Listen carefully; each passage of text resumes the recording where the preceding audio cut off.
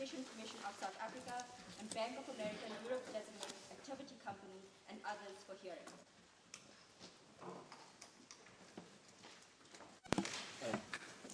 Deputy Chief Justice and members of the Constitutional Court, I appear on behalf of the Competition Commission together with Ms. Hop, Ms. Zigalala, Ms. Drake, Mr. Ngumalo, and Mr. Monareng. We are instructed by Nzabanzaba attorneys.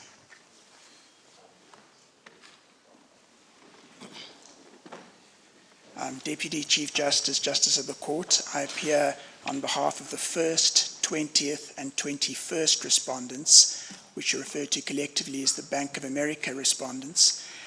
And I appear together with my learned friends, Mr. Nkongo and Mr. Mbakiwa, and we're instructed by Weber Wenzel. And just to make it clear, that's in case number 30/2024, the Commission's application for leave to appeal.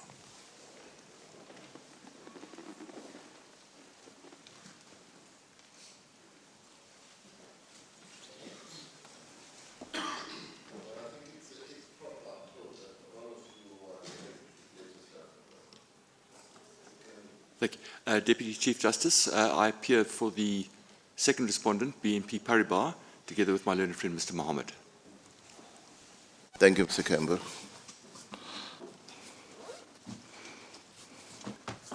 Deputy Chief Justice, Justices of the Court, I appear on behalf of the third and fourth respondents. Mr. van der Nest, who is leading me and is on the heads, is not here today. I'm on my own. Thanks a lot. May it please the Court, I appear on behalf of the fifth respondent with my learned junior, Ms. Maharaj Pillay, instructed by CDH Legal. Thank you, Mr. Loxton.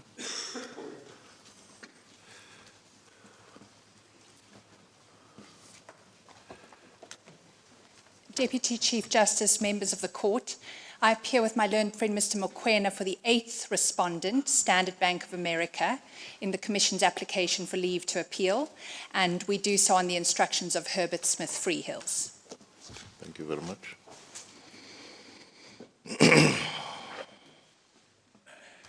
Deputy Chief Justice, Justices, I appear on behalf of the ninth respondent, Numera. Mr. Butler, who is leading me, is not in court today, instructed by MGI Competition Law. Thank you.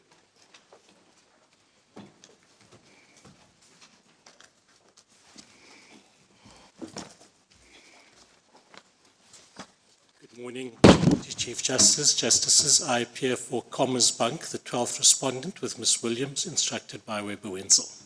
Thank you. Thank you.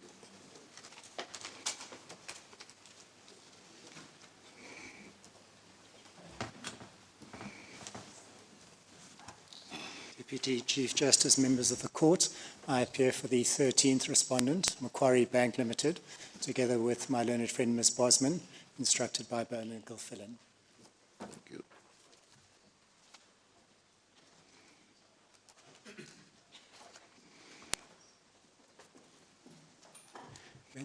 May it please the Court, Deputy Chief Justice, I appear for the 14th respondent and also the 19th respondent, together with my learned friend Ms. Avidon. Thank you.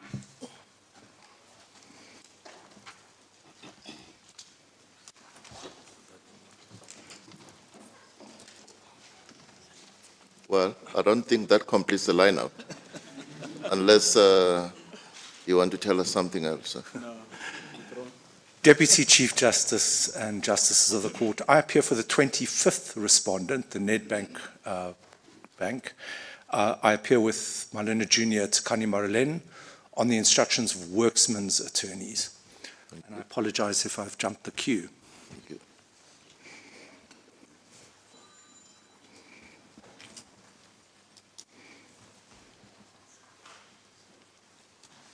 Deputy Chief Justice, Justices, I appear on behalf of the 27th respondent, First Rand Bank, together with my learned friends Ms. Muvangwa and Ms. Mahlangu on the instructions of Cliff Decker Hoffmeyer.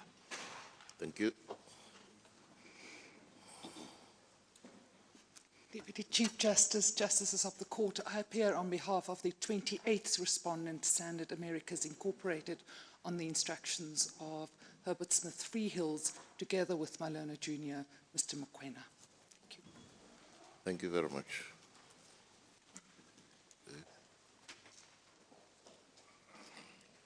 Deputy Chief Justice and Justices of the Court, I appear with Mr. Marriott and Ms. Nyembe for the 23rd respondent, Credit Suisse Securities USA, in the appeal under case number 27 of 24. Thank you very much. That seems to be it. Mr. Ngukaitobi, you are aware of the uninterrupted time you have to make your submissions.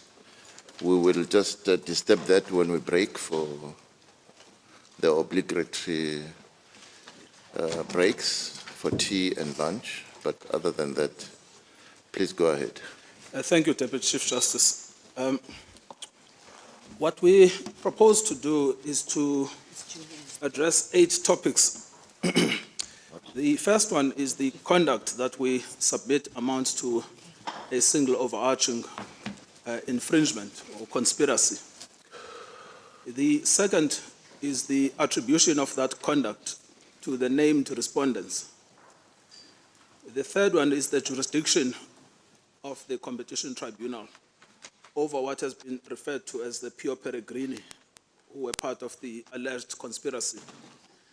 The fourth is the admissibility and the probative value of economic evidence in cartel prosecutions. The fifth is the issue of authority to respond specifically to the 3 banks that say that we did not plead enough facts to show that the named traders had authority to trade on their behalf. The sixth one is Joinder. The seventh is initiation. And the last one is the alleged non-compliance with the order of the CAC. I shall address topic 1, 3,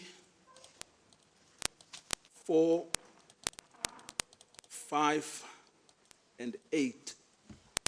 Ms. Hobden will address topic number 2, which is the attribution of the conduct to the named respondents. Ms. Zikalala will address topic 6, which is Joinder, and topic 7, which is initiation. To start off then, can I get my minute back? To start off, which is on the question of the pleadings, and we will not make extensive submissions on this. But it's an important matter of principle that permeates the work of the Competition Tribunal, which is when a party is allowed to bring exceptions or to bring so-called applications for dismissal. What the Competition Tribunal has done in paragraph 23.5 of its ruling is that it decided that even if a party brings an application for dismissal, it will treat it as an exception. That is a very consequential finding, which we will urge this court to embrace.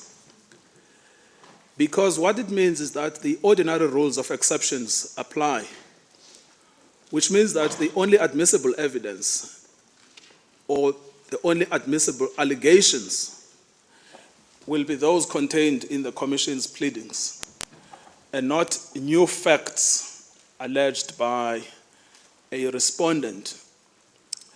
That is the first consequence.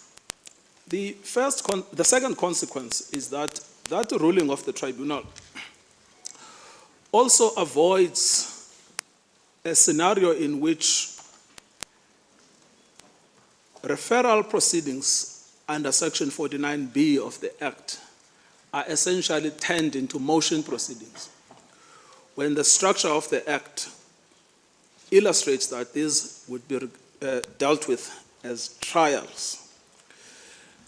And it cuts across the entire case because some of the findings made by the Competition Appeal Court are based on new facts introduced under the guise of an application for a dismissal, whereas the normal rule of an exception is that there are no new facts other than those pleaded by the plaintiff, in this case, the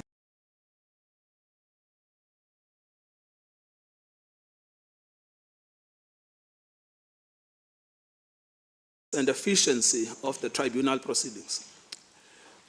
My learned friends who are all here are competition practitioners. They know how impossible it has become to prosecute cartels because we never get to the merits of the case. We are always held up in procedural objection after objection. This court also knows this because it expressly said so in the Standard Bank dispute involving the disclosure of a Rule 53 record under a so-called review. So it's important that the court gives a judgment that enables the competition tribunal to fulfill the objects in the Act, and particularly because there is a policy reason for the expeditious prosecutions of cartels. So that's a framing point about what's in and what's out. Let me then move to my first topic, which is the conduct that we say amounts to a single overarching conspiracy. The starting is Section 4, subsection 1, subsection B of the Competition Act. That section, as the court knows, prohibits any agreement or concerted practice by firms who are in a horizontal relationship if that agreement fixes a price, whether it is a purchase price or a selling price, or if that agreement divides market, or if that agreement amounts to collusive tendering. This appeal is concerned with the first and the second category of agreements or concerted practices. In other words, those practices that are regarded to amount to the fixing of the price or to the division of markets, which includes division of customers. And the term agreement or concerted agreement, concerted practice, are important terms to keep in mind. The term agreement is not used in the Act in the definition section in the same sense as an agreement in contract law. But an agreement in competition law is a broad thing that encompasses a contract, an arrangement, an understanding, whether or not it is legally enforceable. And the concept of a concerted practice is an even broader term because it includes cooperation, coordination between firms, which may be direct or indirect, but the key thing is that it must replace independent action with coordinated or cooperative action. And often it is easy for competition authorities to prosecute a firm that is alleged to be involved in cartel behavior or collusive behavior because the nature of that agreement would be obvious. There would be a piece of paper recording what the terms of the agreement were, and maybe there will only be a few firms involved. Often there will be a bilateral agreement, or maybe 3 or 4 firms. However, and this is what this case illustrates, cartels have evolved. They are now bigger, complex, and transnational. And this case is a classical example of a transnational cartel. Not only do the cartels not respect territorial borders or nationalities, they also do not respect any product in pursuit of profits. The courts would have read many cases of cartels. You know, people are fixing the price of the selling of oranges or the selling of bananas, many judgments like that in the European Court of Justice. But here what we have is something unique, which is that they targeted the sign of our sovereignty, which is the rand, in a perverse scheme driven by profit motives. And perhaps, if for anything else, for this reason alone, the judicial institutions of South Africa are the only institutions across the world that have a legal interest in the prosecution of this cartel. At the heart of it is the rand. To enable competition authorities to prosecute complex cartels that involve multiple participants, European competition law has developed the idea of a single continuous infringement or a single overarching agreement. Our own competition law has embraced this idea as a useful instrument in the prosecution of complex and transnational cartels. It was in this case at the Competition Appeal Court that the SOC idea was accepted and applied. We ask you as the Constitutional Court to also embrace the notion of an SOC as part of our law in line with the developments that have already taken place before the tribunal and the CAC, where the Commission, at least on this score, prevailed. The source of this idea, as far as we could determine, can be traced from the European Court of Justice's judgment in a judgment called team relocations. It's referred to at paragraph 28 of the judgment of the CAC. The facts of that case are not important, but it really identified 3 questions to be answered in order to know whether a single overarching conspiracy exists or not. The first is whether there is a pursuit of a common anti-competitive object, or the effect of that conduct is anti-competitive. So it's this anti-competitive object that is commonly pursued. That's question number 1. The second question is the contribution by each firm to that common object.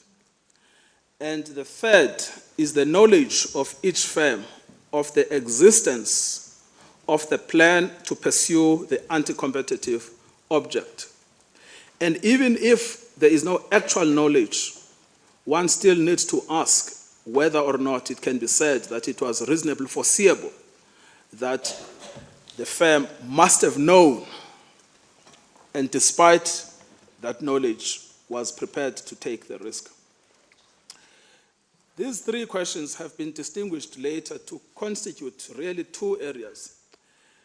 The first one being referred to as this anti-competitive object, and the second being attribution. In other words, who do you attribute the SOC to? And the first, which is the anti-competitive object, is an objective inquiry, and the second and third have elements of subjectivity, although they are objective as well. On the 25th of March 2025, the European Court of Justice, in a judgment that bears striking resemblances to this case, in a judgment called UBS Group and UBS Commission, we have included that in the latest bundle of authorities that was submitted yesterday. It is at page 11847, delivered 3 months ago.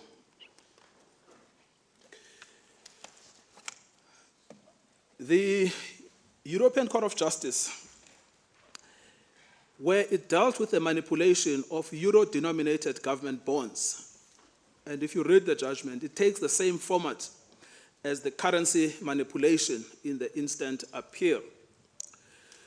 At paragraph 923 of that judgment, this is what the court said in relation to the first element of an SOC.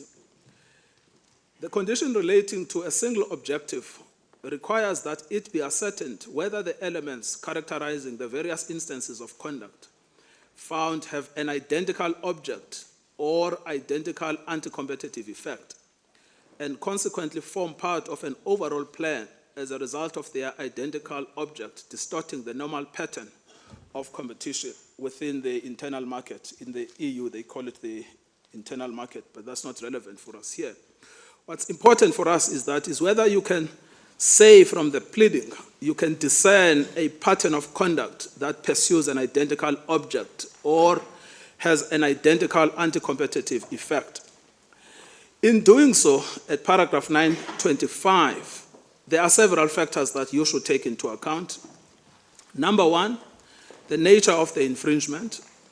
Number 2, the fact that the practices that have been employed in that infringement are similar. Number 3, the fact that the goods or services are similar. And number 4, the identical nature of the means of implementing the cartel. And number 5, sometimes the identical geographical scope of that practice. One factor that is not in the judgment, but which we would add, is not only the geography, but also the period, the time in which this conduct took place. Not all of these factors need to be present, but the court must assess them cumulatively. What we stress in this case are these factors. There is a use of the common currency pair. It's the dollar and the rand. There are common participants. You see the same names over and over again. There are common features of the conduct. There are 5 distinct types that I will be dealing with. There is also a similar instrumentality, which is the use of the chat rooms, or where there are no chat rooms, the same trading strategies. There is also the same period between 2007 and, as far as we could ascertain, until 2013, although we cannot be sure if it ended, but it's the same period. And then, to borrow from the EC bonds case, similar geographies, the United States and South Africa.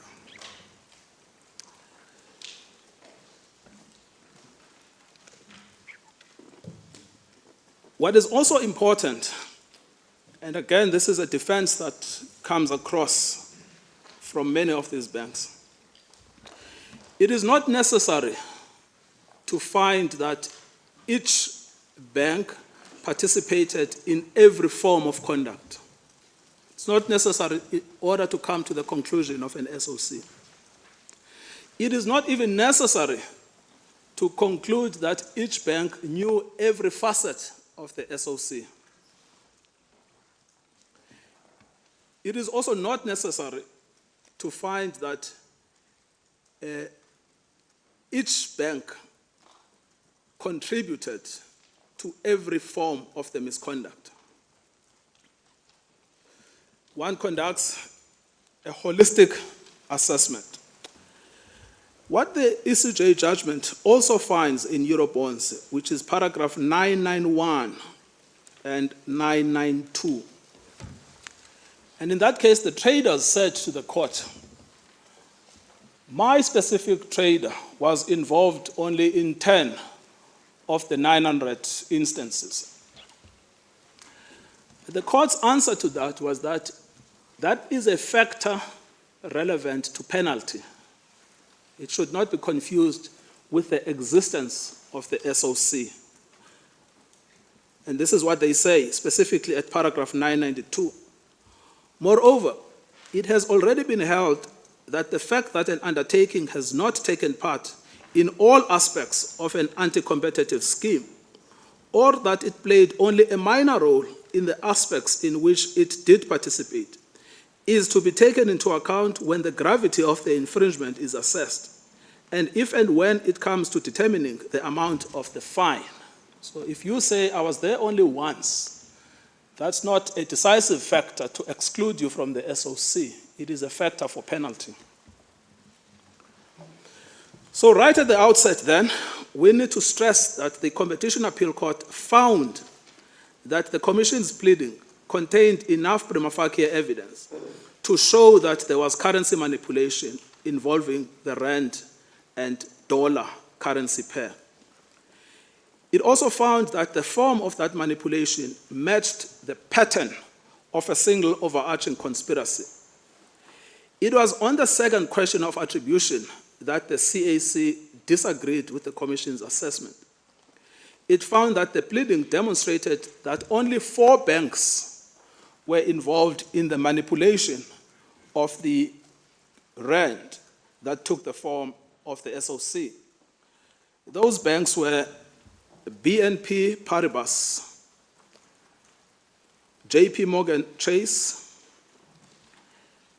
HSBC Bank or HBEU, I think that's their current name, and Credit Suisse Securities LLC, which is the overseas entity. That being the second, third, 14th, and 23rd respondent. And it's important to stress this point, is that the finding of the CAC is that the pleading contains enough evidence that the rand was manipulated, but it attributes that conduct to 4 banks and not the 27 that were initially cited. The CAC was not the only court that found enough evidence to show a prima facie case of the manipulation of the rand. The authorities of the United States have convicted traders, people such as Cummins, Katz, Ayer, the same players who are prolific here, of the same offense of manipulating the exchange rate involving the rand and the dollar.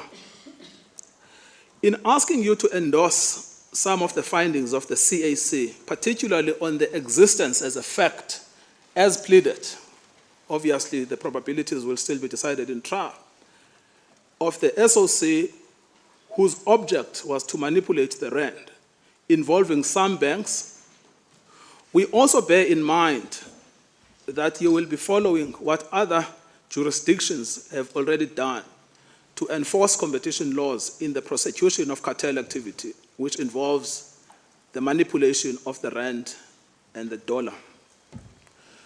To return then to the findings of the CAC, we ask you to endorse the findings in relation, let me start with JP Morgan Chase, the third respondent. Those you will find at volume 3, page 276 to 277, at paragraph 125 to 128. What the CAC did was to hold that the third respondent was part of the SOC as pleaded. Why? Because its traders received information from Howes. Howes was employed by ABSA about what is referred to as bid-offer spreads. I will deal with that later. That is paragraph 127. Secondly, they found that the traders discussed bid-offer spreads with Howes.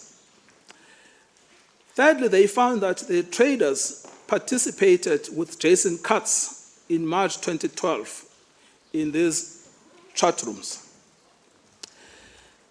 These are the 3 forms of conduct that the CAC held brought the third respondent within the ambit of the SOC. It is obvious that these 3 forms of conduct would fulfill the first element of an SOC, the common object to breach section 41B. If the discussion is taking place among competitors, and the court found that these were competitors involved in information sharing and discussing competitively sensitive information. And at paragraph 128, the CAC specifically finds the prima facie existence of the SOC as pleaded. In other words, it endorses fully the pleading of the Commission on the SOC.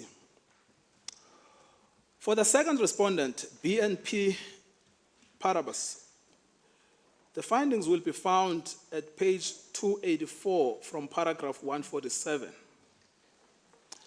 This bank employed one of the central figures in the scheme to manipulate the rand. That was Jason Katz. And he was employed between September 2011 to July 2013. And the conduct there is the sharing of confidential information about the rand-dollar exchange rate in one of the prolific chat rooms, which was called the Old Gits chat room. So here what the court does take into account is the format of the SOC, which is taking place in this old chat room, and the nature of the conduct, which is sharing confidential information about the exchange rates. Those are the two factors taken into account in BNP Paribas. For Credit Suisse Securities, which is to be distinguished from Credit Suisse Group, the findings are at page 280, paragraph 136. And the finding there is that Mr. Hatton, also one of the regular players in the scheme, is implicated because of his participation in the old GITS chat room, where he shared confidential information about bid-offer spreads. Also because of his frequency, he's a regular participant. It was found that the bank that he traded on behalf of Credit Suisse Securities was prima facie a part of the SOC. And then for HBEU, which is page 278, the 14th respondent, they are found prima facie to have been a party to the SOC because of the conduct of Mr. Hatton. Mr. Hatton was at HBEU between 2005 and 2010. I know there is a dispute, but this is the finding. And it says that the conduct in issue, the conduct of Mr. Hatton, is the conduct that is pleaded by the Commission, something we will get to shortly. So in sum, what is the CAC saying? It is saying that the nature of the conduct is the manipulation of the rand-dollar currency pair by banks who are competitors in the forex trading market. It also says that the nature of the conduct is sharing of confidential information, discussion of bid-offer spreads, and then it says sometimes we took into account the regular participation of a trader in that conduct. We took into account the reciprocal nature of that conduct, and therefore that conduct was regarded as being prima facie a breach of Section 41B. Now, HBEU says that they did not employ Hatton, and that the CAC is incorrect in finding that his conduct is attributable to them. But I would like the court to examine closely the pleading. The allegation against Mr. Hatton is at paragraph 65.71 of the Commission's referral. The referral is volume 5.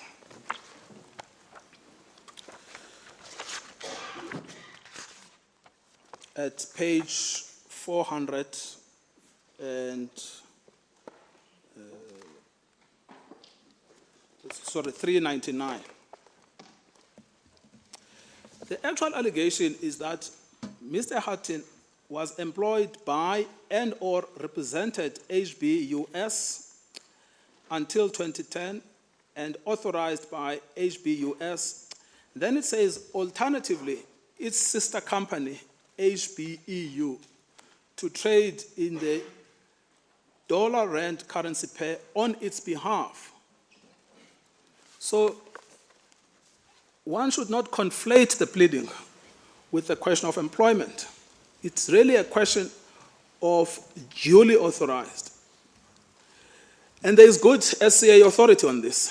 And the judgment is Northview Shopping Center versus Revelers Properties, reported in 2010, volume 3, SA, page 630, at paragraph 28, where it says a pleading that an individual is duly authorized is sufficient to meet an exception objection.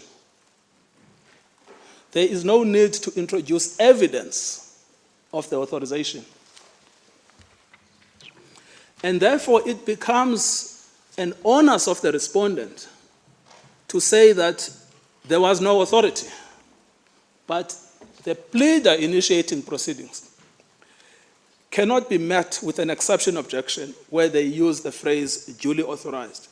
So that is the case against HBEU. If they did not employ him, That is not the same thing as saying he was not authorized to trade on their behalf. One must remember, these are sister companies. These are companies in the same group of companies. It's not as if these are companies that have nothing to do with each other. So we submit, therefore, that the CAC was correct in interpreting the referral affidavit as disclosing a prima facie case of currency manipulation that took the form of the SOC. But was the CAC correct in limiting the scope of the SOC only to these four? I want to show that had it not been for manifest errors of law, the CAC should have extended the scope of the SOC to more banks than it did. So what is then the scope of the COC? What is the correct scope of the SOC that we ask this court to embrace?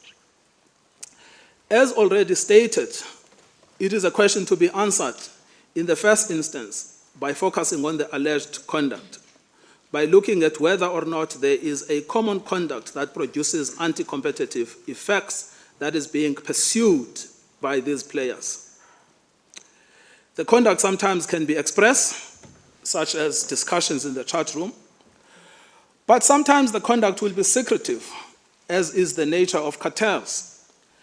And in those instances, it would be admissible and probative to rely on what is referred to as conduct evidence, such as trading patterns or trading strategies, to infer the participation in the SOC. Insofar as the conduct, the affidavit specifies 5 categories of conduct which would constitute violations of Section 41B if established at the trial. The participation in one or more of these acts would demonstrate, we submit, prima facie and objectively the common object to manipulate the currency. Conduct number 1 is sharing of information on bid-offer spreads and colluding on the spreads. Now, the court no doubt has gone through the referral. It would have noticed that this is the most common form of the collusion. And this is also most common form even when you read the EC bonds case. What the spread is perhaps can be explicable by an example. If you are a buyer of currency, a customer, what you are trying to do is to buy the currency for as low as possible. But if you are the seller, you are trying to sell for as high as possible. So for an example, you could say that as a buyer, I'm only prepared to pay R7.20 for $1. And that's the highest amount you would pay. But the holder of the dollar, the seller, could say, I am not prepared to go below 7.30, and that is the lowest. Now the difference between what the buyer says and what the seller says is what is called the spread. And in the example that I've given of 7.20 and 7.30, the spread would be 0.10. Now, you could see from the example that I've given that this is highly sensitive information because only you, as either the buyer or the seller, know your spread with your customers. So when we, as competitors, share the spread, we collude on it, we impair competition because it amounts to information sharing or price fixing. And this is not a controversial topic. The CAC has itself made this finding that sharing information on bid-offer spreads is collusive conduct, prima facie, that calls for an answer in respect of the 4. And the tribunal has also made the similar findings. There is the instance at paragraph 119, which has generated a lot of heat. But it is also illustrative of the problem of information sharing on spreads. And it is in relation to Standard Bank. and that is at volume 5, page 416, where the allegation says, on 1 October 2012, Taylor was employed by Barclays Capital. I know that Standard Bank says he was not employed by Barclays Capital, but it's part and parcel of the problem of anticipating a trial in motion. But the allegation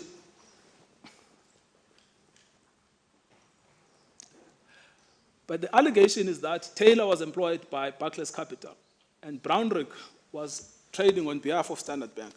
But the allegation says, on 1 October 2012, Taylor and Brownrigg were participants in an implicated charge room in which the following communication took place.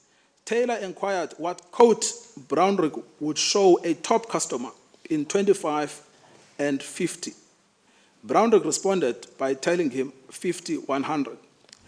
Now this comes to this question I was talking about information sharing. What the two, these are competitors. I know that Mr. Sinton says Barclays Capital is not a competitor because it doesn't engage in Forex, but that's a matter for the trial. But what I'm illustrating by this, it appears benign when you first read it.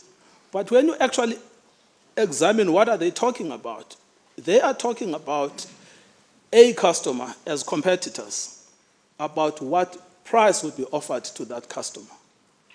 It's a classic instance of price fixing, because what they're doing is they are making available information that ordinarily ought to be confidential between them and their customers. And this is the core problem of cartel prosecutions. What competitors ought to be doing is to win market share, which means winning over customers. But when they're busy discussing what price would be offered to the customer, that's a classic instance of price fixing. It's removing the veil of secrecy and the trick of competition with transparency.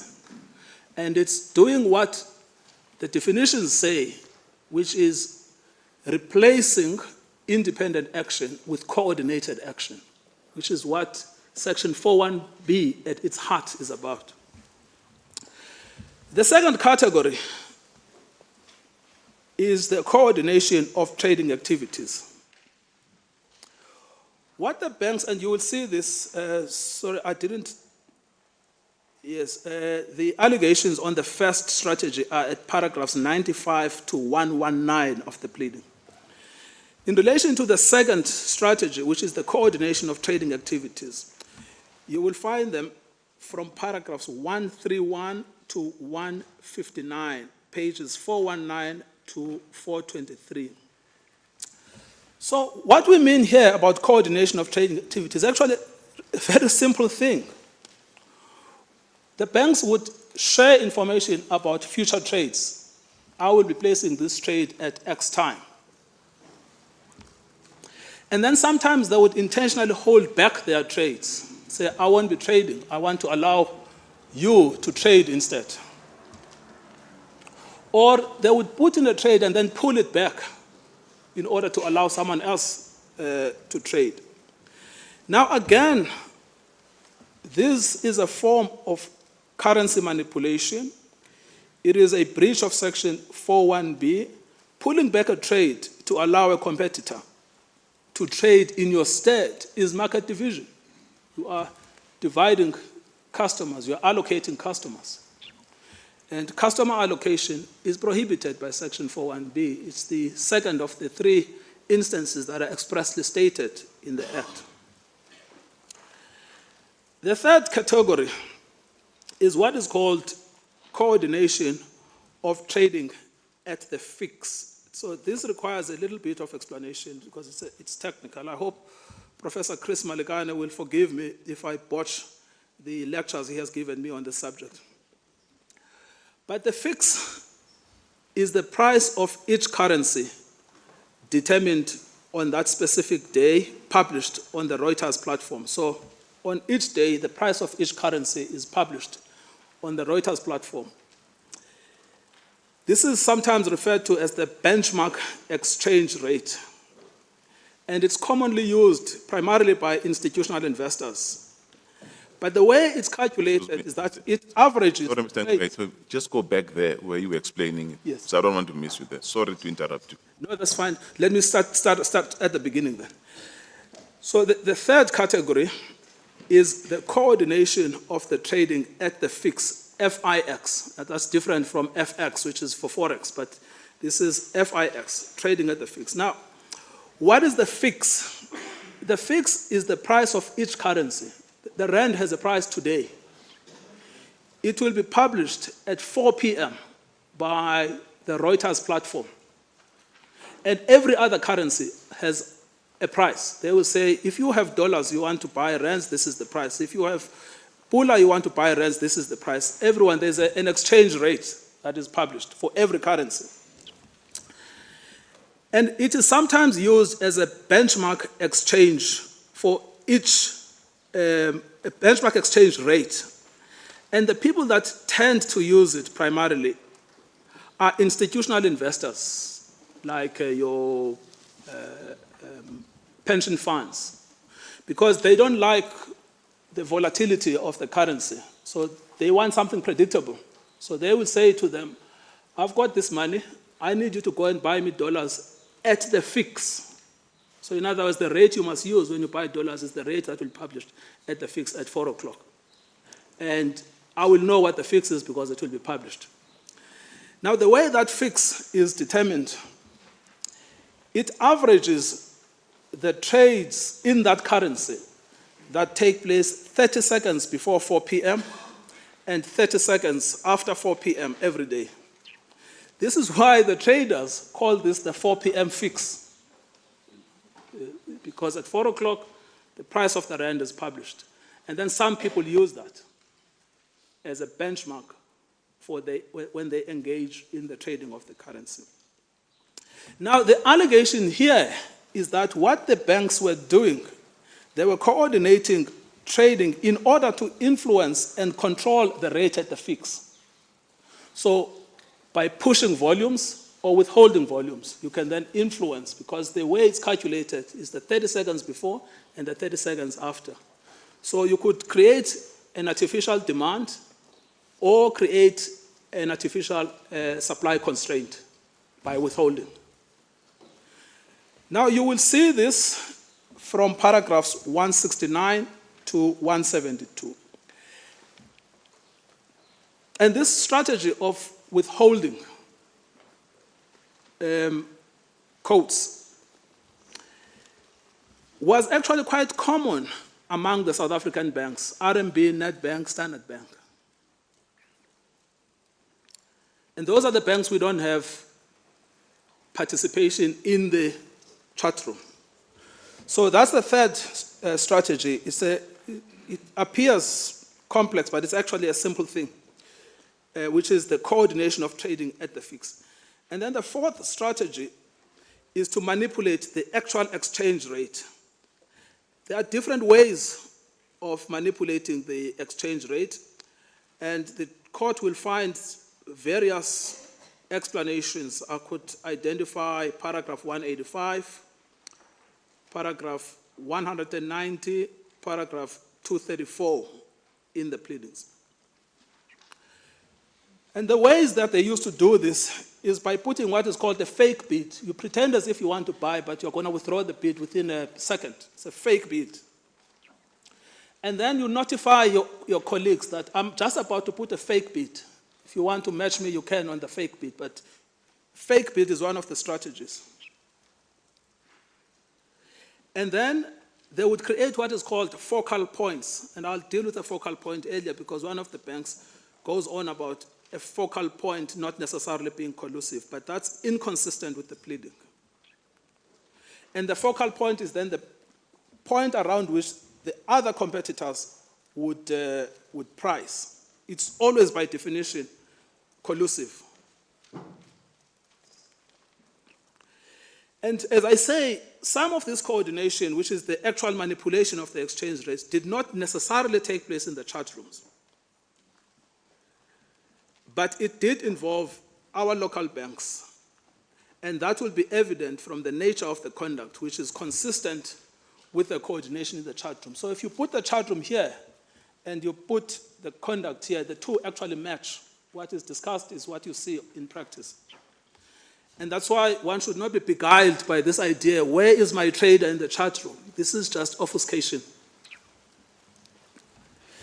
And then number 5 is the general strategies to increase market transparency. By the constant sharing of information, there was an information overload among these competitors. At all stages of the trading, from customer inquiries to the actual placing of the trades.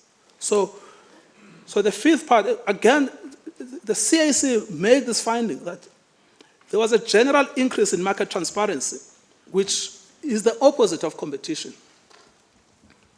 So these are the 5, and you will find this at page 441, paragraph 238 of the pleadings. So these are the 5 core strategies that were used. And as I say, the most common was the information exchange on bid offer spreads. All of these conducts, all of these 5 strategies are prohibited by Section 41B. And each participant that took place in it was acting in breach of the Act. And objectively speaking, because of the overlapping conduct and the overlapping product, this was same anti-competitive conduct. So how about the second leg of the test, which is attribution? Ms. Hopton will go into detail about this, but I need to just set out some general principles right now. We've extrapolated 6 factors based on paragraph 992 of the EC bonds case that we say are indicative of this pattern.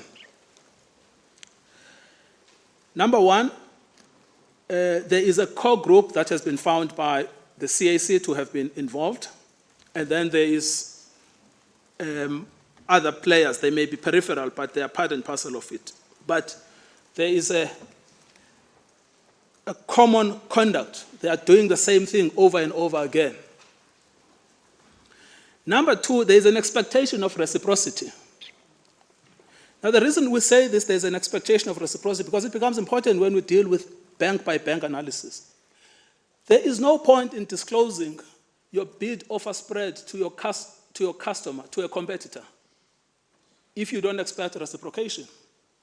Right? It's because they must also tell you theirs. That's the only way the scheme can work. There's no point in saying, I'll tell you mine, because you're just pricing yourself out of the market, which is just silly. So the expectation of reciprocity is another indicator. Number 3, this similar currency, and I've said this before, the similar currency, it's rand and dollar. That's why Katz is in prison in America, Aya and Cummins. That's why they were all arrested. Rand and dollar, same currency. Similar period, I've already dealt with that. Similar methods that are used, and then similar geographies, US and South Africa. And these are the factors that we say illustrate the pursuit of the anti-competitive outcomes, and therefore satisfy the first element of team relocations in identifying an SOC. We can then move from these general principles that I've been trying to outline to show how the CAC simply got the law wrong and misconstrued the pleading when it decided to exclude some of the banks from the scope of the SOC, which is characterized by the features I have outlined. The first group of banks excluded is Barmley, Merrill Lynch, Bana, first, 20th, and 21st respondents. Why do we say that the CAC simply misunderstood the pleading? The pleading says that these banks were represented by Shepard and Cook in the chat rooms. The CAC says that there was no evidence that Shepard participated in any of the discussions.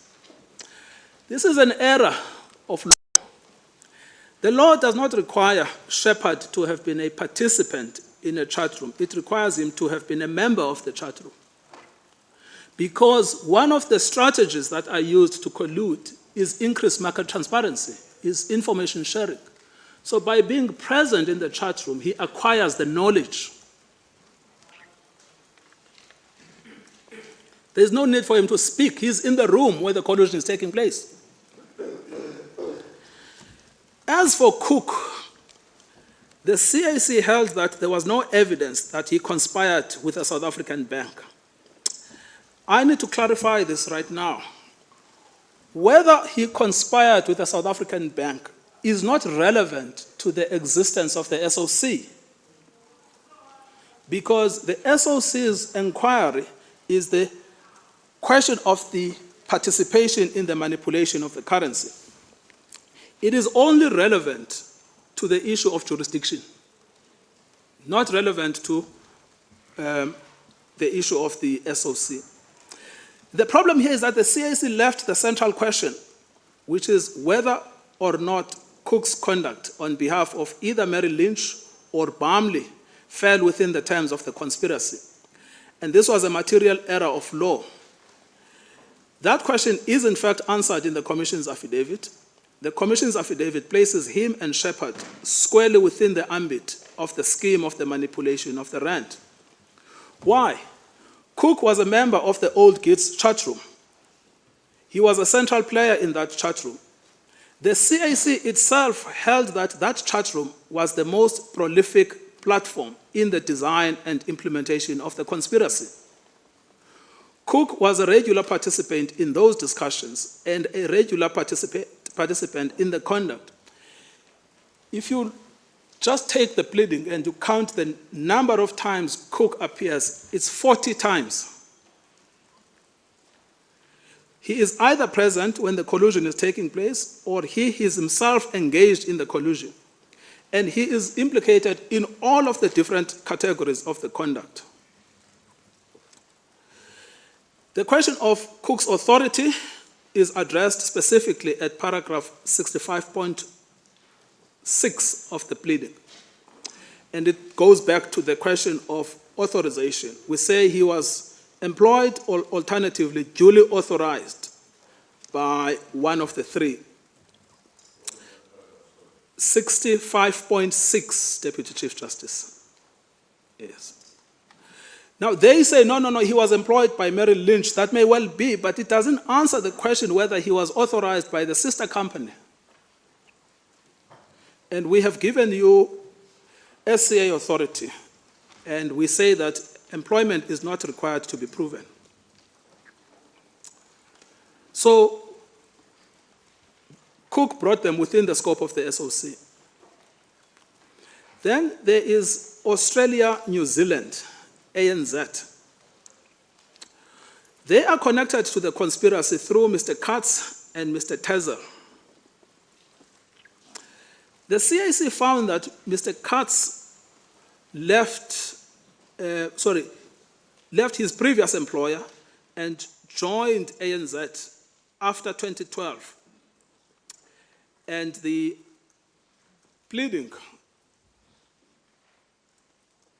stops the conduct of Mr. Katz in 2012. And therefore, when he joined ANZ in 2013, there is no conduct pleaded that is attributable to him. But what the court has overlooked here is that the Commission says that it doesn't know when the conspiracy ended, if it ended at all. So quite probably, the conspiracy proceeded beyond 2013, and ANZ would be clearly implicated through the conduct of Mr. Katz. The pleadings will come from ANZ, and they will tell us whether or not they acquired any knowledge of the participation of Mr. Katz post-2013. And I want to refer here, and I'm not going to read them, to paragraphs 309 to 314 of the judgment of the EC Bonds case, the European Court of Justice, which found that knowledge acquired by a trader in a previous employer can be attributed to a new employer if it can be shown that he disclosed it to that new employer. That's the law. So we can take what you acquired from the old to the new. The CIC then speculated that the Commission had access to the investigation record of the US Department of Justice. But there was no basis for this speculation. And then another trader is Tezel. And the court will have regard to paragraph 96 of the judgment, page 267, volume 3. It seems what happened is that the CIC just misunderstood what the Commission was saying in this paragraph. The Commission says in this paragraph, Madras, Tezel, and Aya were in the same chat room. So Aya is one of the main players in the scheme. Madras is employed by Citibank, which is a leniency applicant, having confessed to its participation in the currency manipulation. So the connection is these two other players, Aya and Madras. And that is why he is then able to cut and paste the communication and place it in this chat room, is because he has access to at least, we don't know how many people, but at least a 3-member chat room that involves Aya and Madras.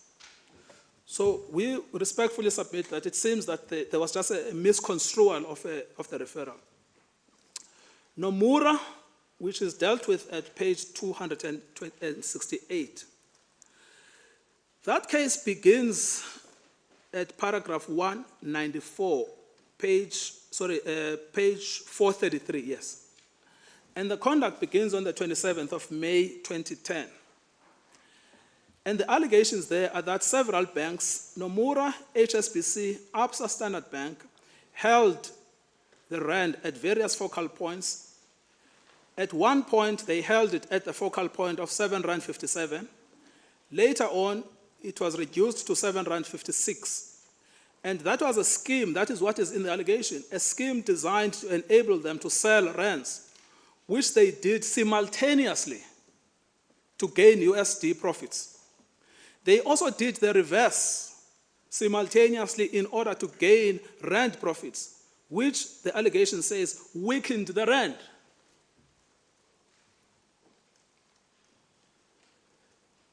This is clear coordinated conduct. Then there is the date of the 2nd of March, where 2 instances are cited at paragraph 254 and 256. The first instance is Alan. Alan is a representative of Nomura. He is in the same chat room as Katz. Katz is known to be the frequent player in the conspiracy. He's in jail at the moment for manipulating the rand and dollar. On the same date, he is also in discussion, initially about the disclosure of customer information, but then later on about customer codes. Again, these two are found to be collusive. And then finally, there is an additional player, which is Dempsey. And that you will find at paragraph 114, page 415. Now, Dempsey is not talking to Katz this time, but he is colluding with Howes. Howes is employed by Absa. Absa is a leniency applicant. What are they discussing? A bid offer spread, which is the most common form of the collusion. So Nomura is in the SOC. Commerzbank, the case there starts at paragraph 251, where Dowsey, who is the representative of Commerzbank, is in discussions with Katz. What are they talking about? They are talking about a customer in the market. But moreover, at paragraph 231, it is alleged that Commerzbank initiated a focal point. Now, let me just spend 1 second on this issue of the focal point, because the CIC speculates that the initiation of a focal point could have been unilateral conduct, in other words, independent action, if you look at the definition of coordination in the Act. They speculate that this could have well been unilateral conduct. But in that speculation, they misread the pleading. The pleading explains what the focal point is. I want to refer the court to paragraph 185.4 of the pleadings, where it is stated that these focal points, in other words, the point of the trade, so the focal point of today is going to be 7.56 Rand. They are created by coordination. Banks agree what the focal point is going to be. And then at paragraph 187, a focal point is specifically defined as the level of the spot rate at which coordination takes place. So far from being benign, a focal point is collusive. So the accusation against Commerce Bank at paragraph 231 is that together with other banks, it's the leader in the initiation of the focal point. There is no point in initiating a focal point if it is not multilateral. It only makes sense if it is multilateral. Then it is alleged at paragraph 233 that they coordinated a match in the average of the bid and ask price with Investec at 8.32 Rand to the dollar. This stands to reason. I've already explained this at length. And then again at 234.2, it is alleged that it matched with RMB its bid and ask spreads at least twice. And again, these bids and ask spreads is the most common form. It's really your profit. And so matching it with your competitor is collusion. So we have a problem with the Commerce Bank because the CAC simply made speculative findings that are not grounded on the pleading and simply overlooked the contents of the pleadings. There is also an irrelevant discussion that is introduced around commerce on Mr. Sintin, who was an employee of Standard Bank at the time, and the fact that he said that the Reuters information platform shares publicly available information. But this is a misdirection. This has nothing to do with the Reuters platform. It is true that your actual quote as a bank is put on a screen that everyone else has access to, your actual price. But what is not put there is your discussions with your customers, which is what these banks did, is what they made transparent, is the agreements with their customers. So whatever Mr. Sintin said about the Reuters platform, it is irrelevant to the collusion that took place about bid offer spreads, about matching, about focal points. Then Macquarie, we must admit here that there is only one reference to Macquarie. It is at paragraph 116. The problem here is that the CAC holds that the conversation between Macquarie and ABSA, and by the way, it's a conversation with ABSA, a leniency applicant, could well have been bilateral. And it's unclear here whether they mean it's bilateral and therefore it's not part of the broader SOC, and therefore it could just be an agreement between two parties. But what that reasoning does is to overlook the nature of that discussion. And I said this is one of the crucial elements you look at in knowing whether an SOC exists, is the nature of the conduct. The nature of that conversation is about bid offer spreads, which the CAC has found elsewhere is confidential information, and in fact was at the heart of the collusion. And here it was shared between competitors, ABSA and Macquarie. And ABSA is a leniency applicant. So we say, although you will take into account that Macquarie is a one-time participant, when you consider the counterparty, ABSA, when you consider the nature of the conversation, it fits the fact pattern of the SOC. So they are in the SOC themselves. And this is all taking place in the chat room. I want to then spend the next 10 minutes on the local banks. Nedbank, Standard Bank, RMB. Also to illustrate how the CAC misinterpreted the pleading. And one of the most glaring failures of the CAC is the absence of any meaningful analysis of the impact of the trading data. But in cartel cases, economic evidence or trading evidence is as valuable as communication evidence. They focused only on the express communication in the chat room and did not pay attention to the unexpressed conduct. There is a paper that I would refer to the court, which we have, and I'm not going to read them, it's long paragraphs. But the paper appears in the supplementary bundle of authorities at page 12041, and it's called Prosecuting Cartels Without Direct Evidence of Agreement. And what it did is to examine national jurisdictions about the problems that competition authorities face all the time. What do you do when you don't have the smoking gun? You never got the guys inside the room discussing the price. But what you have seen are patterns in the market. You've seen when you go to Pick and Pay, a loaf of bread is 12 Rand 56, shortbread 12 Rand 56.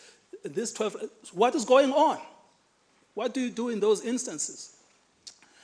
They say that you should not discard economic evidence, conduct evidence.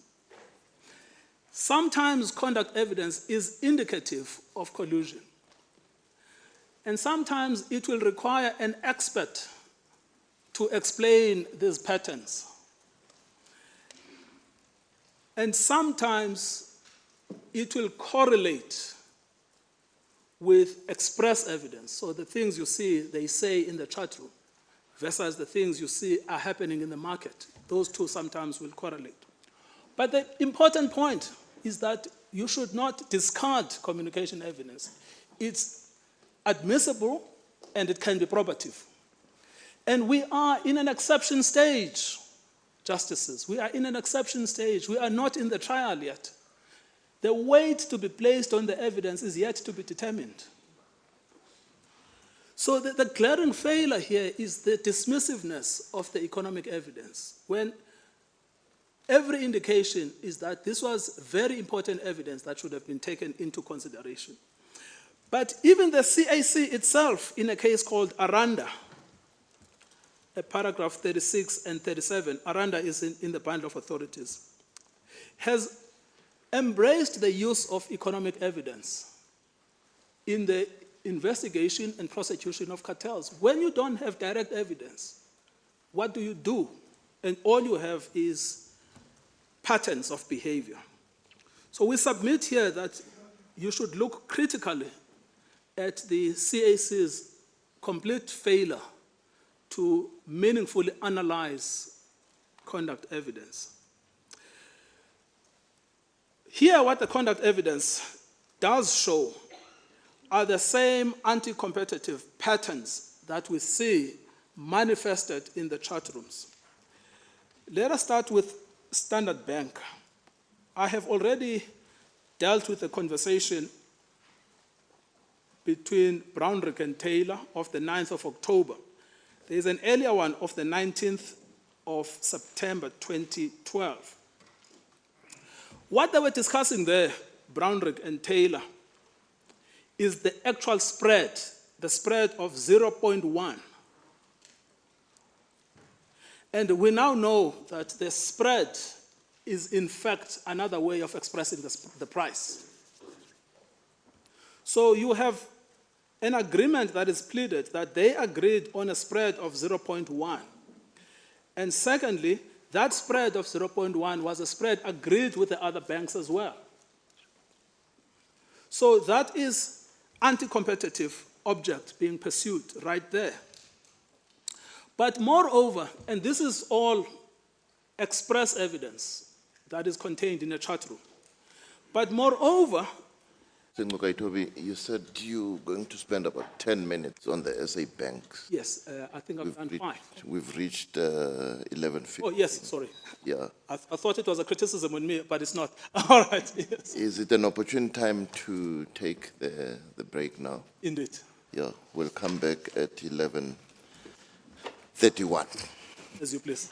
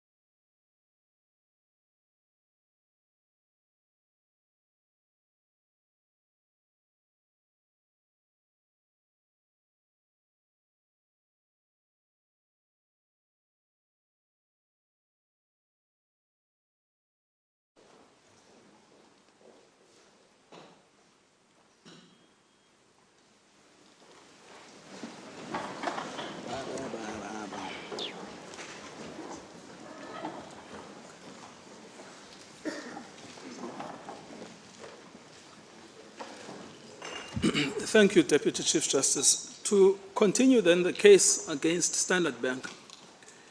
So the case against Standard Bank is not limited to the two instances of communications between Taylor and Brownrigg.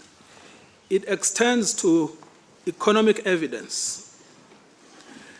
The court will find that at paragraph 192.3, which is between pages 431 and 434.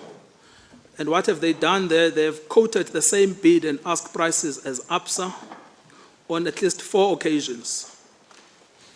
Paragraph 192.5, they have quoted the same bid and ask prices with Standard Americas or Standard Securities.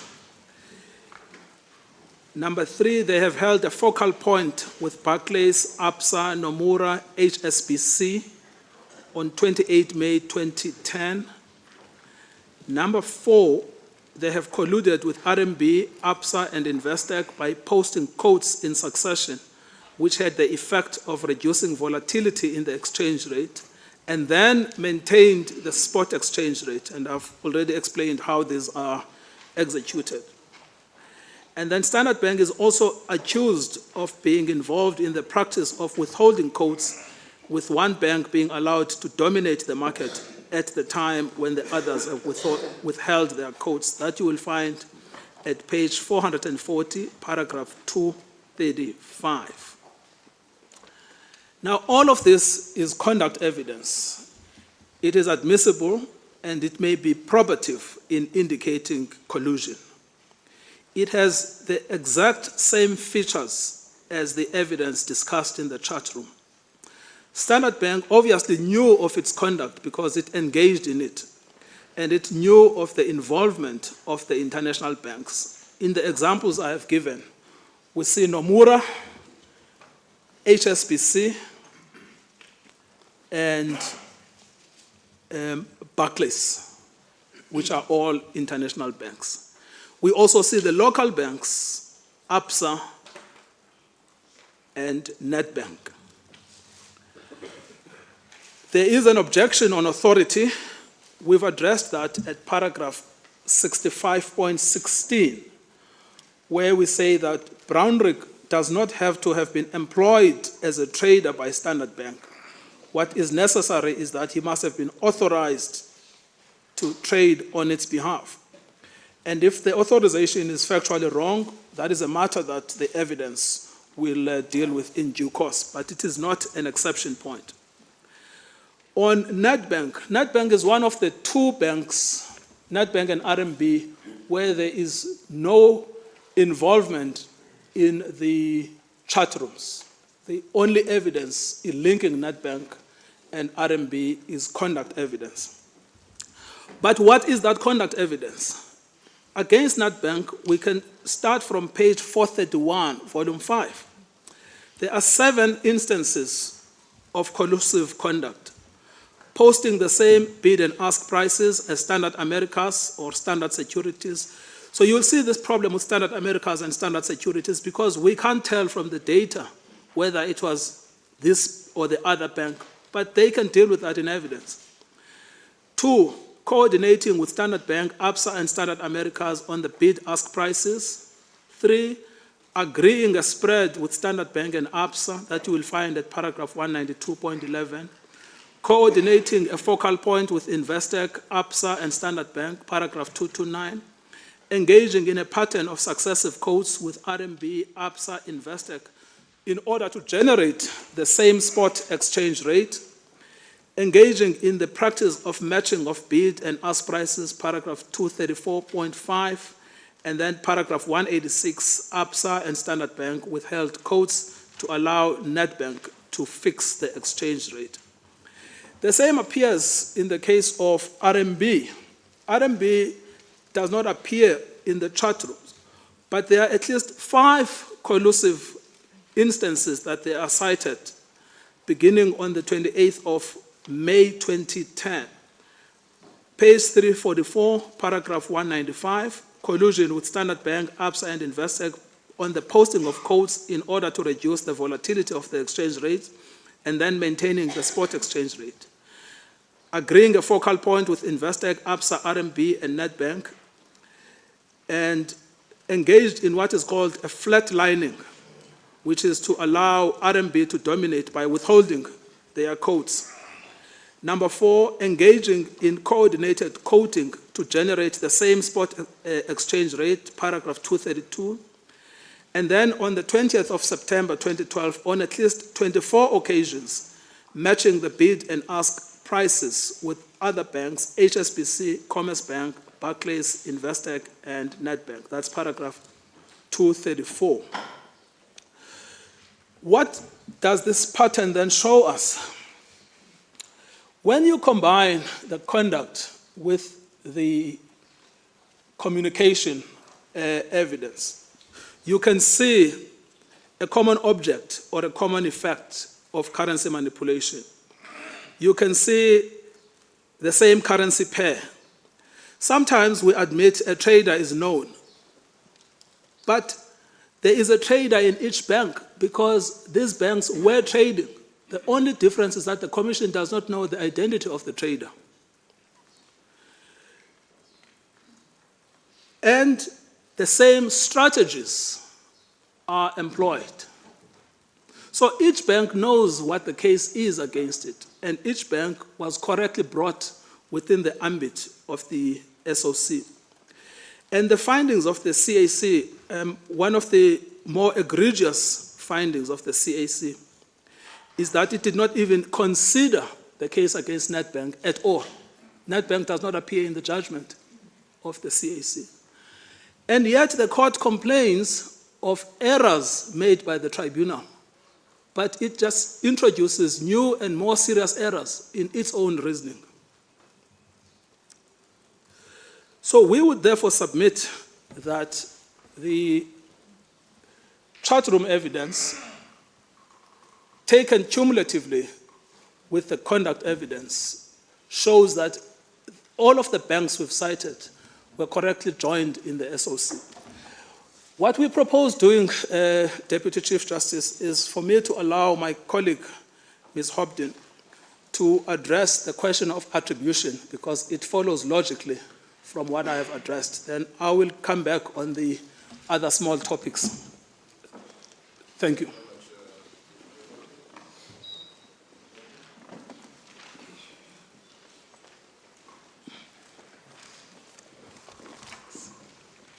Deputy Chief Justice and Justices of the Court.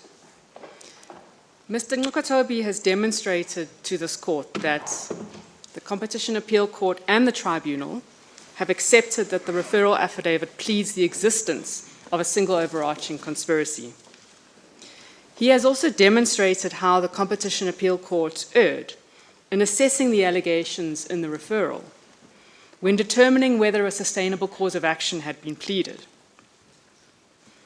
From a reasonable, intelligent, and holistic reading of the referral, we can see that the referral contains allegations that each of the respondent banks have engaged in conduct that contributed to the SOC and pursued the same overarching objective. My task today is to engage a little closer at the referral in order to demonstrate the second component necessary to establish a cause of action against the banks. And as Mr. Nkatobi mentioned, that is whether there are sufficient allegations in the referral to establish that the respondent banks knew or that they ought reasonably to have known or foreseen the scope and general characteristics of this overarching conspiracy. And this was not an exercise conducted by the Competition Appeal Court at all. Now, this finding on knowledge or awareness, or imputed knowledge or awareness, will be made by the tribunal at the trial after all of the evidence has been laid. They will make findings based on direct evidence. For example, if Mr. Arlen on the stand concedes that he knew everything about the conspiracy because Mr. Iyer had told him, that would be direct evidence of knowledge. But of course, the tribunal may also draw inferences from the proven facts at the trial. And the tribunal will apply the test for drawing an inference at trial, but that is not the test that is applicable today. The test at exception stage is different. In this context, to resist an exception, the Commission must simply show that the referral affidavit contains allegations from which a reasonable possible inference can be drawn. And that is the standard set by the tribunal in the Tourvest Holdings case. So we will analyse the conduct pleaded against each bank, which Mr. Ngotobi has done in his address, as well as the relevant surrounding facts. And then from these factual allegations in the referral, we will ask ourselves if the tribunal, if a reasonable possible inference can be drawn that the particular bank knew or ought reasonably to have known of the scope and general characteristics of the cartel. And to remind ourselves of those general characteristics and the scope of the SOC, it has an overarching objective to manipulate and distort normal competition conditions in the trading of the US dollar and rand currency pair. It has particular forms of conduct for its implementation. That conduct required mutual cooperation between banks. It also involves banks with a presence in South Africa, insular banks, and international banks. And it was implemented primarily in chat rooms on the Bloomberg platform.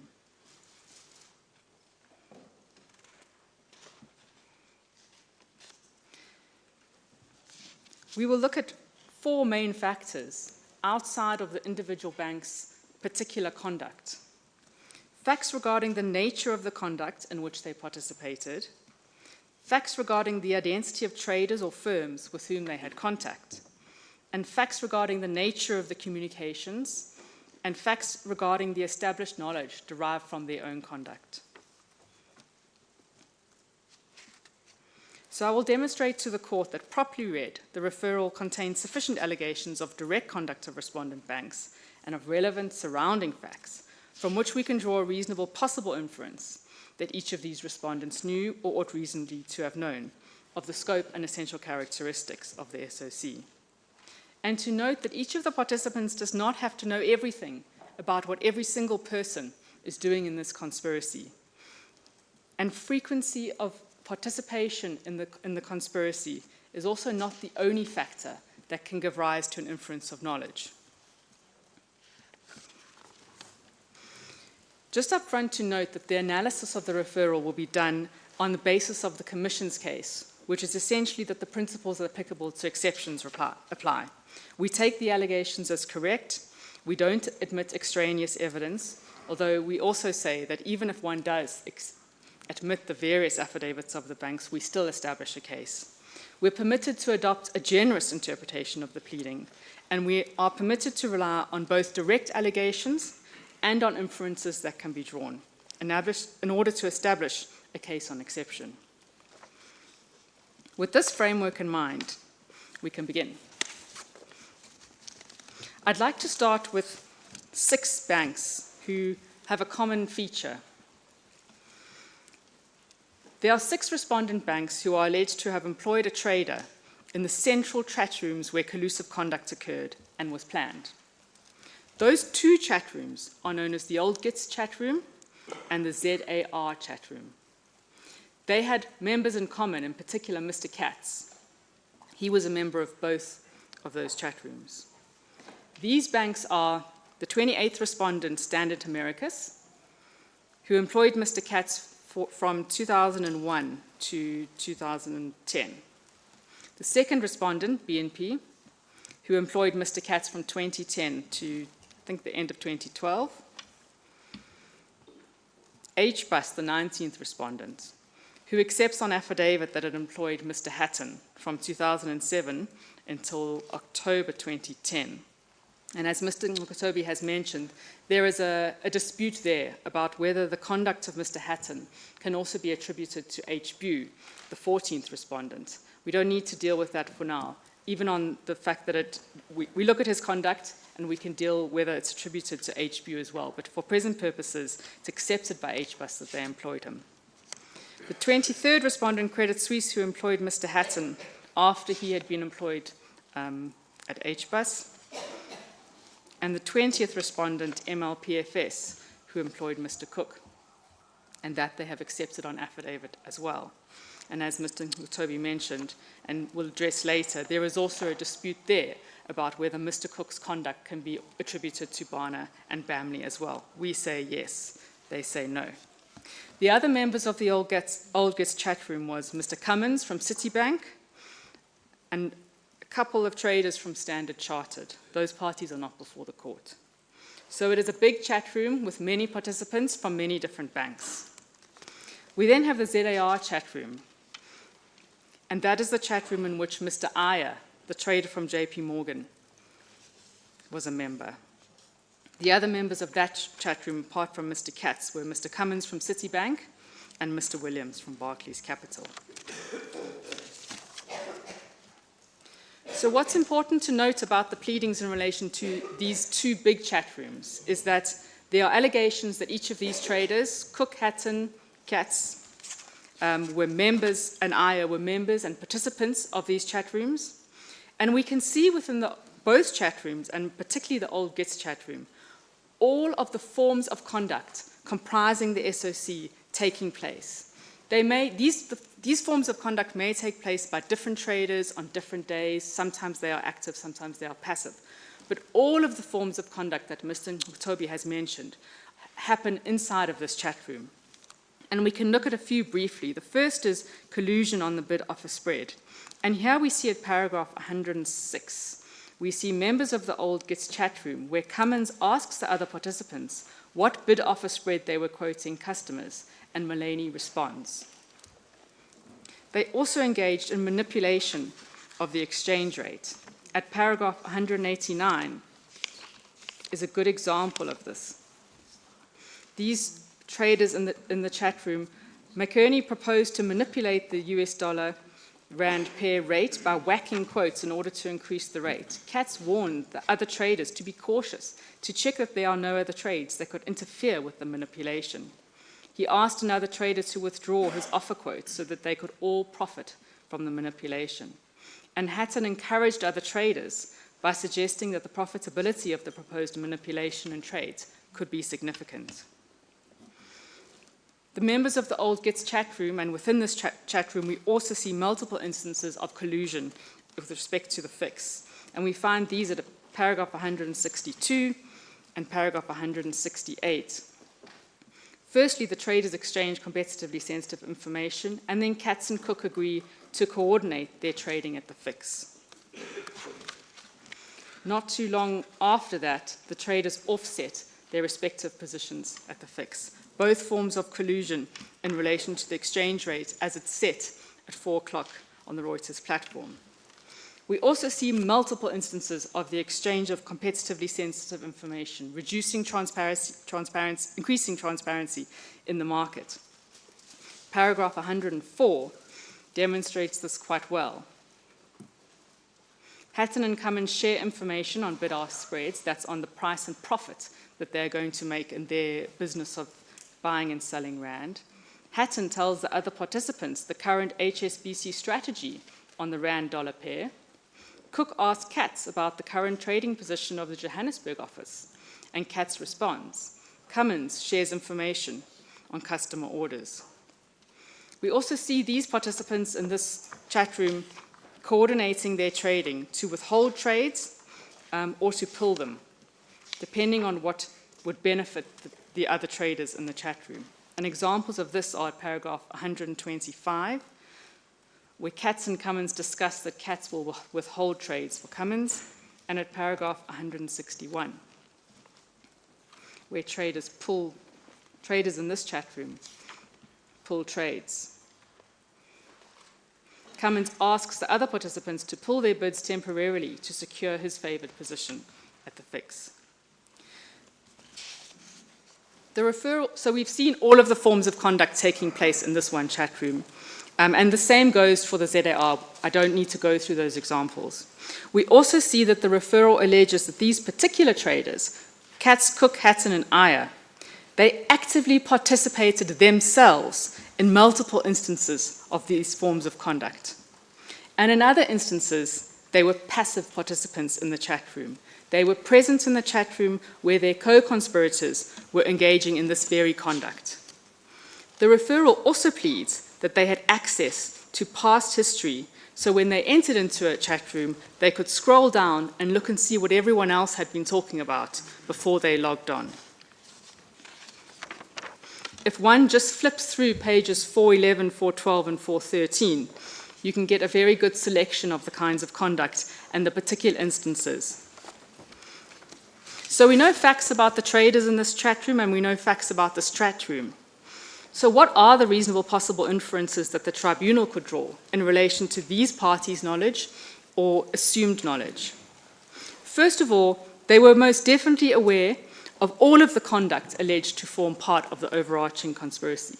That is because they participated in it. They were actively doing it, so they were aware of it. They were also present for their co-conspirators' conduct. Their presence in the chat room means that they were aware of what everyone else was doing in that chat room, and they had access to what they had been doing, even if they weren't in the chat room at the time. They were aware, or ought reasonably to have been aware, that the collusive conduct was occurring between multiple firms. They knew who the members of their chat room were, and they knew what firms they worked for. They were also aware, or ought reasonably to have been aware, of the international nature of the cartel, that the collusive conduct was happening between firms with a presence in South Africa, international firms. And they were also aware of the consequences and effects of their conduct. And perhaps the argument that you will hear from some of the respondent banks is that it is not possible to infer that these players could reasonably have known that this conspiracy extended outside of their chat room. But that makes the same mistake that the CAC made when it looked only at the issue of the frequency of participation. There are multiple other facts that one can look at in order to draw an inference that these traders must have known that this conduct was happening elsewhere and in furtherance of the same aim, or they ought reasonably to have been aware, taking into account all of the facts.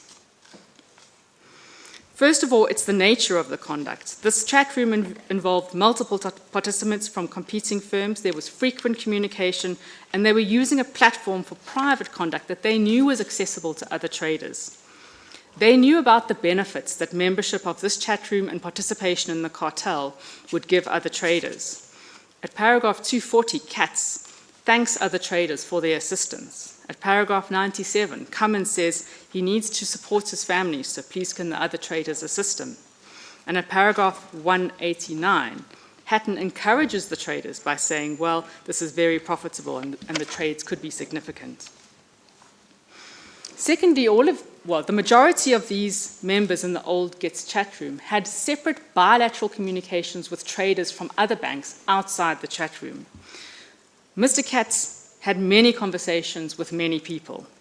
As I've mentioned, he was a common participant in both the ZAR and the old GITS chat room. He also had contact with Mr. Dowsey, Mr. Howes, Mr. Surana, and Mr. Majakovic. Similarly with Mr. Iyer, who had extensive contact with Mr. Howes and with Mr. Arlen.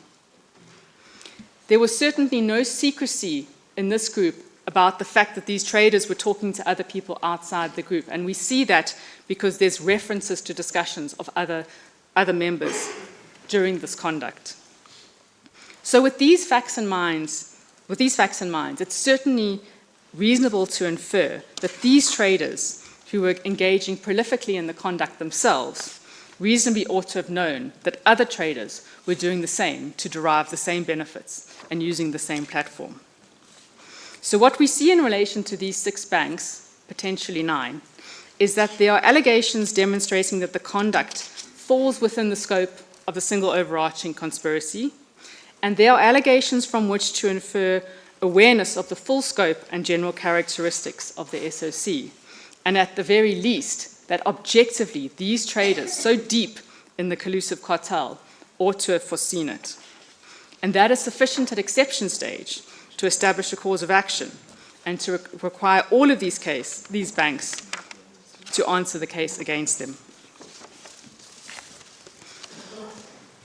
I'd like to move on to some of the other respondent banks. Firstly, the 8th respondent, Standard Bank. Mr. Ngcotobe has dealt with this in some detail. Standard Bank is alleged to have been represented by Mr. Brownwick in these interactions. And the allegations are that he was a participant in a chat room and that there are Standard Bank's conduct in the market. So it's a combination case. Together, all of these allegations against Standard Bank cover the main forms of anti-competitive conduct comprising this cartel. They involve collusion on bid-offer spreads. Those are the discussions between Brownwick and Taylor. Very clear example of sharing of information and colluding on what profit each of these banks should be making when they engage with customers. We also see the unusually high spread of 0.1 being charged by the banks for long periods of time. In paragraphs 192.3 and 0.4 and 0.5, we see the same bid-ask prices being posted for 7 hours by a number of the respondent banks, including Standard Bank. There's also coordination of trading at paragraph 235, and there's also manipulation of the exchange rate at paragraph 194, 95, and 187. And of course, the sharing of competitively sensitive information through the discussions with Brownwick and Taylor. So what can we see from Standard Bank's knowledge from these allegations? From the actual allegations about Standard Bank's own conduct in this cartel, they were aware or ought reasonably to have been aware of the core conduct that is alleged to form part of this single overarching conspiracy, and that is because they participated in it. They colluded on bid-offer prices and the spread, they manipulated the exchange rate, they coordinated their trading, and they shared competitively sensitive information. And they did so repeatedly. They were also aware that there are multiple other banks involved in the same anti-competitive conduct, acting with the same purpose and for the same objective. They're aware of Barclays Capital, they're aware of ABSA, Nedbank, and First Rand, and they are aware of the international banks, Standard Americas, Nomura, and Barclays. They are also aware or ought reasonably to have been aware of the consequences of their conduct. The referral pleads that they could see in real time how what they were doing was impacting the exchange rate. And we also see that they could see that the spread was being held at 0.1 by all of their co-conspirators. They were also aware of the mode of implementation of this conspiracy and how these strategies would benefit them. And we see that where Standard Bank dominates the market at paragraph 235. But beyond this, Standard Bank was also aware, or ought reasonably to have been aware, that the SOC extended beyond their own conduct. And we draw this inference from the facts that are already established in the referral, that there is the existence of the SOC with this very conduct. And also the nature of the conduct in which Standard Bank was engaging. It required mutual cooperation, it required quid pro quo. It required multiple banks to be involved. The more the merrier, one might say. There are also factual allegations about the identity of the traders in which Standard Bank was colluding. Barclays Capital and ABSA. Standard Bank was engaging in anti-competitive conduct with respondents who did have traders in the chat room on the basis of the referral. The conduct with ABSA, who had a trader who was prolific in the chat room's house. Conduct with Barclays Capital, who had a trader who can draw an inference that Standard Bank would have known through its engagement with central players in the conspiracy, would have been able to, knew or ought reasonably to have known that this conspiracy was broader than what it particularly was doing. We can also look at the nature of the communication. Taylor and Brownwick suggest the discussion there suggests a comfortable relationship where they can exchange information. Certainly one can infer that this has happened before. So from this context, we can establish that Standard Bank knew or ought to have known that when it participated in this conduct, it was acting anti-competitively, it was doing so with many different banks, and that its conduct was part of a broader underlying plan.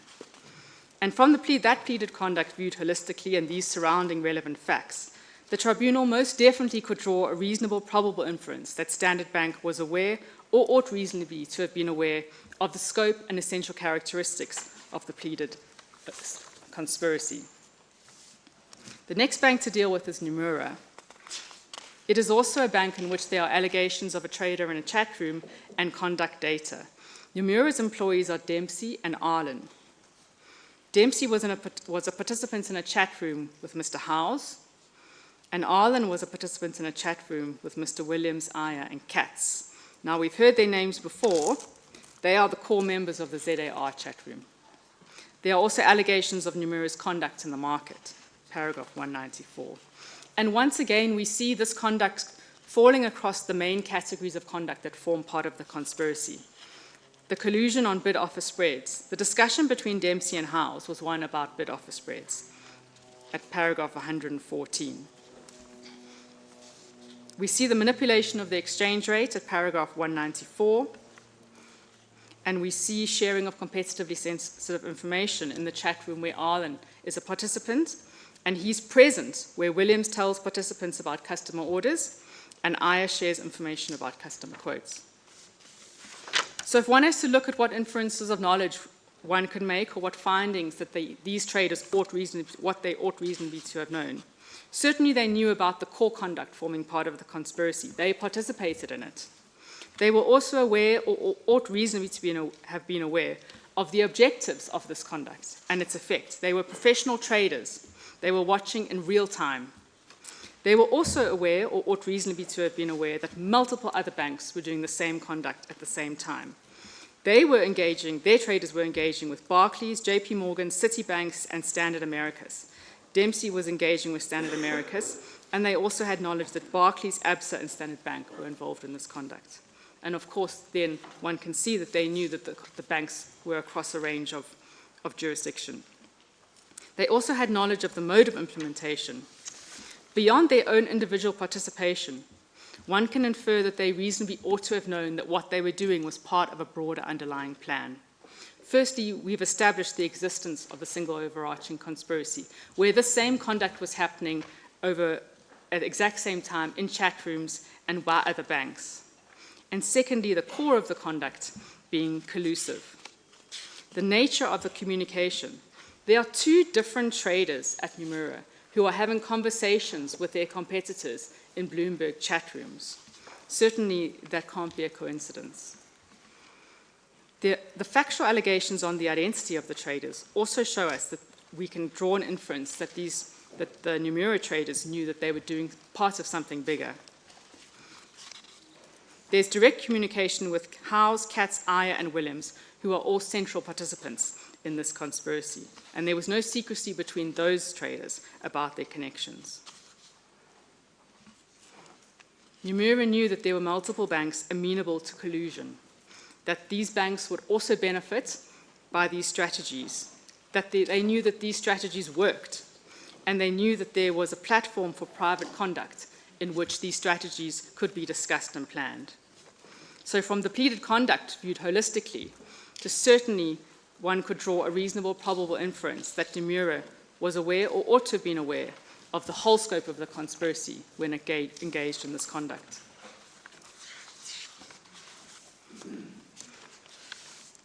I will deal briefly with Commerzbank, Macquarie, and ANZ before moving on to the conduct banks. Commerzbank is alleged to have two forms of conduct giving rise to its participation in the SOC. Firstly, it employed a trader, Dowsey, who was in a chat room with Mr. Katz. You've heard his name before. And there are also conduct data examples in relation to Commerzbank. Commerzbank's conduct falls within the coordination of trading. We see RMB, which is FMB, pairs bid and ask prices with Commerzbank. We see that they manipulate the exchange rate at paragraph 231, where they initiate a focal point, and they match averages, which is the bid-ask price, with local bank Investec. And where Mr. Dowsey speaks to Mr. Katz, he voluntarily shares information with Mr. Katz about a potential customer in the market. So what would Commerzbank know from this particular conduct expressly pleaded in the referral. Firstly, they know about 4 of the main kinds of anti-competitive conduct, which is a substantial scope: collusion on bid-offer prices, manipulation of the exchange rate, coordination of trading, and sharing competitively sensitive information. They also know that other banks are doing the same. Dalsey knows about Mr. Katz, and they are engaging with Investec and F&B in the market. They know that it is a local and an international, well, a cartel that has members with a local presence in South Africa and international members. Commerzbank would also know that their conduct was part of a broader plan. If one looks at the facts that show the existence of a single overarching conspiracy with this precise conduct and the nature of the conduct requiring multiple participants, the facts of the identity of the traders with whom they had contact, particularly the fact that Mr. Dalsey was in a chat room with Mr. Katz, who was a central player in this conspiracy and who was talking to everyone. The nature of the communication also tells us something. Mr. Dalsey offers information, commercially sensitive information about customer orders to Mr. Katz. Certainly there was an expectation of quid pro quo, that he would be receiving information from Mr. Katz. And where did he think this information was coming from? So certainly we can show that there is assumed knowledge from their direct participation, because we see them in the chat rooms, we see them engaging in all the different types of conduct with multiple participants. So we can draw, certainly the tribunal at trial would be able to draw a reasonable possible inference that Commerzbank knew of the general scope of the conspiracy. The same applies to Macquarie, who is also alleged to have had a trader in a chat room. They actually had a couple of traders in a chat room with ABSA. That is at paragraph 116. So the focus of the CAC, and I'm sure my colleague for Macquarie will highlight, is that there's only one instance here. But that is not the only relevant fact that one looks at when looking about whether one can draw an inference of any knowledge or whether one can find that there ought reasonably to have been knowledge. First of all, the conduct in that chat room covers 2 different forms of conduct. It is both collusion on the bid-offer spread, and it is the sharing of competitively sensitive information. So it is not a once-off on a tiny aspect. It is conduct that is the core of this conspiracy. We can see then that Macquarie's traders knew about this kind of collusion, and they knew about ABSA's involvement in it. There were more than one of their traders in that chat room. And how can we infer that? What facts would give rise to a reasonable possible inference that Macquarie's traders knew that they were part of something bigger? Well, firstly, the nature of the conduct that they were engaging in requires multiple participants, and the nature of the communication. All of Macquarie's traders were there and were comfortable with this exchange that was happening. Their colleagues were exchanging information with a trader who was a competitor, and everyone was comfortable with this. It demonstrates quite clearly that this was something that happened common and that was accepted by these traders, part of something broader, and that they would then also receive similar assistance. Of course, then there is the identity of the traders with whom Macquarie's traders were colluding. Mr. Kaneni in that chat room works for ABSA, and Howe's a central player also worked for ABSA. And we also see ABSA in multiple instances in the conduct data. So together, these facts, and not just looking at one sliver of the picture, together these facts show that at the trial, once the evidence is led, the tribunal would certainly be able to draw a reasonable possible inference that this instance of conduct gave rise to, well, from this instance of conduct, the Macquarie traders either knew or they ought reasonably to have known in the circumstances that they were participating in a broader cartel.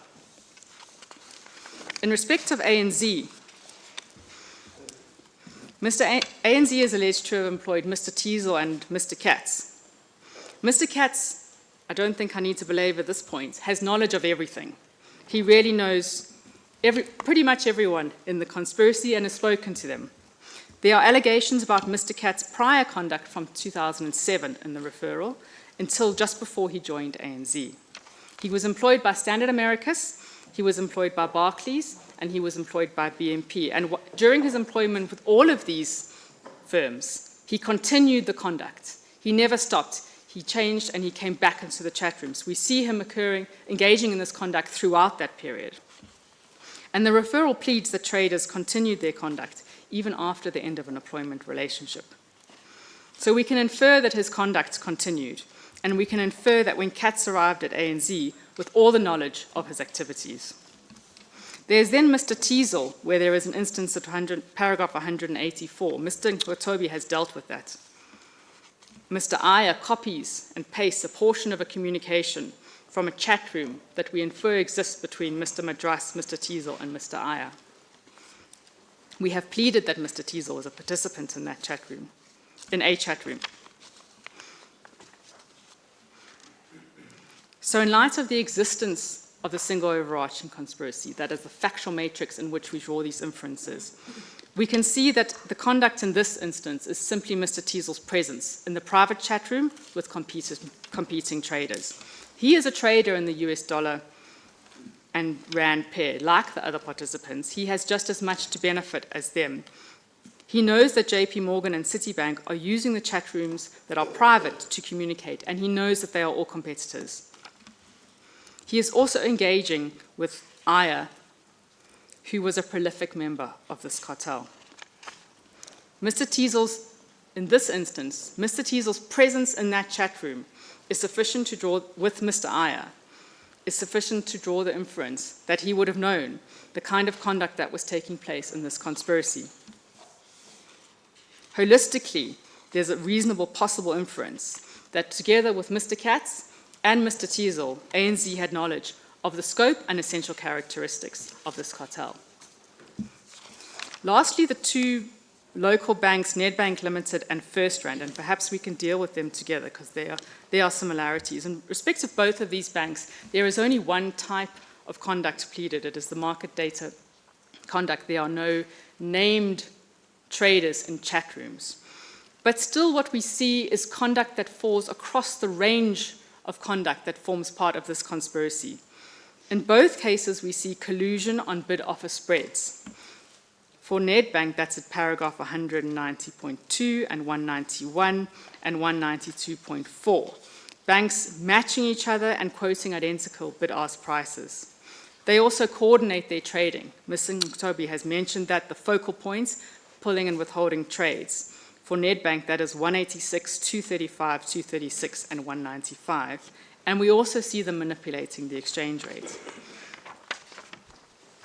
So even without a trader in a chat room, what we see is Nedbank engaging in exactly the same conduct as other participants in this cartel and participants who have a trader in a chat room.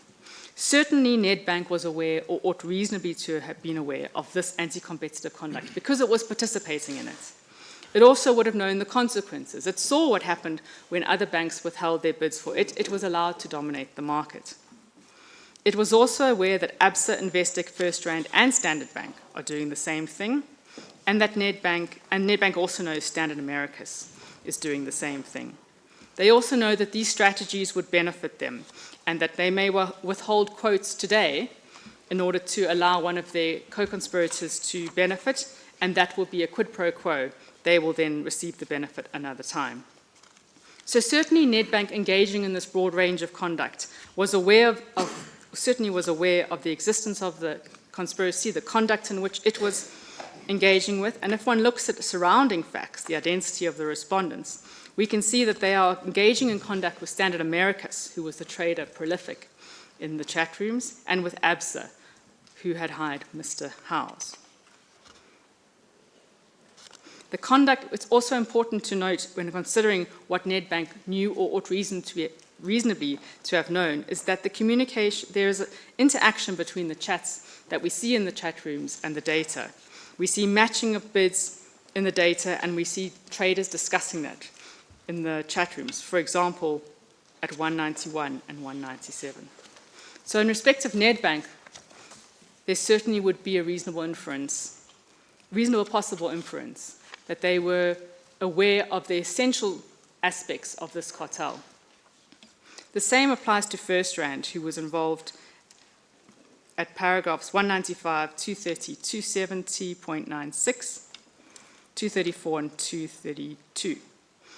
all of these same forms of conduct First Rand was engaging in. There is an inference that they knew about the scope beyond their own conduct, and that is because they were involved, the nature of the conduct in which they were involved in required quid pro quo, it required assistance to other traders, it required allowing other banks to benefit and then waiting for your turn. It also knew other banks were involved: HSBC, Commerce Bank, Barclays Bank, Investec, Nedbank, and Standard Bank. And they could see the consequences of their conduct in real time. They also knew that these strategies benefited them, and certainly they would benefit anyone else who wanted to adopt the same strategies. So Nedbank's knowledge covers collusive conduct, it covers multiple banks, it covers common strategies, and it covers the identity of multiple firms across the scope.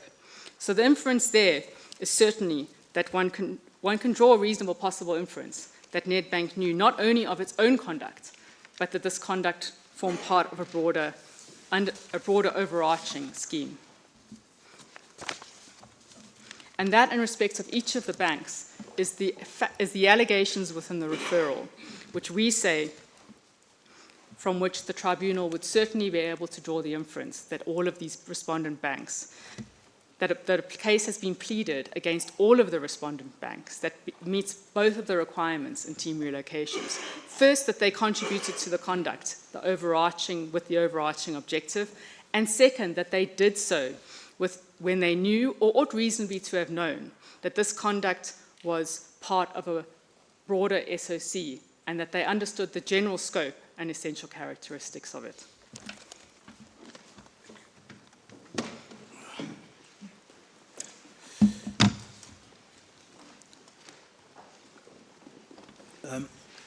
Thank you, DCJ.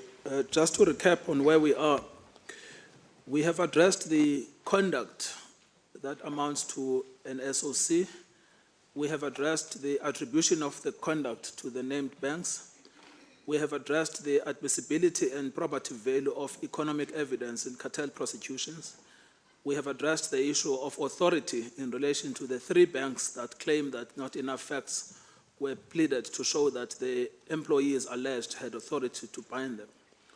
What we are yet to address is jurisdiction, joinder, initiation, and the so-called non-compliance with the CAC.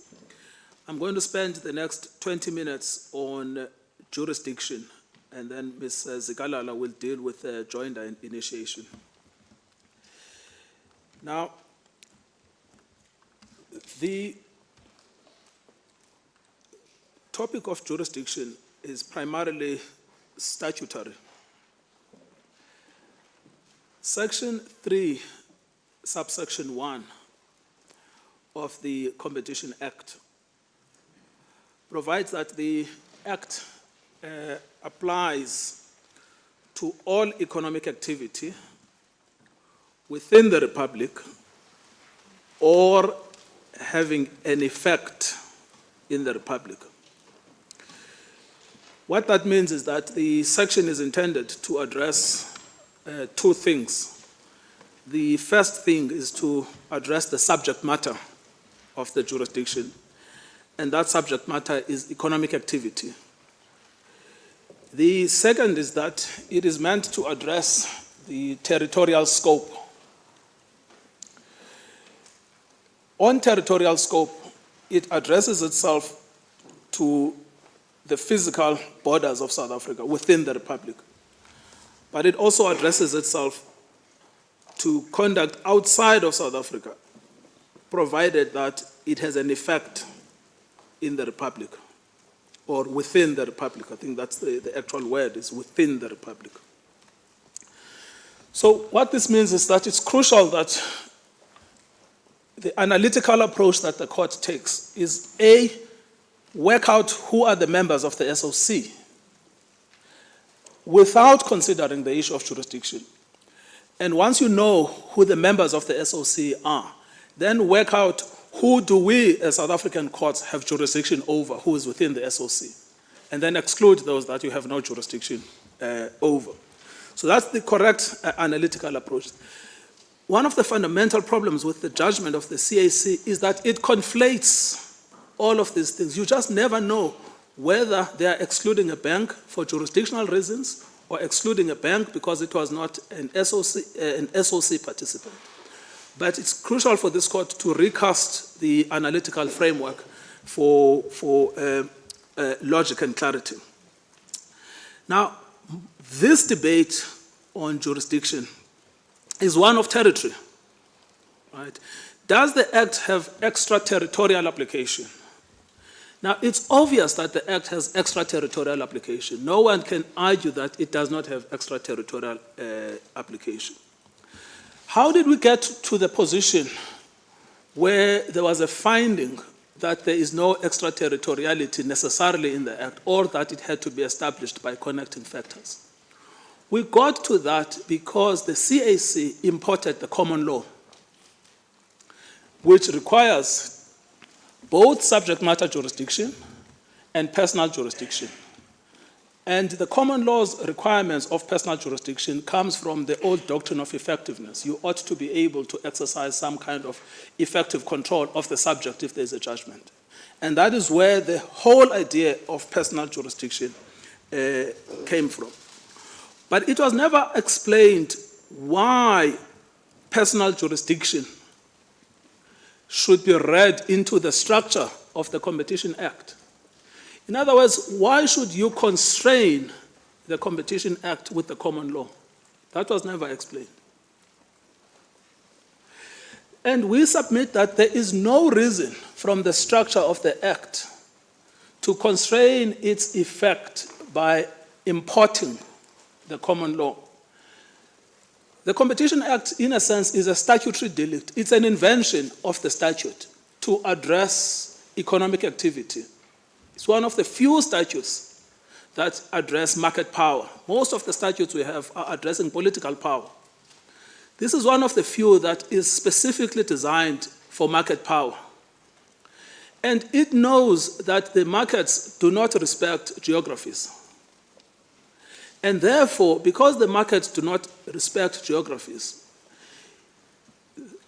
the legal instrument needs to match the scope of market activity. And matching the scope of market activity means do not constrain the effect of the law to the geographic boundaries.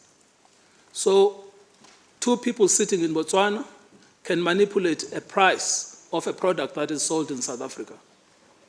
And because there is nothing to connect them to South Africa according to the CAC, we would never be able to prohibit or stop the conduct at all. Another firm could conspire in South Africa. Before they get prosecuted, they leave. And then again, our instruments are blunt. They cannot do anything about them. So there are massive consequences to the common law-centric approach of the CAC, which are inconsistent with the provisions of Section 3.1. Our learned friends have said the Act itself is constrained by this common law notion that it applies within the boundaries. And they have said so by reference to Section 26, Section 36, Section 59, and Section 64 of the Act. None of which actually show that the jurisdiction of the tribunal is not extraterritorial.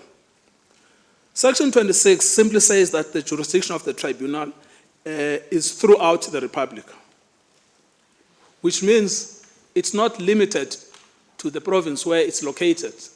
It's throughout the Republic. It has nothing to do with extraterritoriality.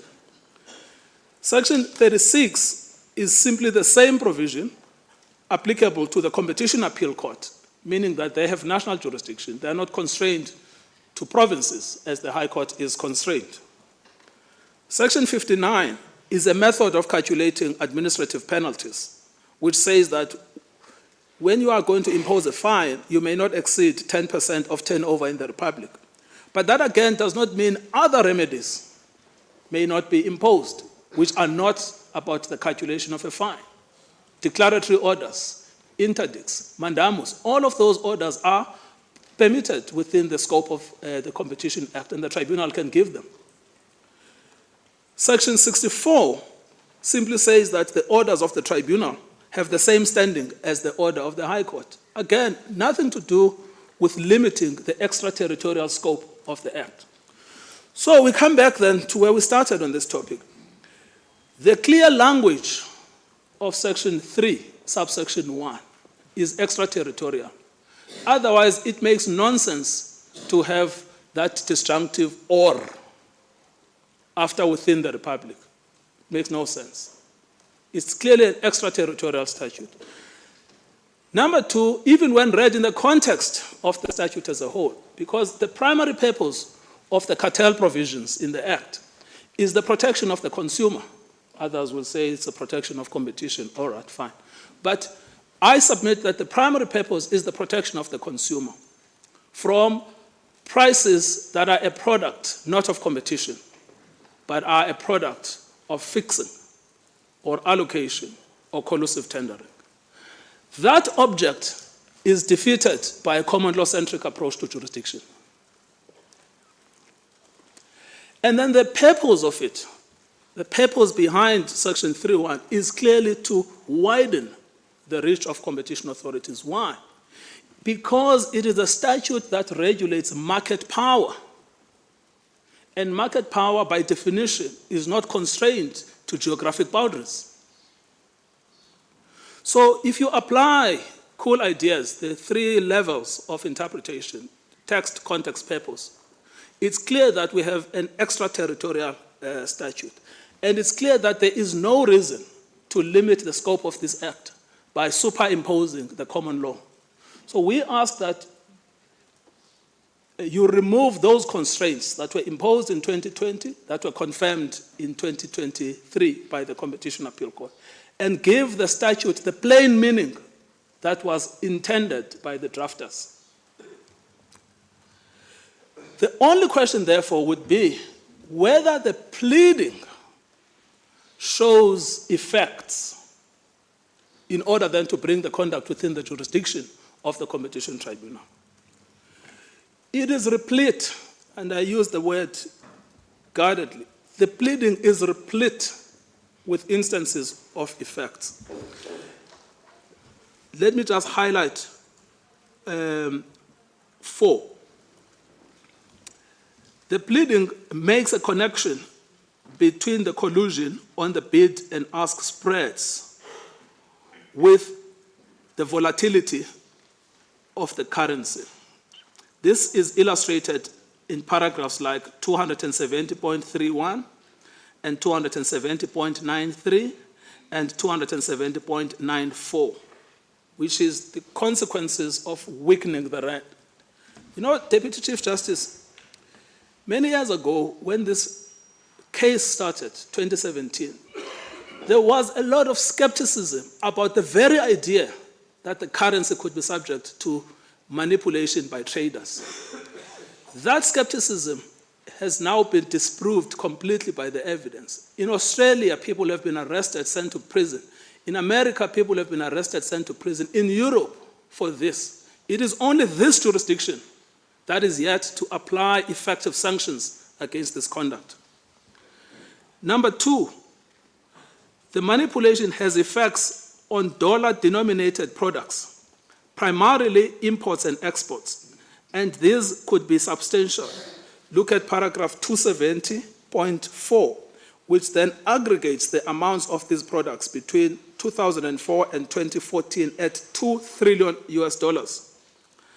Number 3, the price manipulation has a permanent effect in changing the structure of the market. So even if today you buy a dollar that is not the product of manipulation, that dollar's price is still influenced by previous manipulation. So what it does, it introduces a permanent structural change to the value of the currency. Number 4, even ordinary consumers were affected because the distortion affects the value of the products. Products that are imported that you find in the shop, or products that come as a result of a combination of imports and exports. that you buy in the shop. So ordinary consumers who see the things they buy, the shoes they wear, the clothes that they wear, those are impacted because the currency has been manipulated. So it's clear that there is an impact in South Africa, as pleaded, at least on a prima facie basis. And so, because the pleading demonstrates effects, there would be jurisdiction over that conduct if it is economic activity. That's actually the simple structure of the Act. And so what that means is that there is no jurisprudential reason for a debate on what the effect of the common law is. Our learned friends are saying, no, you never raised, I don't understand the argument, you never raised this issue before the CAC, etc. We did. It was right in the pleading. The pleading expressly says that the jurisdiction is founded on Section 3.1. Even in the oral argument we raised, what happened is that Judge Davis, who was presiding, shut us down from raising the argument. But we raised it. You can look at the record, you'll find it, it's there. But it's irrelevant whether we raised it or not. It's a matter of law. This court needs to correct the law so that it's clear that jurisdiction is established by reference to Section 3.1 and not by reference to the common law. Now, if we are wrong on this, and that you have to look at connecting factors, which are a common law requirement, because they come from the judgment of Strang, judgment of Judge Howie, paragraph 56, who then develops the common law and says, well, we need these connecting factors if we are going to apply extraterritorially.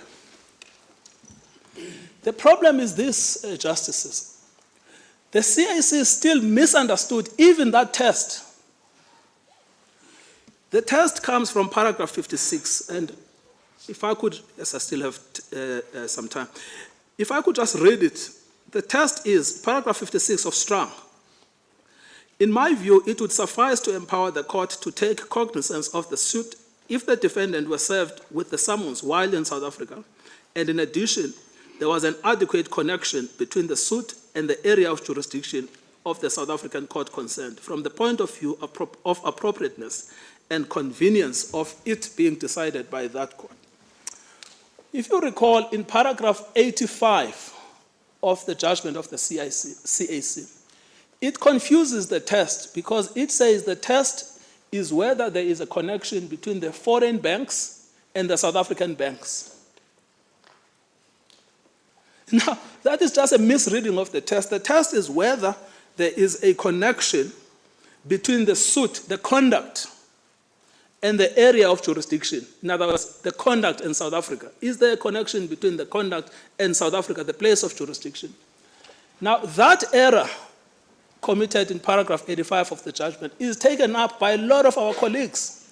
They perpetuate the error, that the question is whether there is a connection between the foreign banks and South African banks, or that there is an adequate connecting factors between that conduct and South African banks.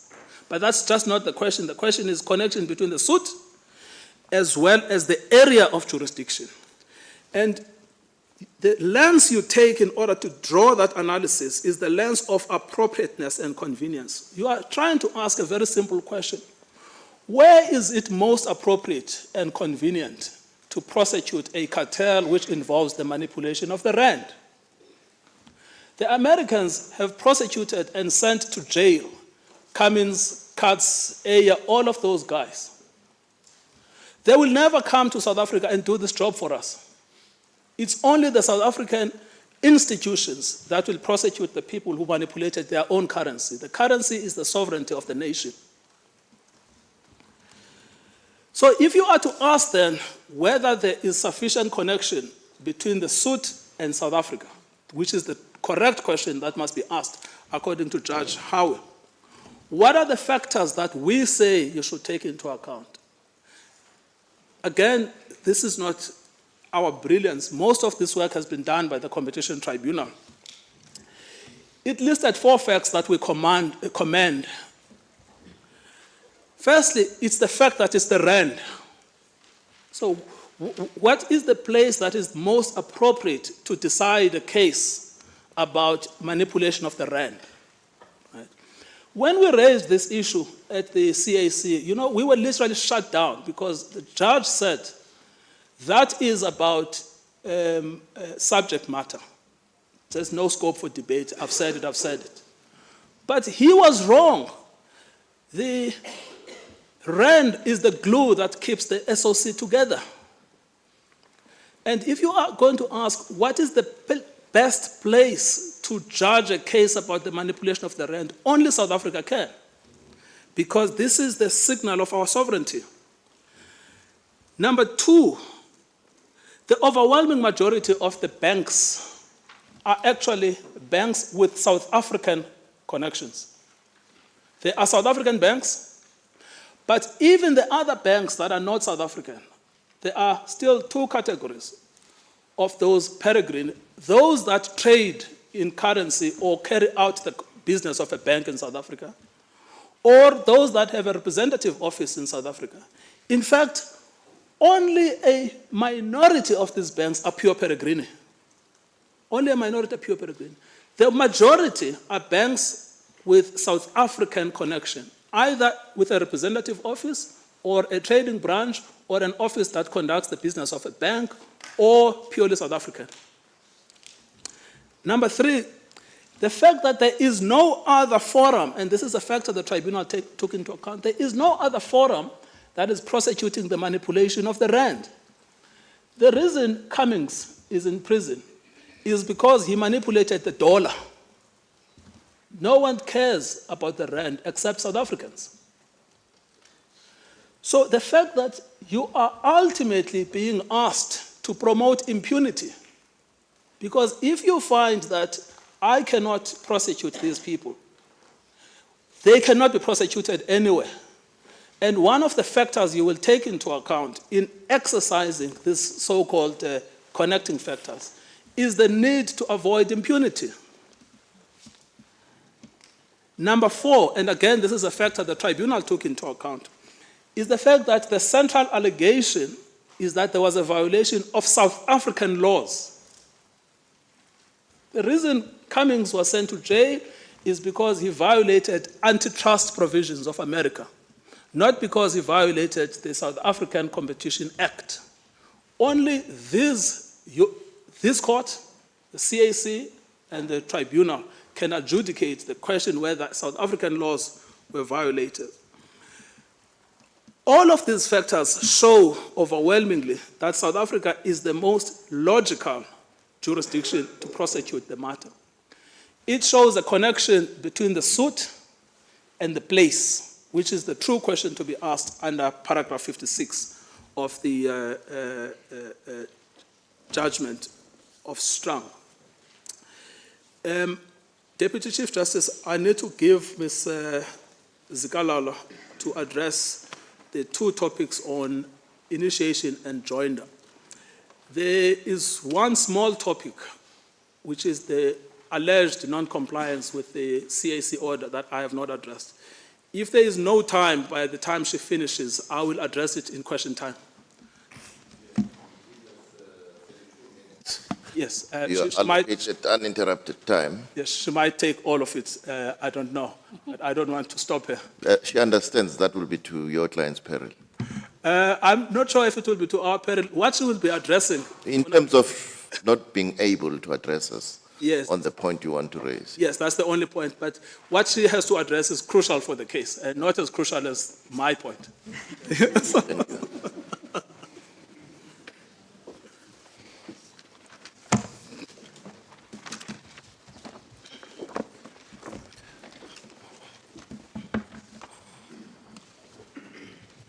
Deputy Chief Justice, Justices, as Mr. Ngulai has said, I will be addressing you on the issue of joinder and as well as the issue of initiation. Deputy Chief Justice, Justices, you will have seen from the judgment of the CAC that from paragraph 183 to 186, it sets out its findings in relation to the reasons why it has released certain banks. And at paragraph 184 of the CAC's judgment, it finds that in respect of 3 respondents in particular, Nedbank, First Rand, who's also RMB, and Standard Americas, that the tribunal had acted in breach of the CAC's 2020 order enjoining them to the referral, and therefore their applications to set aside their joinders must succeed. Just as an important point of juncture that I'd like to be able to point out is that in relation to First Rand Bank, it in fact did not oppose its joinder as a respondent. There was no application before the CAC in the appeal to set aside as it sought to do in paragraph 184. For my framework of analysis on the joinder issue, I have relied primarily on this court's judgment in SOS, where this court considered an order of the CAC to preclude, in that case, the Competition Commission from exercising its statutory authority functions in respect to an investigation. This court set out the following framework in its analysis. Firstly, the court considered the legal context, as this court has held in Muise. The proper interpretation of a court order also includes the legal context within which the order is made. The second is the court looked at what is the manifest purpose or object of the order, primarily looking at its language and in accordance with the usual rules of interpretation, relying on cases like Eek versus Parsons and Firestone. And the third that the court used in its analysis was to consider that when one is dealing with a statutory function of the commission or the tribunal, one must consider whether the order contains an express prohibition or express language to indicate that it sought to restrain the exercise of that statutory function. In respect of the legal context, justices, a decision to join parties to proceedings, like the power to substitute parties or consolidate actions, is a procedural mechanism intended to prevent the multiplicity of actions, conserve judicial resources and legal costs. Joinder forms part of the power to regulate proceedings, and it is a power that has been traditionally enjoyed by courts emanating from the common law. However, in respect of the tribunal, the power to regulate its proceedings in this manner emanates from the Act itself. In terms of Section 27 of the Act, which deals with the functions of the competition tribunal, the tribunal must consider and adjudicate on any conduct that is prohibited. In the performance of this adjudicative function, the tribunal is empowered to make any ruling or order necessary or incidental to its functions. That is in terms of Section 27(1)(d).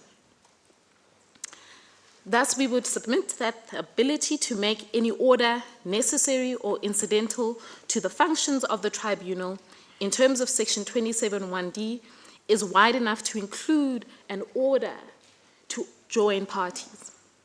However, in addition to that, the tribunal has published rules in terms of Section 27(2), which include expressly the power to join parties in Tribunal Rule 45. Over and above that, when dealing with the rules of procedure, the Act provides that in Section 55(1), there's a residual procedural discretion given to the presiding member to determine matters of procedure. Justices, what emerges from a reading of these sections of the Act is that Parliament intended, 1, to give the tribunal in the execution of its adjudicative functions the power to make necessary and incidental orders including the power to join parties. 2, the Act itself intended to provide the tribunal with the discretion in related of matters of its procedure. And 3, and this one can see from section 55(2), the Act imposes a duty on the tribunal when running its proceedings to run those proceedings with expedition, informality, and in accordance with the rules of natural justice. This is why the tribunal, when it considered the 2020 CAC order, asked itself this question, when considering its statutory framework, whether the 2020 order would amount to a fettering of its discretion to order appropriate remedies in these types of proceedings. The tribunal correctly concluded that the 2020 order cannot be interpreted to fetter its statutory functions, powers, and obligations to regulate its proceedings and to make appropriate orders, particularly because these were still preliminary exception proceedings, which had not proceeded to the merits. And in addition, the order could not be interpreted to compel a future panel to come to a predetermined outcome in respect of matters of procedure which sat before it. In relation to the manifest purpose, Justices, I had intended to look specifically at the order. I would ask Justices if you could pull up volume 1 and 2 of the record if you have it before you.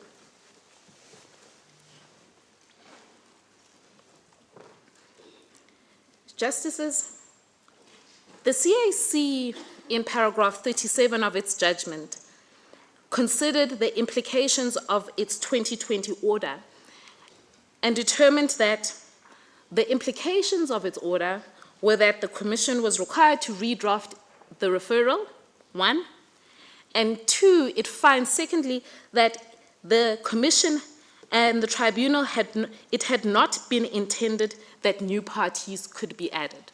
So it finds 2 things. One is that the Commission was required to essentially reorganize and streamline its referral, and 2, that there was no intention that new parties could be added. However, what we see from the case law is that when interpreting a court order, this is an objective exercise that one does looking at the order itself and the language, and not necessarily a subjective exercise. And so what we must do is determine whether when looking at the order itself, one can see that very purpose. Justices, might I ask you to turn to volume 2, page 113, which is the beginning of the CAC's 2020 order, in the main page 114. And might I ask you also in relation to volume 1 to turn to page 74. Just by way of context, in 2019, when the first tribunal decision was made, the tribunal had concluded that it did not have jurisdiction over the pure peregrini, and therefore dismissed the referral as against the pure peregrini banks, but put in place an order requiring the pleading of the SOC, the single overarching conspiracy, in respect of the local peregrini and the Inkala banks. So the first tribunal decision said the pure peregrini were, the referrals dismissed as against them, but the requirements for pleading the SOC and pleading particularly subject matter jurisdiction were made specifically for the local peregrini and Inkala banks. On appeal, the CAC overturned the decision on jurisdiction and thus retained the Peregrini banks in the referral. This is evident from paragraph 1 of the order, which is on page 114, volume 2, where the CAC upholds the Commission's appeal in respect of the Tribunal's decision to dismiss the referral as against the Peregrini banks. The CAC went further then. Because the pure Peregrini banks were now back in the referral, the previous requirements that had been made by the Tribunal regarding the pleading of the SOC and as well as subject matter jurisdiction had to also be extended to the pure Peregrini who were previously excluded but are now included by the CAC. The CAC does this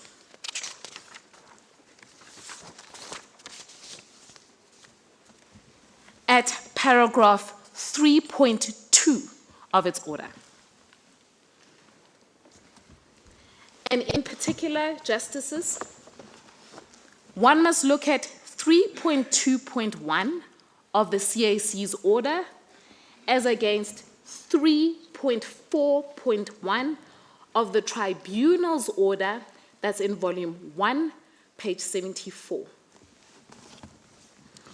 Justices, what you will see from comparing those two orders is that the order of the Tribunal is imported in identical terms into the order of the CAC, save for one change.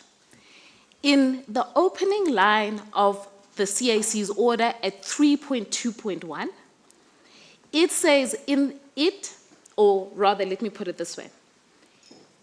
In the Tribunal's order, in the opening line in respect of subject matter jurisdiction at 3.4.1, the requirements were made specifically to local Peregrini.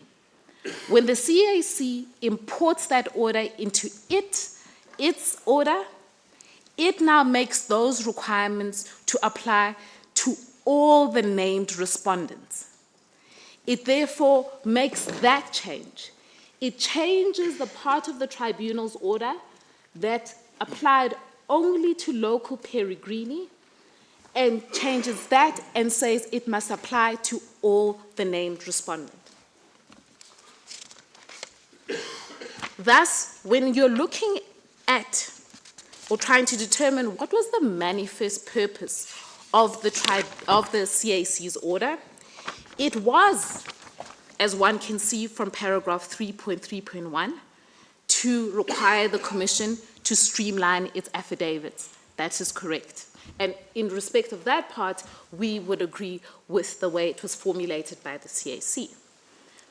However, the second intention was for the CAC to extend the pleading requirements that had previously been limited to also now include the pure Peregrini. That is the magic in the use of the words named respondents. The banks that take the point that no future respondents were supposed to be joined after the 2020 order cling to the use of the words named respondents in paragraph 3.2.1 of the CAC's order and paragraph 3.3.1 of the CAC's order.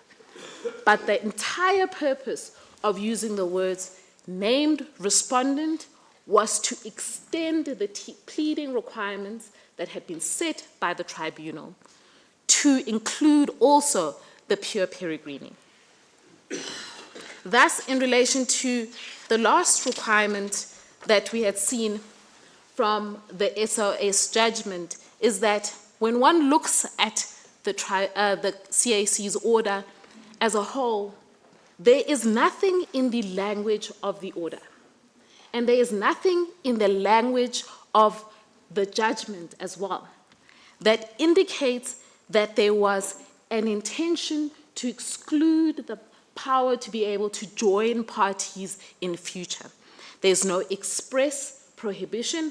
There is nothing to indicate that the Commission and the Tribunal would in future be precluded from bringing an application and considering an application for joinder of parties.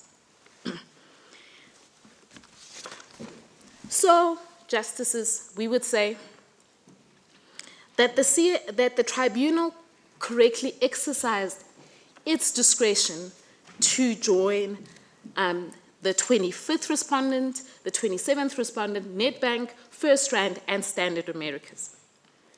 Had the CAC moved beyond whether there was a breach of its order and considered whether the exercise of the Tribunal's discretion was done so appropriately, it would have considered factors such as that no other forum has jurisdiction over Nedbank, First Rand, and Standard Americas in relation to foreign exchange price fixing and market division in contravention of Section 41B of the Act.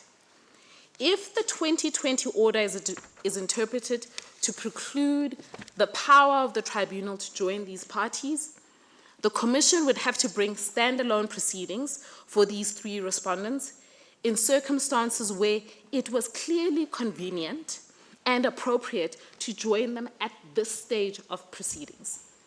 These parties received the 2020 referral at the same time as the other parties. None of the other respondents have pleaded to the merits of the matter. Like the other respondents, they have brought exception and dismissals applications. In fact, no benefit can be gained by requiring either the Commission or the Tribunal to have to run standalone proceedings in respect of creating a multiplicity of actions and thereby overriding the statutory injunction on the Tribunal to run its proceedings with expedition and informality. Given that this litigation has not moved beyond procedural objections, notwithstanding the many years that have passed, whether there was, for example, a delay to have joined a party like Standard Americas must be weighed against the fact that it admits to having employed, as the justices you've heard, the chief architect of the conspiracy, Jason Katz, for between 2001 and 2010. It also employed Freeman. And whereas in relation to BNP, which was retained in these proceedings, the CAC finds that its employment of Katz placed a burden on BNP to explain the conduct that is alleged in the referral. The CAC does not consider this in relation to its release of Standard Americas.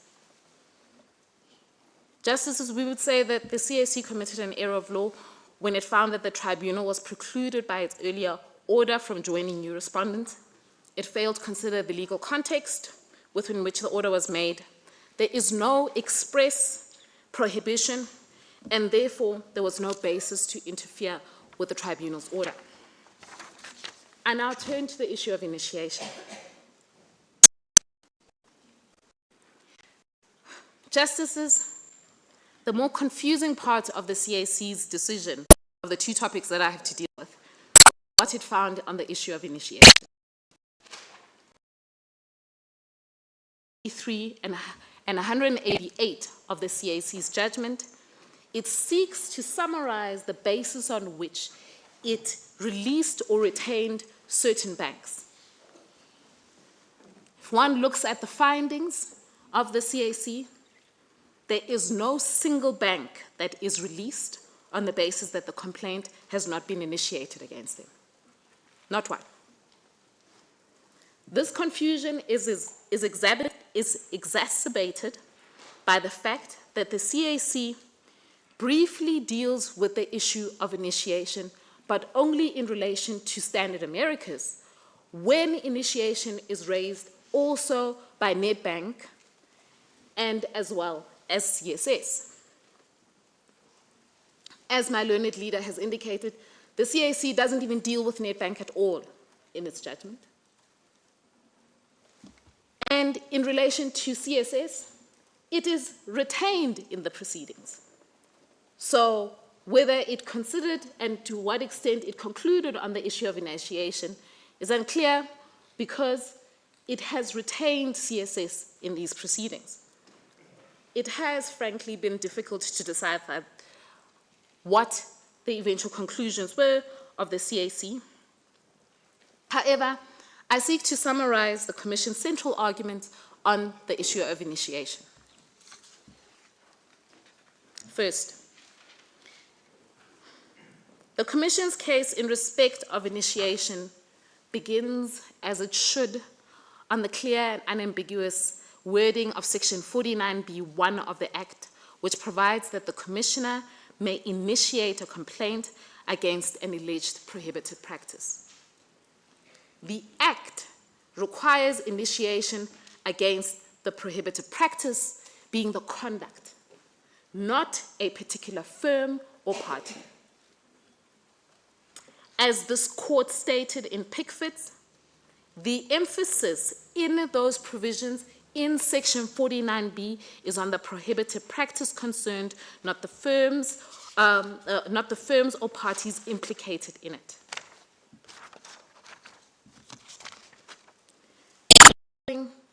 To what is the purpose of initiation?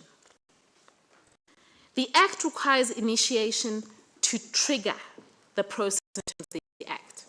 As this court observed in Pickford, there is no definition of the term to initiate or initiation in the Act. It merely is there to trigger the processes of the Act to include investigations and which could ultimately lead to the referral. The second purpose of initiation is that it triggers the time bar under Section 67(1) of the Act. Initiation is a jurisdictional referral. However, and this is important to note and to make clear, initiation is not a form of notice. It does not affect a respondent's rights. A party is not affected by it, and this was found by the Supreme Court of Appeals in Yara. Initiation is not notice. Now, with regards to whether firms need to be explicitly named in the initiation statement, the facts of Pickford are particularly instructive in this regard. Pickford's, this court's decision in Pickford, concerned a case of collusive tendering in the furniture removal industry. The case against Pickford involved two initiations. A first initiation and an amended one. The first initiation of 2010 initiated against the conduct, but Pickford's name was not specifically added to that conduct. There was an amendment to the initiation, and in the amendment to the initiation, Pickford's name was explicitly included. The question that was before this court concerned when is the correct trigger date for Section 67(1) time bar. Is it 2010 when Pickford wasn't explicitly named? Or is it 2011 when Pickford was specifically named? That, in fact, was the difference between the CAC's judgment in Pickford and this court's judgment in Pickford.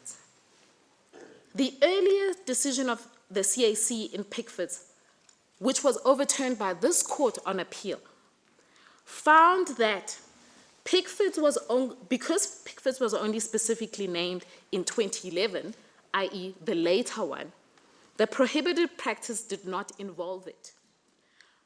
That's the decision that this court overturned in its decision.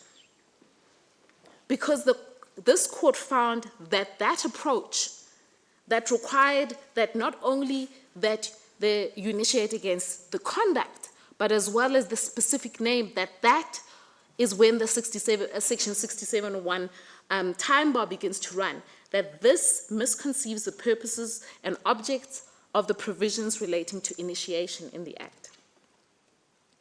So in Pickford, this court found that the correct trigger date is the date for initiation of this court found that the correct trigger date for the initiation of a prohibited practice was the earlier date, the 2010 one, even though Pickford was not explicitly named in that initiation statement.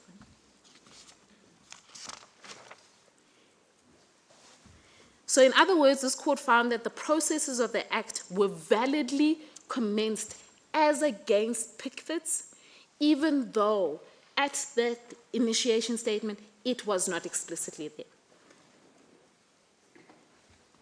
We say then the following 5 principles emerge in regard to initiation. The first is that you initiate against the conduct, not the firm, as this court's already observed.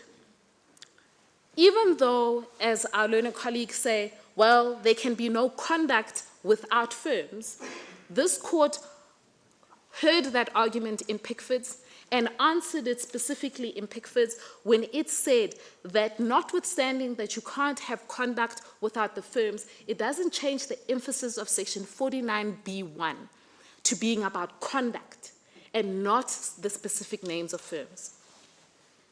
Second,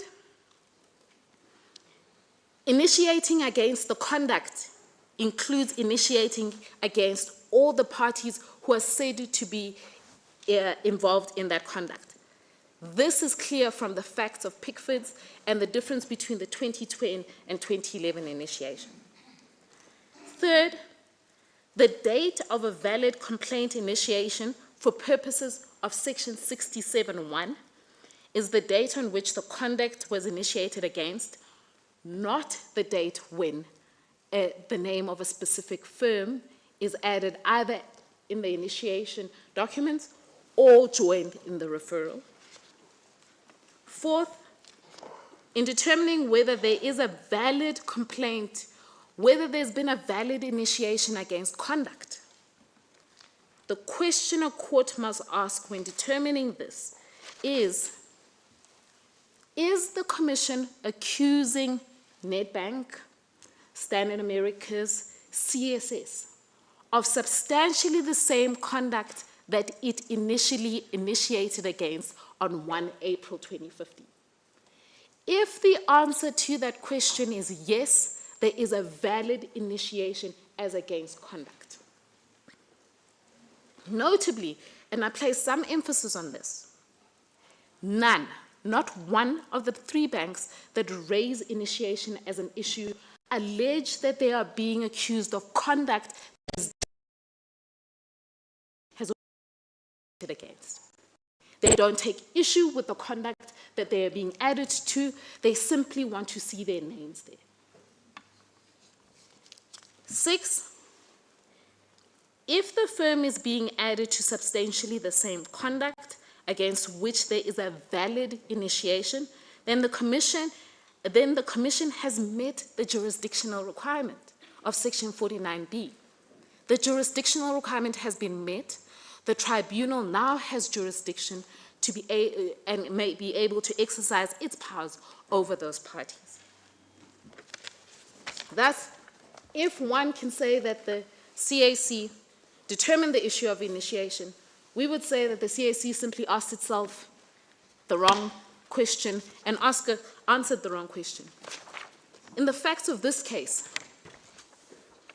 the relevant question was not whether a referral could be made without initiation against a firm, because initiation is against conduct, not a firm. And secondly, in respect of all the parties in this litigation, there has been a valid initiation. There is no firm that is being accused of conduct that is different from that which was described in the April initiation. There is therefore no reason why the tribunal should not have jurisdiction over that respondent. It is, we would say, simply illogical and irrational to suggest that the Commissioner sought to initiate a complaint concerning widespread currency price fixing and market division against some banks, but not others that were involved in the self-same conduct. It would equally be irrational and indeed promote impunity to say, as the tribunal pointed out, that the Commission is precluded from adding these respondents, even if it turns out that some of them are self-confessed cartelists, or where their involvement comes to light because of, let's say, discovery processes. In the circumstances, Justices, we would submit that if one considers this court's decision in Pickford, and if one considers the act on its wording, it is clear that there's a valid complaint initiation as against all parties, and therefore that this objection, to the extent that it remains an objection, should not be upheld. Justices, I've left my learned leader with 35 seconds.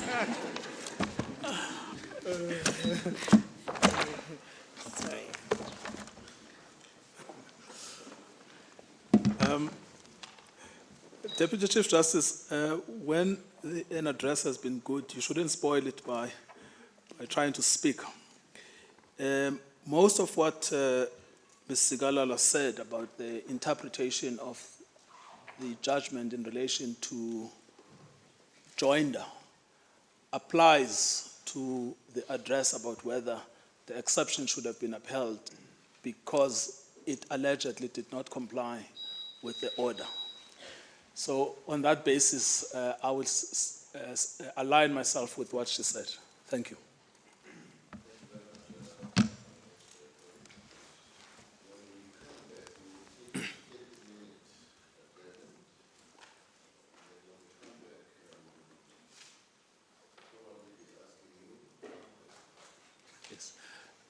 Yes, as long as you just explain whether they are directed at me, Ms. Sigalala, or Ms. Hopton. Yes, I'll pass around the responsibility if they are too difficult.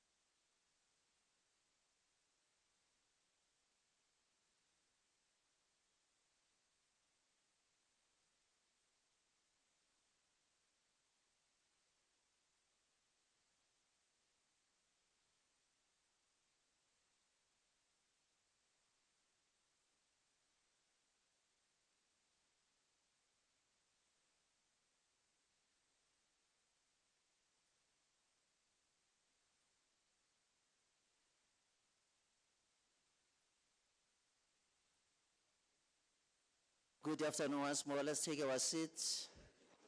Let us take our seats. We're about to start. Let us take our seat, please.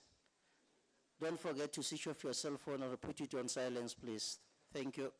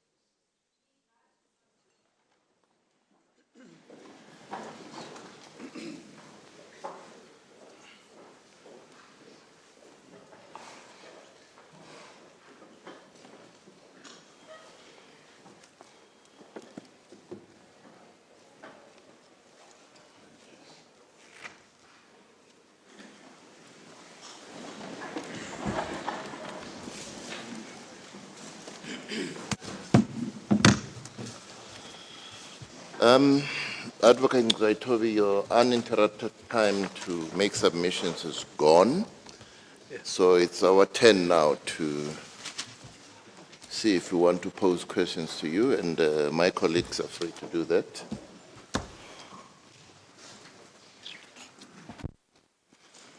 Mr. Ngzaitobi, good afternoon. Good afternoon, Justice Mhlandla. My question is on jurisdiction. Yes. Somewhere in your jurisdiction of the tribunal, Yes. in your argument, you said the CAC committed an error of law Yes. in the interpretation of Section 3.1. Yes. And whatever interpretation that it made in 2020, this was endorsed in 2024 in its second judgment. Your colleagues representing the banks say that you cannot ask this court to interpret Section 3.1 because that is an issue that you should have raised or appealed on way back after the 2020 judgment. So, and that, therefore, if you have not done that, the issue of preemption comes into play. I'd like you to address us on that, explain why we should conduct an exercise of interpreting Section 3.1 as you seek today. Well, Justice Mhlandla, it's not today. It's in the application for leave to appeal and in the heads. But let me start with the referral affidavit itself. So it is in volume 5.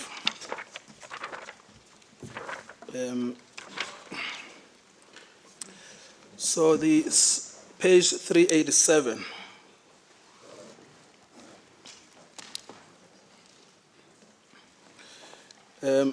paragraph 42. So that was the pleading. The pleading relied on section 3.1 and as interpreted there.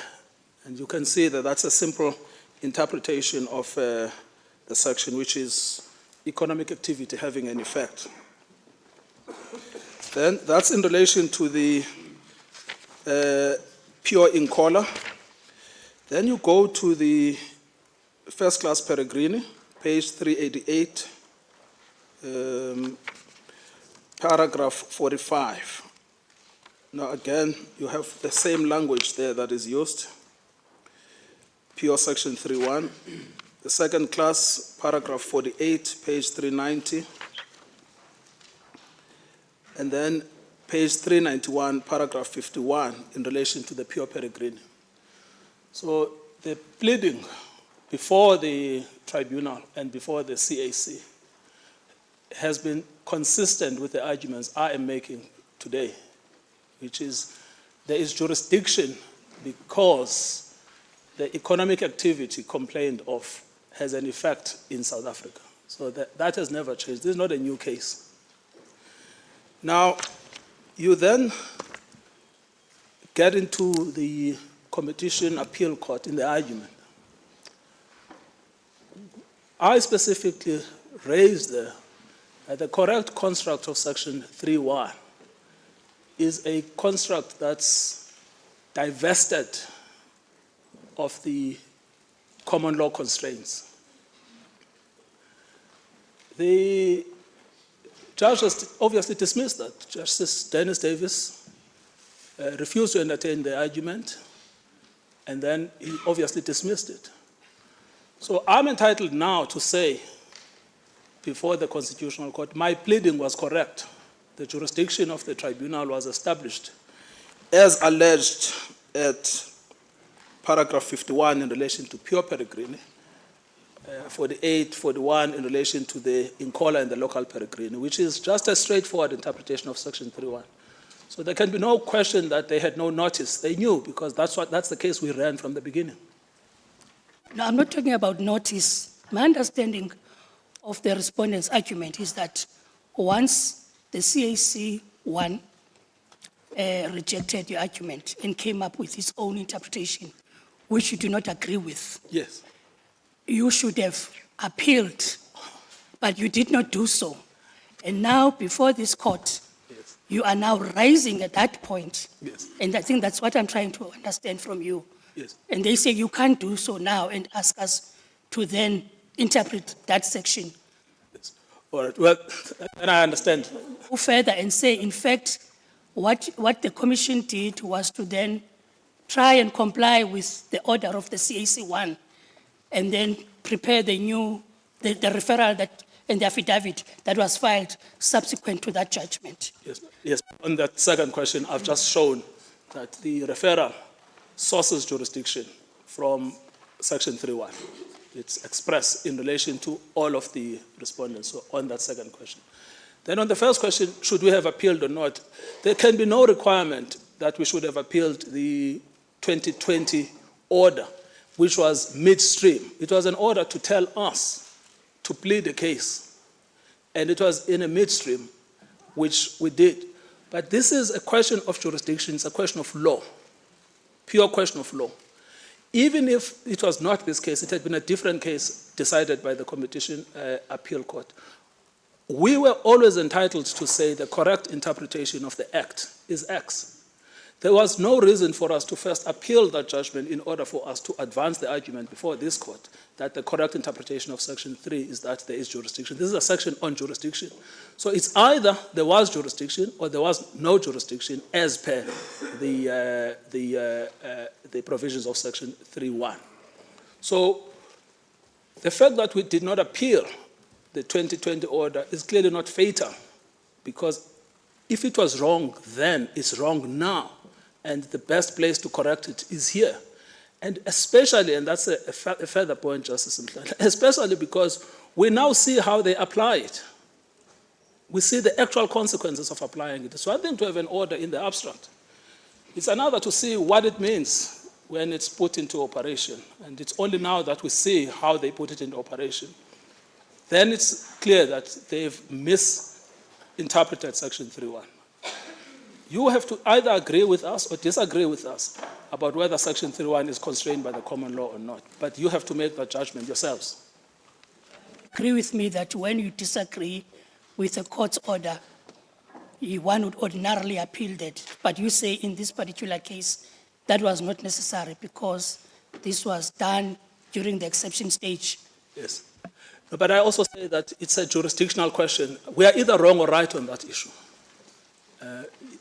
The tribunal either has power or it has no power, and that's a question of construction of the Act.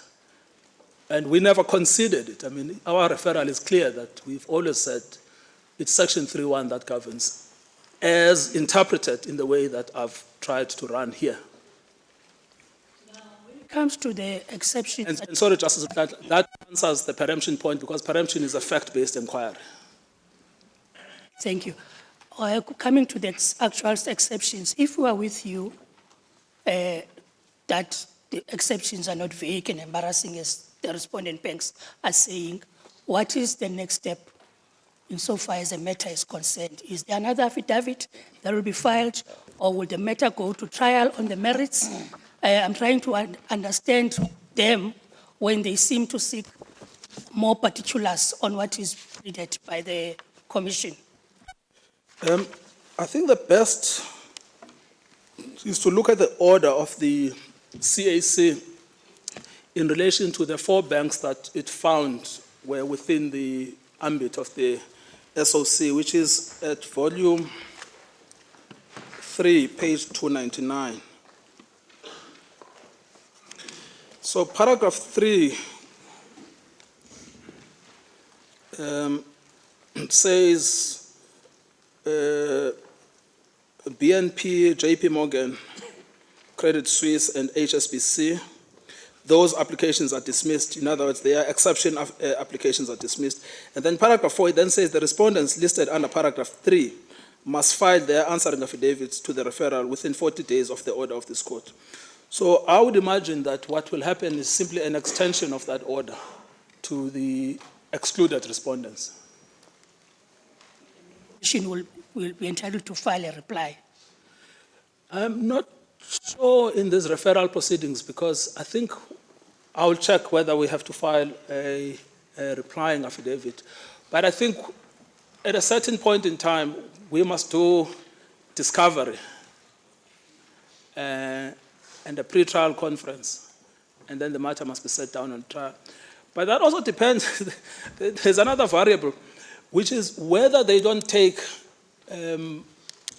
special pleas on some other technical point. And that special plea also making its way up until the Constitutional Court. But ordinarily, if they file answering affidavits on the merits, I think the next step will then be discovery, pre-trial conferences, and then witness statements, and then trial.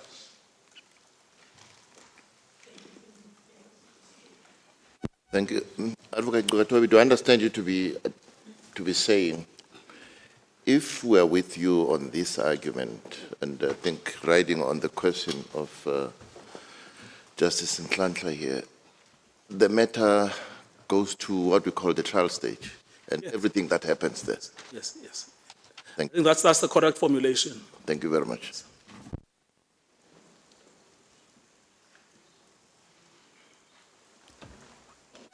Mr. Ngugatobi, in a way, my question is related to what you debated with Justice Nhlanhla, but it's not about jurisdiction.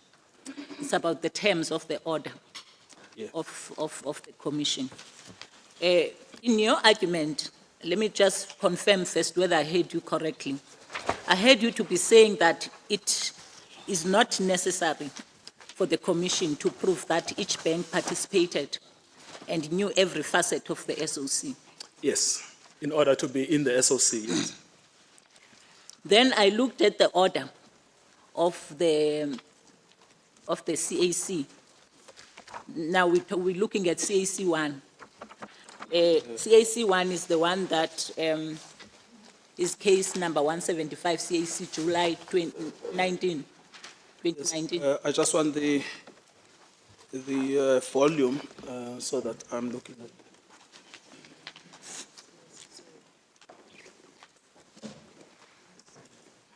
Yes, Justice, I'm listening.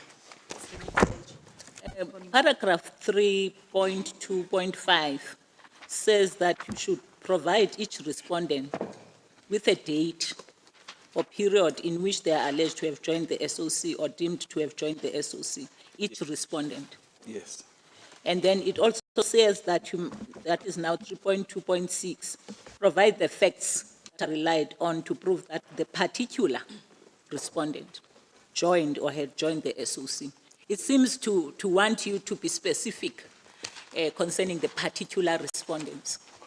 No, we say that we did that. What I'm saying is that on the test for an SOC, the law is that in order to attribute conduct, it is not required that you must have participated in every form. So there are 5 instances of conduct. So Bank A could have participated in 2 and not 3. What the CAC wants us to do is to specify which of those 2 we say they participated in. Yes, and it also wants us to specify when they joined, which we've done.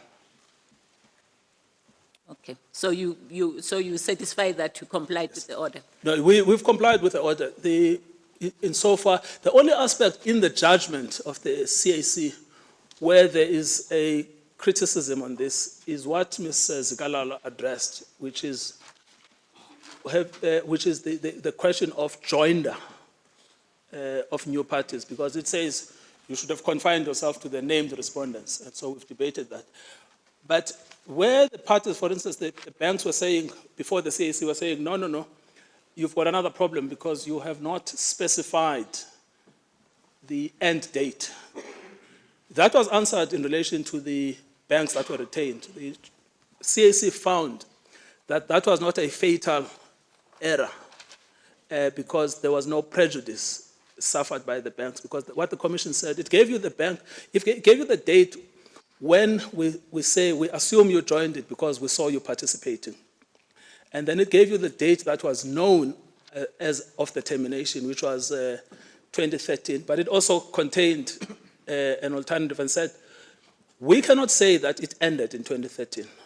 It could have continued, but because this end date is linked to Section 67 and they bear the onus on Section 67, they must then explain from their perspective, because the end date in judgments like Crossfire of the CAC is the date when the last benefits of the cartel conduct stop flowing.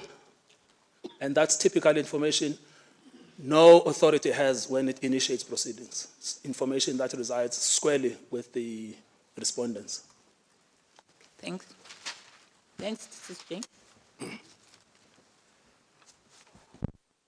Mr. Ngaitobi, I'm trying to understand what the applicant is saying in respect of jurisdiction as it relates to Section 3.1 of the Competition Act and to the common law. Is the applicant saying that there is no need to establish the common law grounds of subject matter and personal jurisdiction if the requirements in Section 3.1 are met? Yes. Now, Section 3.1 speaks to subject matter jurisdiction and is silent on personal jurisdiction. We don't accept that interpretation about the scope of Section 3.1, because what we say Section 3.1 deals with is the subject matter, which is economic activity, and the territory, which is within the Republic or outside of the Republic. It deals with both of them.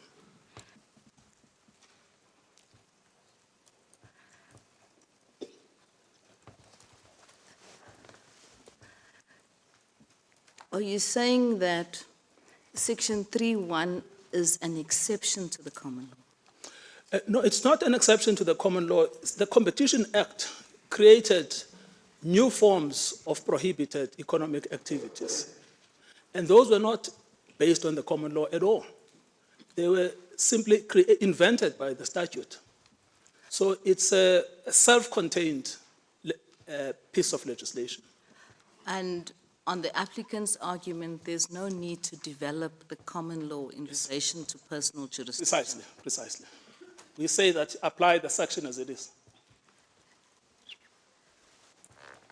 Now, the underlying rationale for the requirement of personal jurisdiction is effectiveness, Yes, I accept that. so that courts are able to enforce their orders and not just make orders that would be toothless. Yes, no, I accept that entirely. If we are with you in respect of your argument in Section 3.1, and it gives the Competition Commission or the Tribunal a jurisdiction, how would those orders be enforced? Yes, well, the tribunal actually has a much more, I would say, enlightened answer to that question. So firstly, we've got to look at the range of remedies that the tribunal has, which include declaratory orders, which include interdicts, which include structural remedies, you can call it like that, structural remedies. And of course, in some instances, they include penalties. It has been found many times that a declaratory order is in fact an effective remedy because it declares the rights and obligations of the parties. So insofar as we don't have your annual turnover in the last year of the, I think Section 59, in the last year of the cartel behavior, we don't have your last turnover. That does not mean there are no effective remedies, because there's a range of other remedies. Some of these parties may want to come to South Africa, and in fact, the majority are in South Africa. They have got presence in South Africa, overwhelming majority. We're talking about a tiny minority that is pure external. But because you have a range of remedies that are not limited to penalties for financial payments, the other remedies that remain are also effective remedies. Would they be effective against respondents who are not based in South Africa at all? Indeed, especially because of the cross-pollination of the forces of commerce. If a finding is made in South Africa that BNP Paribas conspired to fix the rand, that finding is a very strong moral judgment which impacts on it in whichever jurisdiction it finds itself. Every market activity that it conducts itself will always be judged against that in one jurisdiction it was found to have conspired to manipulate the currency. Now, do I understand the Competition Commission to advocate for an unqualified effects test as opposed to a qualified effects test? Yes, we rely on ANZAC for that, yes. Now, if this court has to interpret effect liberally with no qualification, would that not cast the net too wide and give the tribunal jurisdiction over any economic activity with any effect on the South African market? And is that how we must read Section 3.1, or have the effect of Section 3.1? Yes, I suppose, Justice Teron, in every case, there will be a need, like in this case, we've pleaded fully what the effect is, and this is substantial effect. So this is, on the facts of this case, it's substantial effect. But there may be another case where perhaps a defense of de minimis will mean that there is no effect at all, because in interpreting effect, you have to take sort of a robust common sense approach. So a court or a tribunal will be able to say, this is so small that we cannot even regard it to have been effects as contemplated by Section 3.1 in order to claw that to jurisdiction. But I think what we are trying to say, and maybe if I can recast it a little bit, is to say that the European qualified effects test and the American qualified effects test is not what our Section 3.1 has in mind. The Americans wrote it in their own guidelines. That's where it comes from. We don't have it in our statute. But I would accept that a de minimis could be a defense, but that would simply mean there are no effects. If we're not with you in your primary argument that Section 3.1 is an exception to the common law, then would we have to consider a development of the common law in relation to personal jurisdiction? Yes, that is the debate we've had with the CAC since 2020. And we would ask you to adopt a line on the development of the common law, a line that is not what the CAC did in 2024. And if we have to develop the common law, should we adopt the adequate connecting factors development in relation to competition law only, or should we consider a more expansive approach? Well, what we have said, I mean, I suppose, first, there's a problem with what Judge Davis did in the CAC, because he asked the wrong question on this adequate connecting factors test. Okay. But here, the question that would have to be asked then is whether there are adequate connecting factors between the conduct, which is the conduct described in Section 41B, and South Africa, the place of the litigation. And confined to competition law, or I want to push you to consider. Yes, I know. That's the question you asked, and I try to avoid it, but I'm not succeeding. I think that, Justice Teron, the problem is that our development is because it's also informed by Section 3.1, which is a statute, because the development we argue is a development that is required by Section 3.1, which we say is an extraterritorial provision. But in Strang, there was no statute in issue. It was the general development of the common law, which the court has not yet pronounced upon. So if you are developing Strang, then it will be of general application. But I'm here on a competition case, and I'm trying to sort of bet for my team. My final question to you, Mr. Ngaitope, relates to the single overarching conspiracy. In the Commission's founding affidavit, it is alleged that the Competition Appeal Court erred in its application of the law in that it found that the referral affidavit was not sufficiently clear to show each bank's participation in the conspiracy. Does this question engage this court's jurisdiction? No, because if it's a pure factual analysis, no. But what we've also tried to show, hopefully in the heads and in the argument today, is that it's also a legal question, because it's the correct interpretation of the referral affidavit.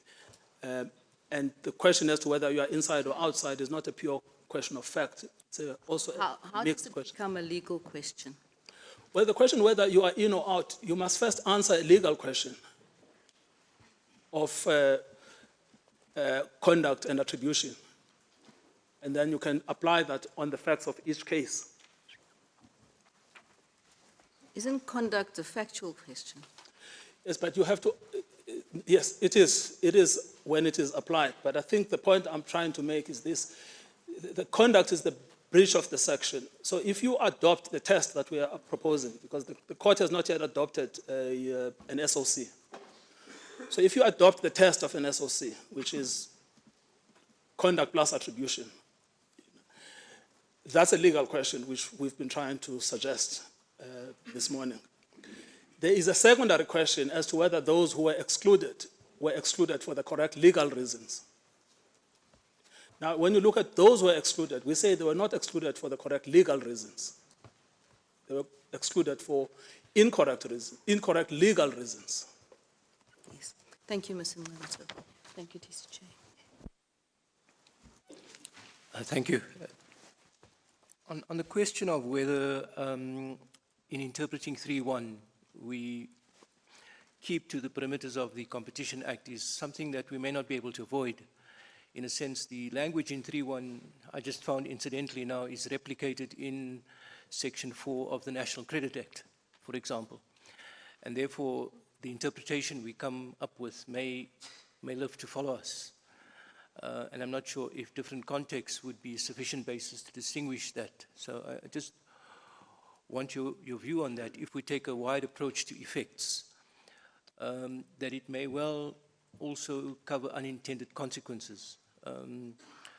Traders in the Ukraine may agree to fix wheat prices in order to punish the Americans.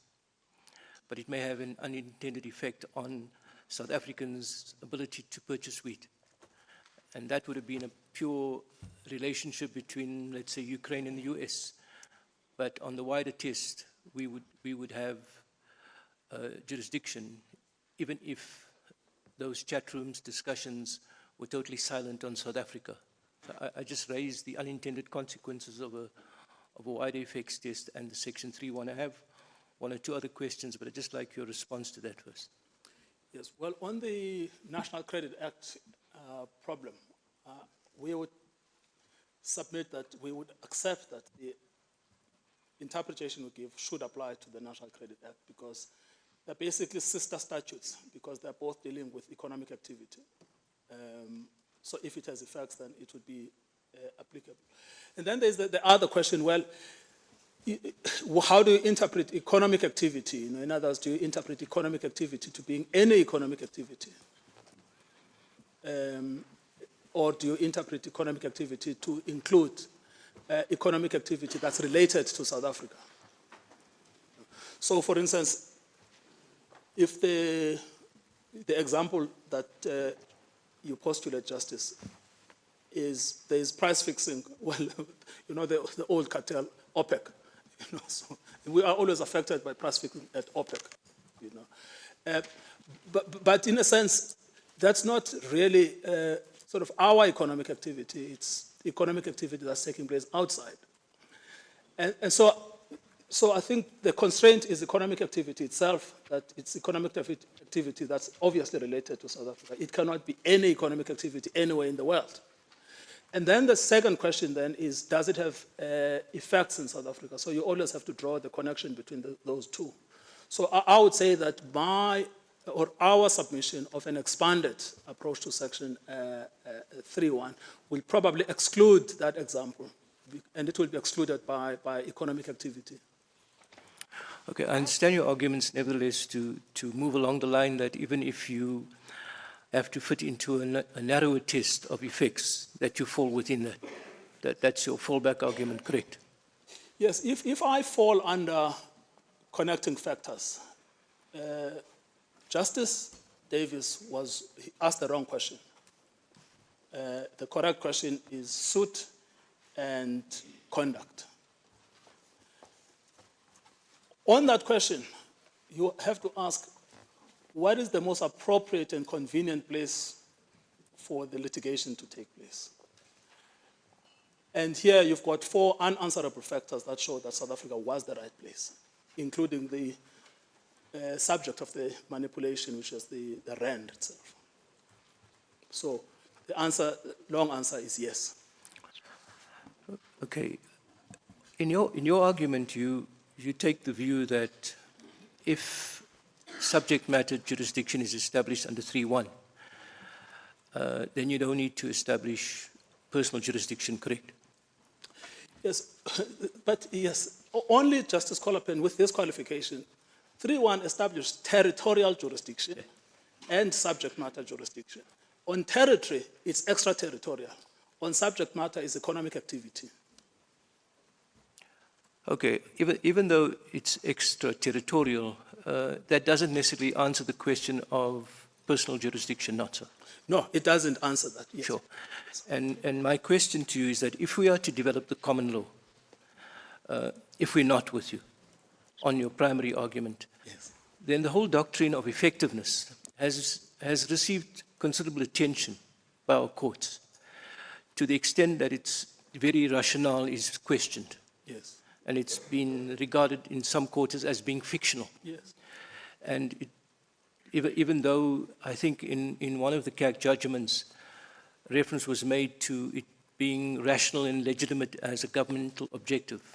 But when you look at some of the pronouncements, particularly in the case of Tsung, in FIFA and Sedebe, and in Thermo-Radiant, the courts have really questioned the effectiveness of the doctrine for a number of reasons. The one, that there's no realistic relationship between the amount of attachment and the value of the claim. Yes. Secondly, it's determined at the commencement of the action. Yes. So if the value of that attachment diminishes to 0 during the course, so let's assume you attach shares, and during the course of the litigation, the shares plummet to zero, you can't really speak of effectiveness. And I found an interesting example of a horse being attached, and if the horse should die during the course of litigation, well, so much for effectiveness.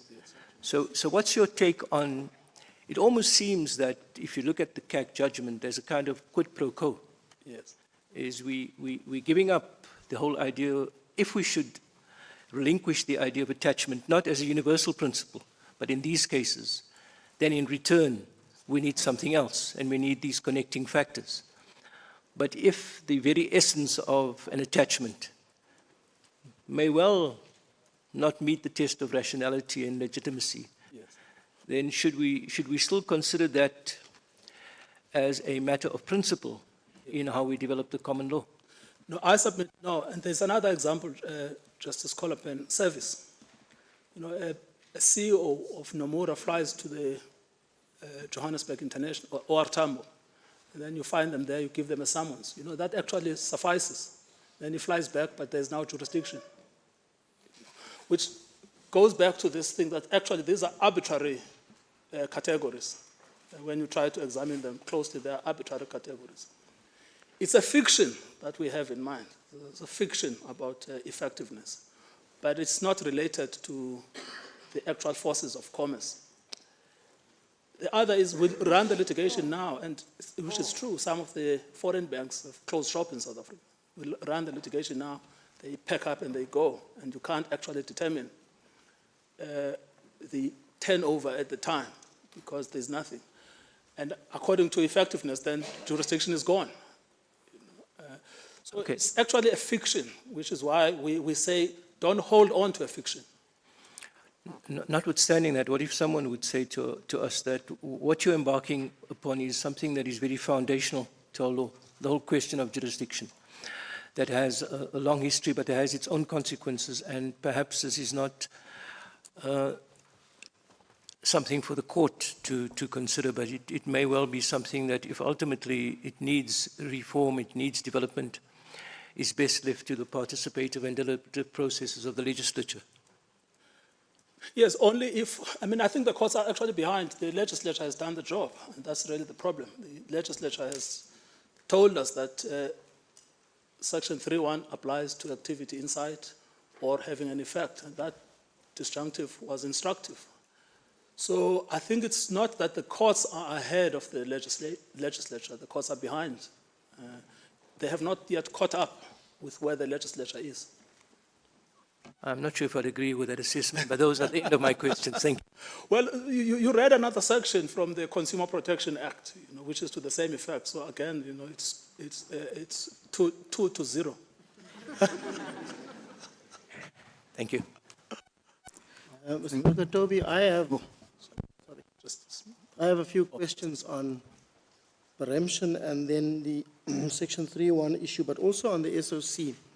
So let me start by referring you to the record, the referral, volume 5, page 391. And this deals with preemption, which has already been covered, but I want to ask you just this one question on it. In paragraph 50 in the referral affidavit, Mr. Ngobesi says that the tribunal has jurisdiction over the foreign peregrini by virtue of the following connecting factors. So what you are doing here is you're laying a basis to overcome what has been laid before your door in respect of the foreign peregrini. Yes. Now, there is some of the respondents, or most of them who deal with this aspect, say that in doing this you have preempted any possible appeal. Just on that another aspect. No, Justice Machid. You see, if you look in the following paragraph, we had to plead both of them, otherwise it was too risky. Because if you read the second one, then the next one, the next paragraph, 51, that's simply talking about economic activity having an effect in South Africa for the purposes of Section 3.1 of the Act. You see. So, and then 50 is about the connecting factors, so that we are able to argue both points. But we couldn't take one point and not the other. So there is no basis to say this is preemption. You are saying you are covering all bases, but your argument is Section 3.1. Yes. Period. Indeed. And you covered the other base just in the event that the court is not with you. Yes, because we knew the problem, because we had run the argument in 2020. It was not accepted. We ran it again in 2023. We are running it for the third time. And the second one deals with section 3.1. Now, I've marked them as your main written submissions, but they are not really, and I've contrasted them with your consolidated submissions, where you make general submissions and then you deal with the banks. Yes. So the shorter one I call the main submissions. And at page 35, paragraph 22, I mean, if you don't find it now, it's fine. I'm just going to read to you what you say here. You deal with section 3.1 and then you say, the CAC's common law, is the point you made earlier, the CAC's common law approach offends the section 3.1's purpose of the Competition Act. But then at the end you say, at the very least, section 3.1 changed the common law by doing away with personal jurisdiction. What does that mean? Well, it means that there is no need to inquire into personal jurisdiction in order to establish whether the tribunal has jurisdiction. That's different to saying it changed the common law. Yes. See why I ask you this. Let me say why I ask you this. I mean, some of my colleagues have dealt with the implications of this expansive interpretation of section 3.1. By saying expansive, I'm not saying that it's wrong. You may be right. But some of my colleagues have dealt with it, and this particular submission in these written submissions, some of the respondents say that by that you are conceding that the common law is there, but it's an exception to the common law. In other words, the common law has been changed by section 3.1. So they then say there's this presumption that the legislature is presumed to have altered the common law as little as possible. Yes, Justice Machida. I mean, insofar as the arguments of my learned friends, there's a lot of straw manning here in this, like lots of straw men. You know, you latch upon a word and you say, well, but the rest of the argument is so clear, because the rest of the argument in the heads, section 3.1 is not constrained by the common law. The Competition Act introduced a statutory delict. That statutory delict has no foundation in the common law. And it also defined its ambit and territorial basis. So you can't strawman it by saying, look at this word. I mean, that's not a proper way of reasoning. If I'm wrong on that, I say I've got enough adequate connecting factors.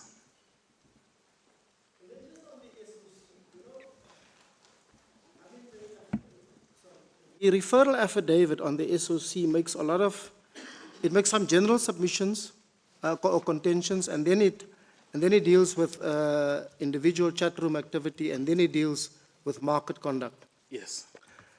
Now, there's an argument, I think it's by HSBC, that says when you make the argument generally, but also even specifically, in one instance, for example, there's allegations of collusive conduct, but then it is said to have led to a sharp appreciation of the rand in a certain instance, and they cite, I think, collusion in 270.9.1 of your affidavit. And on the other hand, it's alleged to have resulted in a decline in the USD ZAR exchange rate. So what they are saying, the collusion on your referral affidavit pulls in different directions. Is that? I try to understand that and see if that has merit.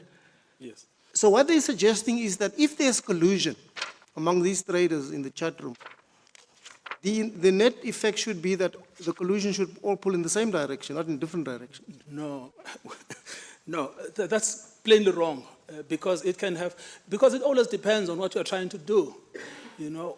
Whether you're pushing the buy or the sell. Yes, exactly.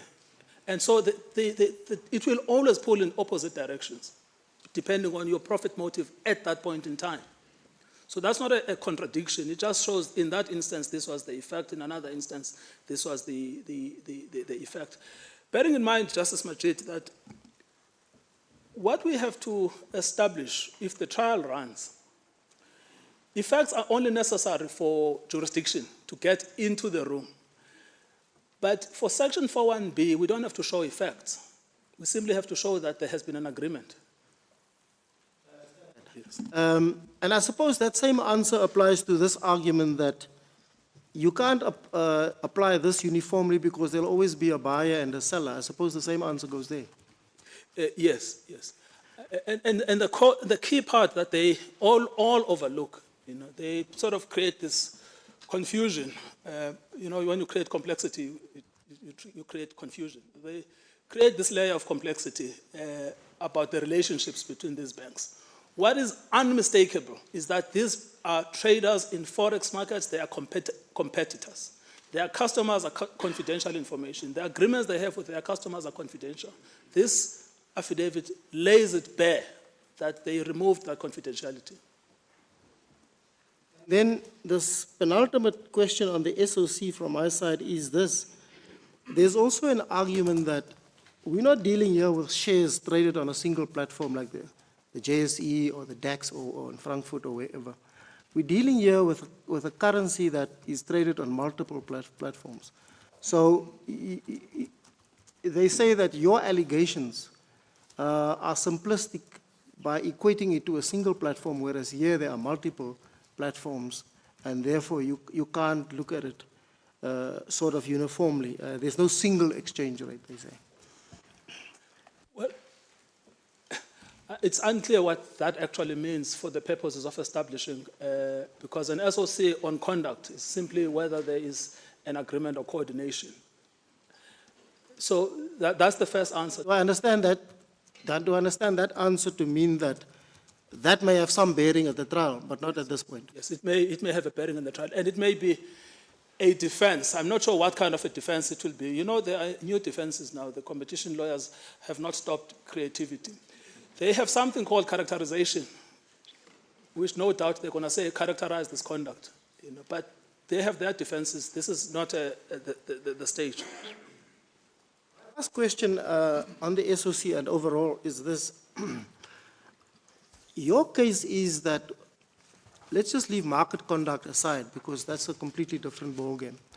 But when you deal with activities in the chat room,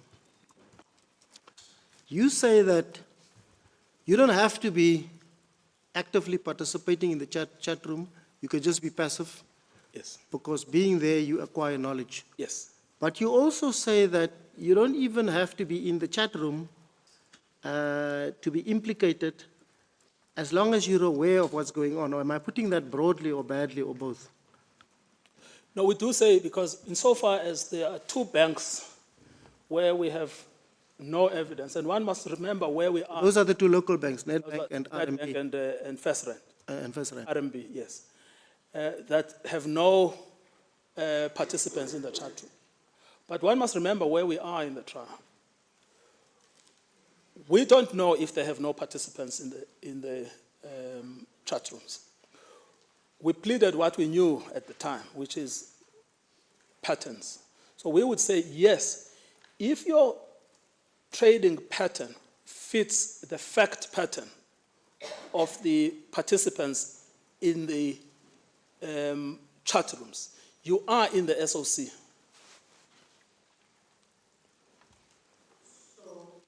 Just to draw it through to its logical conclusion, you say in the case of Nedbank and RMB, even though they didn't have participants in the chat room, either active or passive, the fact that their trading pattern conforms to what was discussed there implicates them sufficiently on the allegations at exception stage.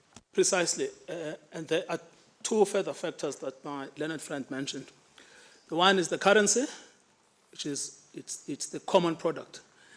The other is common players, the overlap between international and local.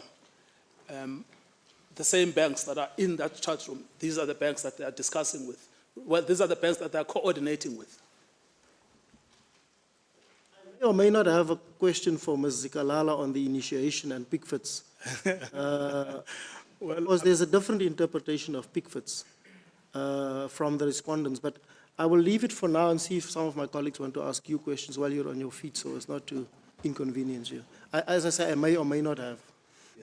Thank you, Justice Machid. Thank you. Good afternoon, Mr. Nkaitobi.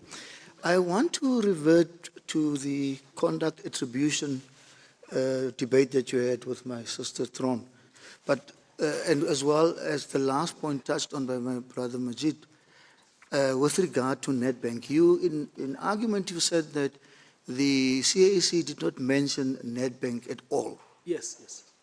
And that it did not mention Nedbank in its judgment too. But it seems to me that it did, although not under a separate heading. If you have regard to paragraphs 163 and 164, where it deals with the position of Standard Bank,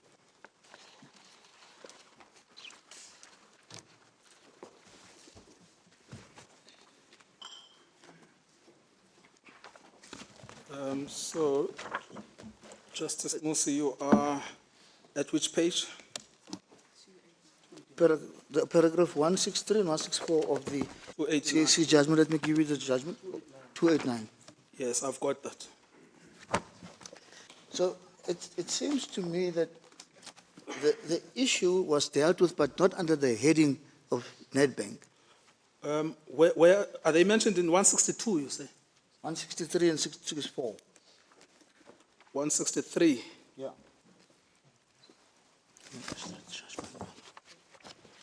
No, but that's the conduct of Standard Bank that is being analyzed.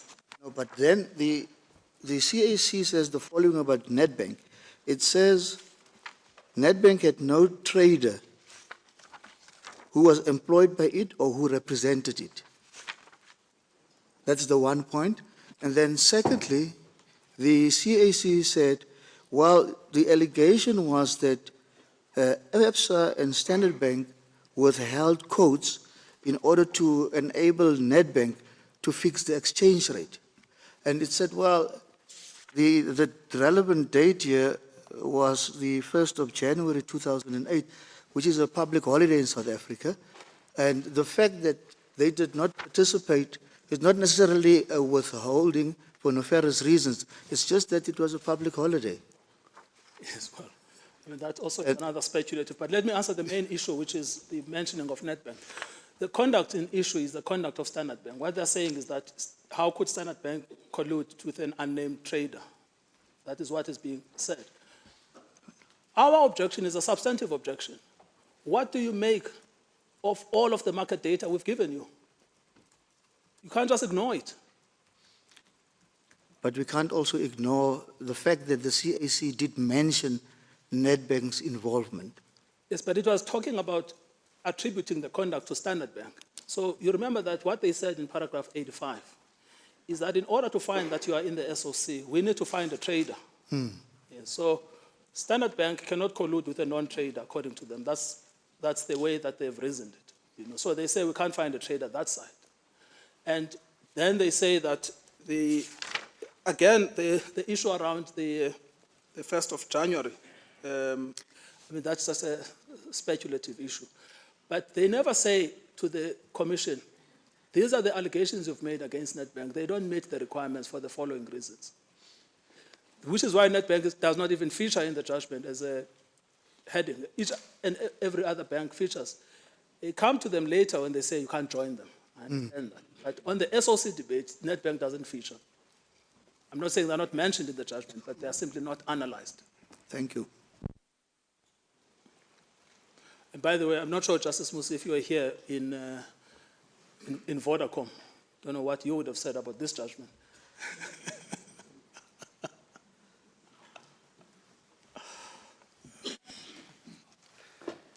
Mr. Nkaitobi, in regard to whether it is open to you in this court to re-argue your initial interpretation of Section 3.1, and particularly to argue that it dispenses with the requirement for personal jurisdiction. I understand your argument to be it is self-sufficient in itself for all jurisdictional purposes, and any effect in South Africa confers subjects a firm to personal and subject matter jurisdiction. Yes. The banks that take the point against you on that either put it on the basis of preemption because you didn't seek leave to appeal and instead sought to comply with it in your superseding referral in June 2020, and you responded that you covered several bases there, not just one base, or raised judicata.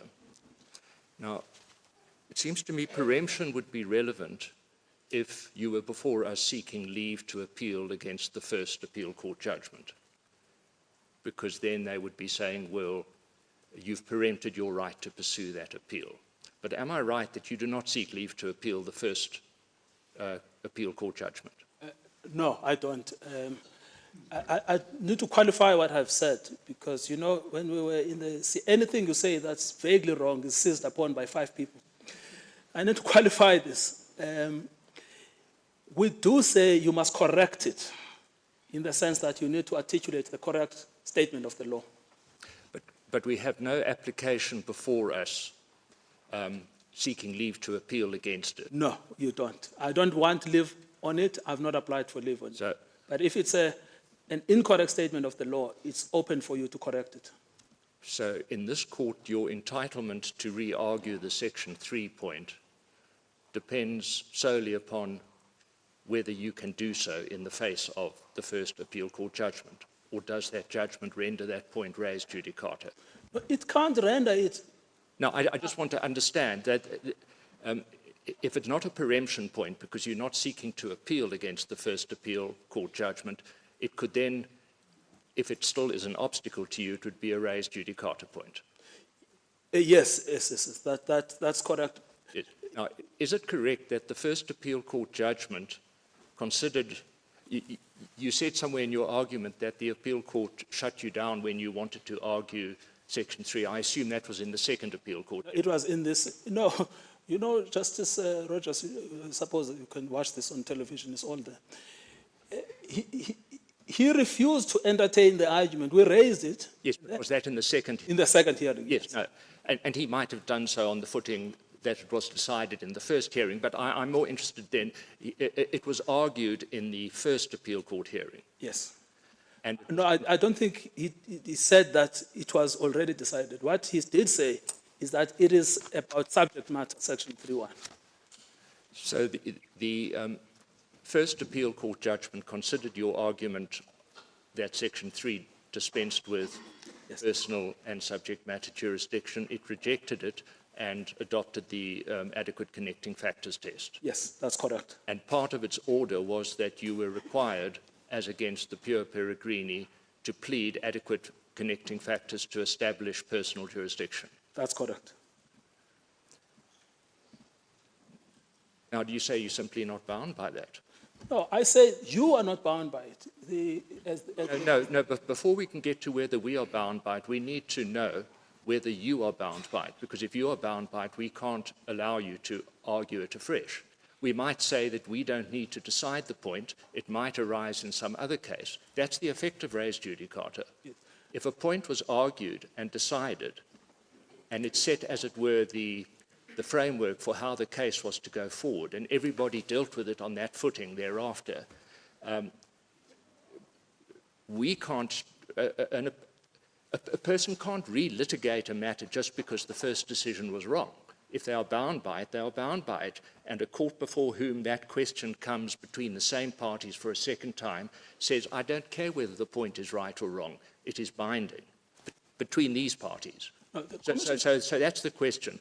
Does the first appeal court judgment have the quality of rendering that issue res judicata, and if not, why not?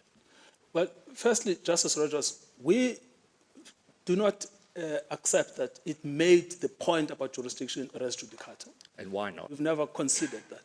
Well, firstly, we say this was in the middle of litigation, and it was basically to give the Commission guidelines on how to reformulate its pleading. That's number 2. Yes, but there'd be little point in guidelines if the Commission could say afterwards, well, thank you very much, but we're not going to bother with those guidelines. We are going to carry on arguing what we argued before. A central argument, you even lost this point before the tribunal the first time round. They would have gone further than the appeal court. You argued the point in the appeal court in the first time, and they said, going forward, this is how they decided as a matter of law that Section 3 did not dispense with the requirements for personal jurisdiction, but they accepted a development of the law, at least in regard to competition matters, that adequate connecting factors would need to be pleaded, and they ordered you to plead that if you wish to carry on against the pure Peregrini. Yes. Now, I battle to understand a position where in proceedings that were intended to resolve what had been an unsatisfactory case put up by the Commission prior to that, that wouldn't then be binding. You could have appealed that and said, the Competition Appeal Court is requiring us to prove personal jurisdiction in circumstances where we don't need to establish it. That was a wrong finding in law. That could have been appealed there and then. But Justice Rogers, I suppose it depends on this central point. And this was the third point I was about to raise. It depends on whether or not this court accepts that because this is a jurisdictional issue, it's whether there's power or there's no power, and that depends on the interpretation of the statute. So there's power on whose part? On the tribunal's part. Yes. And that's a legal question that you must answer. Was that decision correct or not? But insofar as we, as the Commission, are concerned, we complied with the order because we pleaded the connecting factors that we were alleging. And then we made an alternative effects-based plea. Then if I can move off that to a question of our jurisdiction rather than the tribunal's jurisdiction. Yes. I can frame my question with reference to Ms. Hobden's submission, but I suspect you may feel you can answer it because I could ask the same questions in regard to the pleading of adequate connecting factors.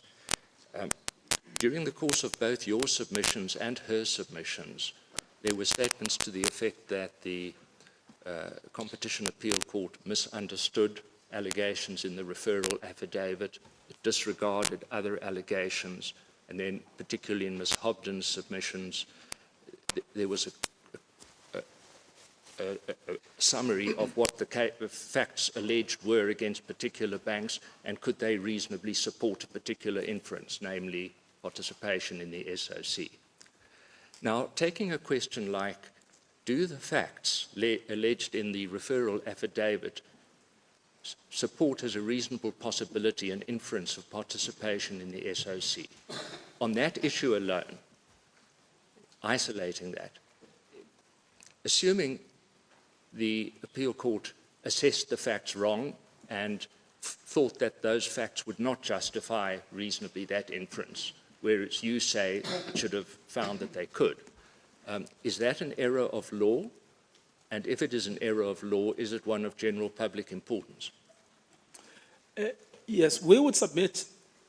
I'm now going to answer it on that basis because I want to say something else about what the actual findings were on which banks were excluded and for what reasons. But we would submit that if they made legal errors on attribution, so take one error, because the only instance that is mentioned is one and not multiple. Therefore, you cannot be attributed as a participant to the SOC. Now, that's an error of law. Well, is it an error of law, or is it the court saying, we do not consider that one pleaded instance is sufficient to draw the inference? Doesn't necessarily mean that in every case, one instance won't be enough. But in this case, having looked at the fact that there's say a conspiracy that is alleged to have gone on from 2007 until at least 2013, with several hundreds of specified instances of chat rooms, but a particular bank, say, is only involved in one. Could a court asking itself, would this reasonably justify an inference that this bank participated in the SOC as a whole and was aware of or could have been aware of all the participants in it? Surely the court can take into account, it may do so wrongly, it may be a factual error, but to attach significance, for example, to the fact that a particular bank is mentioned only once. And then, just to add to that, there was an argument, I think it was Ms. Hobden's argument, but you've emphasized this point as well, but you must also take into account that there's economic evidence. But all of that is factual. And if I can foreshadow, because I don't want to put you right onto the spot now, although obviously I will invite you to give your answer, what would assist me, and it would assist me in regard to the adequacy or the appeal court's alleged wrong findings of the inadequacy of the pleading on two matters which are related, the adequate connecting factors, assuming that is the correct test, and knowledge of and participation in the SOC. What I would find useful is a list of the errors of law that were made, and I think to identify them as errors of law, they ought to be capable of being formulated without reference to the facts of this case. In other words, the law is this, but the appeal court said that the law was that. And I think at some stage, subject to the direction of the Deputy Chief Justice, I would find it useful if those errors of law were clearly identified because, and I don't criticize you or Ms. Hobden for this, but in the course of submitting the justification for your case in respect of each bank, there was seemed to me quite a lot of mixture between alleged factual errors and things that might or might not be errors of law. And perhaps once that list is compiled, you could let your colleagues for the respondents have it and at some stage hand it up to us, and whether it gets elaborated upon at a later stage in reply or if we have time. That is what I'm looking for. But to go back to our instance, say, of the bank, do you say that we can go somewhere to the appeal court's second judgment and find a statement that is wrong in law? Yes, that is the only argument we've been raising, is that these findings about non-attribution are actually errors of law. We've never said these are errors of fact. We've said they are errors of law. So I was going to go back to Barmley, Merrill Lynch, and Barnum. Now, sorry, why were they... To which bank? First, 20th, and 21st. The Bank of America respondents, yes.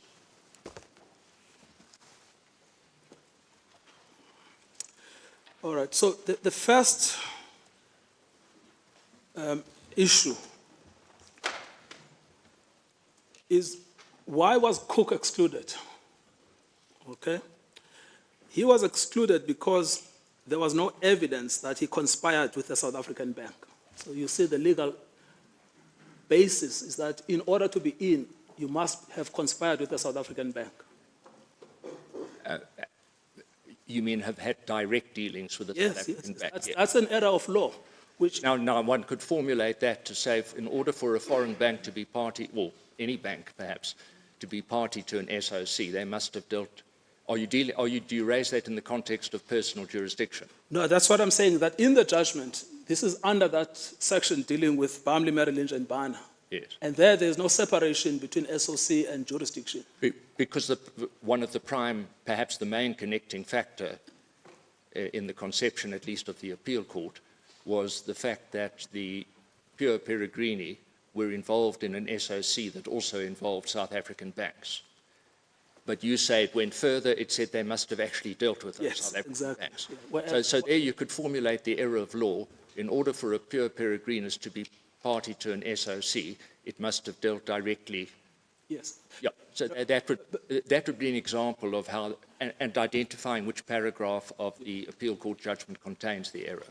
Yes, no, I accept that, Justice Rogers. I have no problem with it. I'm simply pointing out that when you say that our submission was a mix of fact and law, that's actually not accurate. We've actually identified errors of law, such as the one I'm identifying. But I'm happy to redo the exercise exactly as you're requesting. Yes, and as I say, framing the question of law without reference to the facts of this case probably assist in not mixing it up with factual assessments. Yes, indeed. Then, can I just check some... in the second appeal court hearing, Was the question argued that the court could not permissibly take counterfacts raised in dismissal applications by the respondents? Yes, that was taken. Yes. So it is a matter of surprise.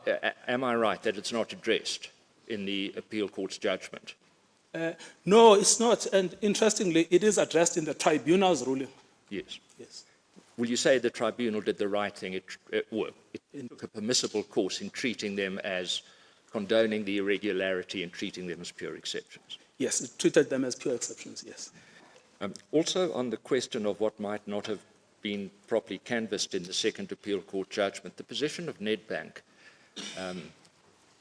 assuming for the moment, just leaving aside what my colleague raised about certain paragraphs in the appeal court judgment, on the assumption that the appeal court judgment contains no reasoning in relation to Nedbank, one knows from its other reasoning it would have said, well, we can't join them because they came afterwards.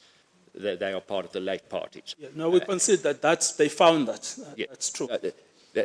That might be a basis, but if we are with you that respondents could have been joined after the June 2020, then what do we do with Nedbank? Do we have to then undertake our own analysis of the adequacy of the case against it because we have no reasoning to deal with? Yes, because it's just one. I mean, it's unlike, I suppose if it was, 80% of this thing was this bad, then I would say maybe then you shouldn't. But if it's one bank, then I would ask that you should conduct your own analysis. And I suppose we have, yes, I'd have to go back to the second tribunal decision to see to what extent they dealt with it. But if we're with you on Joinder, we can't duck dealing with it. Yes, you must still decide whether we've correctly attributed the SOC to it. But there's no problem of jurisdiction because it's an incolor. But just to clarify, you said you were attempting in your address, and Ms. Hopton perhaps was attempting to do the same, always to circle back to errors of law.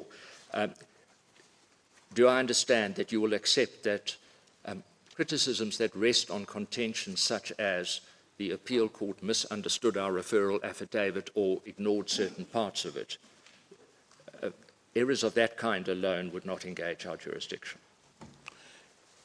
I think that's ordinarily the case unless they illustrate a lack of knowledge or awareness of the facts, which is the test you've now formulated in Vodacom. Yes, at the moment we don't seem to have that case before us, but... well, the problem is this, if you say that the referral says X, but it actually says Y, that's evidence of lack of awareness of the contents of the referral, and that's a legal question. Just wanted to check. So just to make sure that, again, no one says, you included things that are factual and you were prohibited from doing so. We will include those things where there is a distortion of the referral because they indicate a lack of awareness of what is contained in the referral.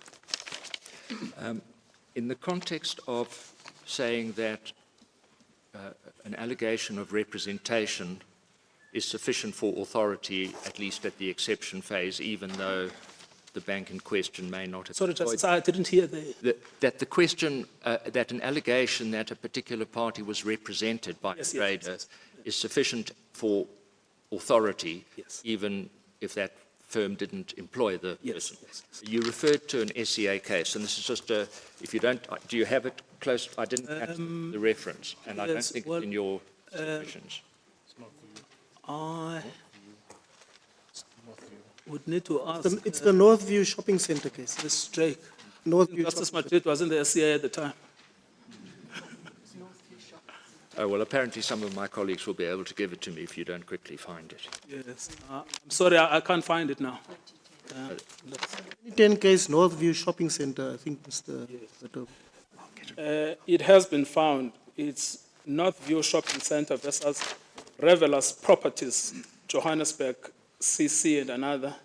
It's reported in 2010, volume 3, SA 630. I think we referred to paragraph 28. I see Justice Mlambo was in that case. Yes. Thank you. Those are my questions. Thank you, Justice Rogers. We will try to do this exercise, hopefully by first thing tomorrow morning. Well, I know it will be done by my juniors.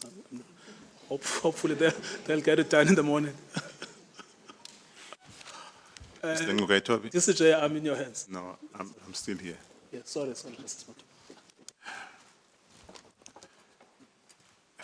If you are able to successfully persuade us that the second CAC judgment misconstrued the section, the impugned section, section 3.1, by introducing a different test, like your qualified test, which is borrowed from the US and the American and the UK, that would, in your view, constitute an error of law that would ground this court jurisdiction. Yes, we submit that. That is correct, Justice Matopo. I don't want to now vicariously respond to Justice Rogers because he says, well, what about res judicata? But I would say that if I can convince you that the judgment is wrong, you must overturn it. Insofar as the approach by the CAC on the exception, does the fact that it applied a different standard by reading in evidentiary requirement, does that also invoke the jurisdiction of this court? As you would recall, it alluded to plausible evidence. Would that on its own, assuming that would have been, or that was, the only issue that we had to determine, would that ground our jurisdiction? If it overlooked evidence. Yes, the misapplication of the standard Yes. by the CAC on its approach to rules relating to exceptions. No, probably no. I mean, we would have to show, if we're complaining only about the facts, we would have to show that if we say in paragraph 20 that Cook was employed by Bamley, I'm just making a rough example. In your judgment, you say, you allege that Cook was employed by Nomura. Then it's an egregious mistake, which shows a lack of awareness of the pleading, which we say is an error of law, because we are entitled to have a dispute adjudicated properly. But if we say, well, you've said that one of the factors I take into account is the frequency of participation. I think 1 as opposed to 30 is insufficient. Yes, then I accept that that might fall under S versus Busak. Well, as you and I probably understand the rules relating to exceptions, we borrowed same from the High Court rules, and as in the Competition Act. Does the rule in the High Court deals with plausible evidence? And was the CAC correct in its finding that the tribunal had, or the commission had to lead plausible evidence? No, it was wrong because throughout it's actually talking about evidence. It's not talking about facta probanda, the pleading itself, which is what is required right now. And one of the problems, this is what I suppose Justice Rogers was coming to around the correct standard. One of the problems with this case is that we raise a pleading. Inside of the banks answering the facts, they bring their own application with new facts that have nothing to do with what is pleaded. Then the tribunal says, look, this is intolerable. We're going to treat this as an exception. In an exception, no new facts. And this is not a case about evidence. It's everyone accepting that if what is contained in the commission's referral is proved at trial, does it disclose an action or not? Now, if you misunderstand that question, that's an error of law, which you would be entitled to intervene. Would that not fall within the sui generis approach of the Competition Appeal Court? That you could, in the course of adjudicating such disputes, look at the additional evidence or the new evidence? Would that not fall within No. their remit? No, they wouldn't have the power to do that. It's the tribunal that would have the power to decide whether additional evidence is required or not. What it decided in this case, it decided that all of these applications to dismiss will be treated as exceptions, which meant that no extraneous evidence. And one of the problems with the judgment is that it actually doesn't engage that reasoning of the tribunal, whereas it was one of the points we raised, which we still take even now. Can I just share with you my difficulty? Of course. As I was preparing. Hope I can help. Yeah, as I was preparing for this case, and it's more or less the same concern that my brother Rogers J has dealt with. My point of departure was to look at the CAC order and also look at the first CAC and the second CAC order. And then I had to ask myself, absent any appeal, are you precluded from raising the issue? And I looked further and said, there was that order, and which required you to do certain things. And you did those certain things, you reconfigured your papers. Is it permissible, or it's permissible for a party to argue that having done that, you cannot raise it at any other forum? This is the debate that you had with my brother Rogers, but albeit I'm putting it differently.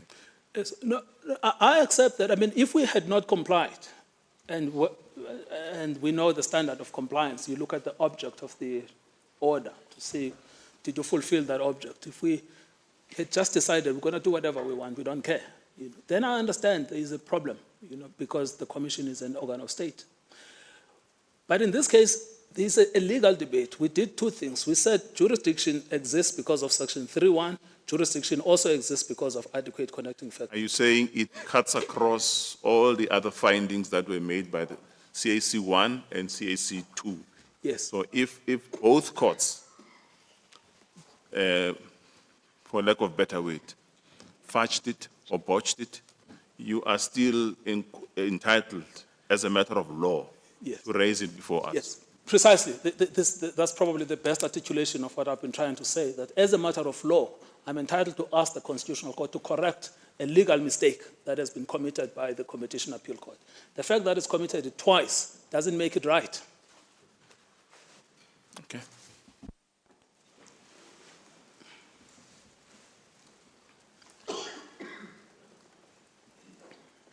I have questions for Ms. Sikalala, please. Well, I suppose if there are further questions for me, then the DCJ will invite me.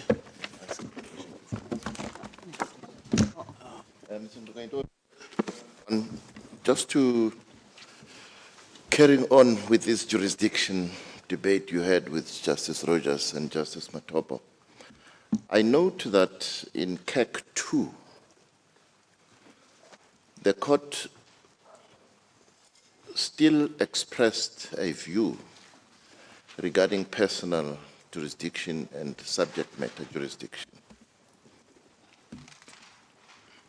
And I want to link that to the question that Justice Matopo asked you, because it seems to me that in CAC 2, rather than speak more about personal jurisdiction, the court went further. And with that in mind,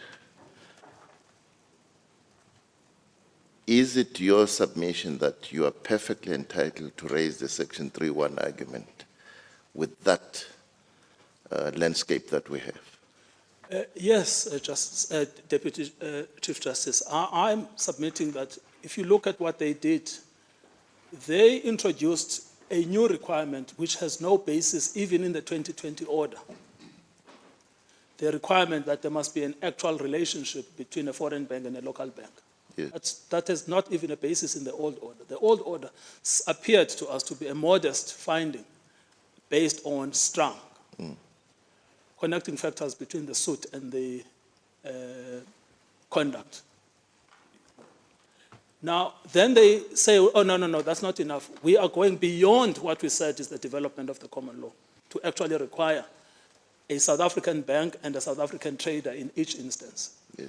Now, I'm entitled to say the second judgment is wrong because it does not apply Section 3.1. And because it's a pure question of law about Section 3.1, what does it mean? You are entitled to intervene and to correct it. And it doesn't matter that they have previously got it wrong. They got it wrong twice, but I'm asking the court to correct it. Thank you. I suppose I could call Ms. Sigalala then. Yes. For a supper. Thank you, Deputy Chief Justice. Ms. Sigalala, I want us to look at the purpose of Rule 15.2 of the Tribunal Rules and the similarity that it has with Rule 18.4 of the Uniform Rules of Court. And would you agree that the primary purpose of these rules is to prescribe that parties must be clear in their pleadings so that the other side can respond appropriately? Justice Turan, I have Rule 15.2 before me, but I don't have 18.4, but I would agree with that, yes. Yes. Rule 15.2, though, requires that the Commission plead a concise statement on the grounds of the complaint, the material points or material facts or the points of law relevant to the complaint relied on by the Commission in the complaint. So you would agree that the primary purpose is to prescribe that parties must be clear in their pleadings so that the other side can respond appropriately? Yes, Justice Turan, I would agree with that. And would you agree that the purpose of the CAC 1 order was to allow the Commission to supplement and amend its pleadings to make out a cause of action for a single overarching conspiracy? Yes, that was one of the purposes of the CAC 1 order, and it was also to streamline the referral affidavit. They were to make it one affidavit and to just enable both the Commission and the parties to understand the case that was brought against them. Now, I'm struggling to understand how Pickford's assists the submission that you made that Rule 45 of the Tribunal Rules permits joinder or substitution of parties. On my reading of Pickford's, it speaks to the competence of adding respondents who ought to have been added but were not cited at the initiation of the complaint. How can Pickford's be authority to allow for carte blanche joinder of respondents? Yes, so Justice Turan, Pickford speaks to Section 49B as to whether the jurisdictional requirement for having initiated a complaint as against conduct has taken place.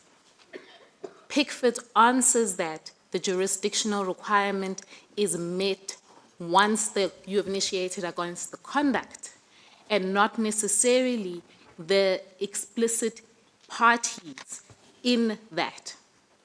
Once that jurisdictional requirement has been met, then the tribunal has the ability to be able to exercise its powers. So yes, in relation to Pickford's, that was in that didn't, so, let me answer this specifically. Pickford's, our interpretation of Pickford's is taken to the logical conclusion thereof. Once it was decided in Pickford's that once you initiate against the conduct and the consequences of initiation run as against that party, even when they're not explicitly named, then that jurisdictional requirement has been met, and then the tribunal then has the power to be able to exercise its powers in terms of the act. But it also brings me back to my initial question, in that the purpose of the CAC 1 order was to allow the Commission to supplement its papers to make out a cause of action for a single overarching conspiracy. And how does that give the Commission then carte blanche to join the respondents that it wants to join? Justice Turan, so I'm understanding your question relating specifically to the issue of joinder and not in relation to the issue of initiation. It's linked to the applicant's reliance on Pickfords. Yes, Justice Turan. I have already, in my initial address, outlined the fact that the CAC order, the 2020 order, asked the Commission to streamline its affidavits, asked the Commission to plead, but the power to join parties, the power to determine matters of procedure, doesn't stem from the CAC order. They stem from the Act, because the Act empowers the tribunal to be able to determine its own matters of procedure in order to be able to run its processes. So, yes, the Commission was required to streamline its affidavits and was required to plead that. But in the absence of the CAC having said, you're also precluded from exercising your powers in terms of the Act, the tribunal was entitled to be able to exercise the very powers that's been given to it, not by the CAC order, but by the Act. And that includes the power to supplement and amend its pleadings. The Commission was asked to file a new referral affidavit in paragraph 3.3.1. It filed a new referral affidavit, and in that it cited those parties, but that was the requirement of the order, to file a new referral affidavit.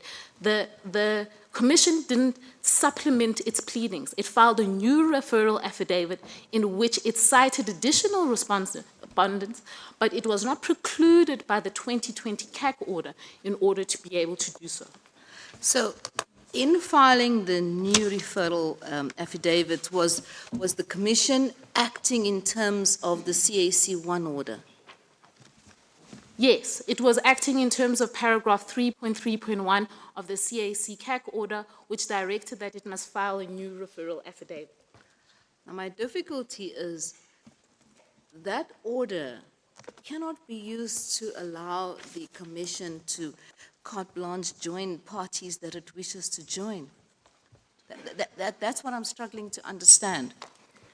Justice Soran, our submissions are that when you read that order, there's nowhere in that order where it excludes or it precludes the Commission from being able to join parties. The use of the term named respondent was merely to correct the earlier order of the tribunal.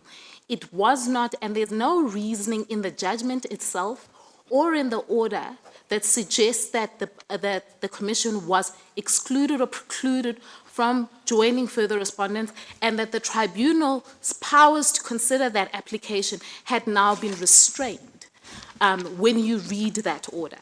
It just simply doesn't read that way.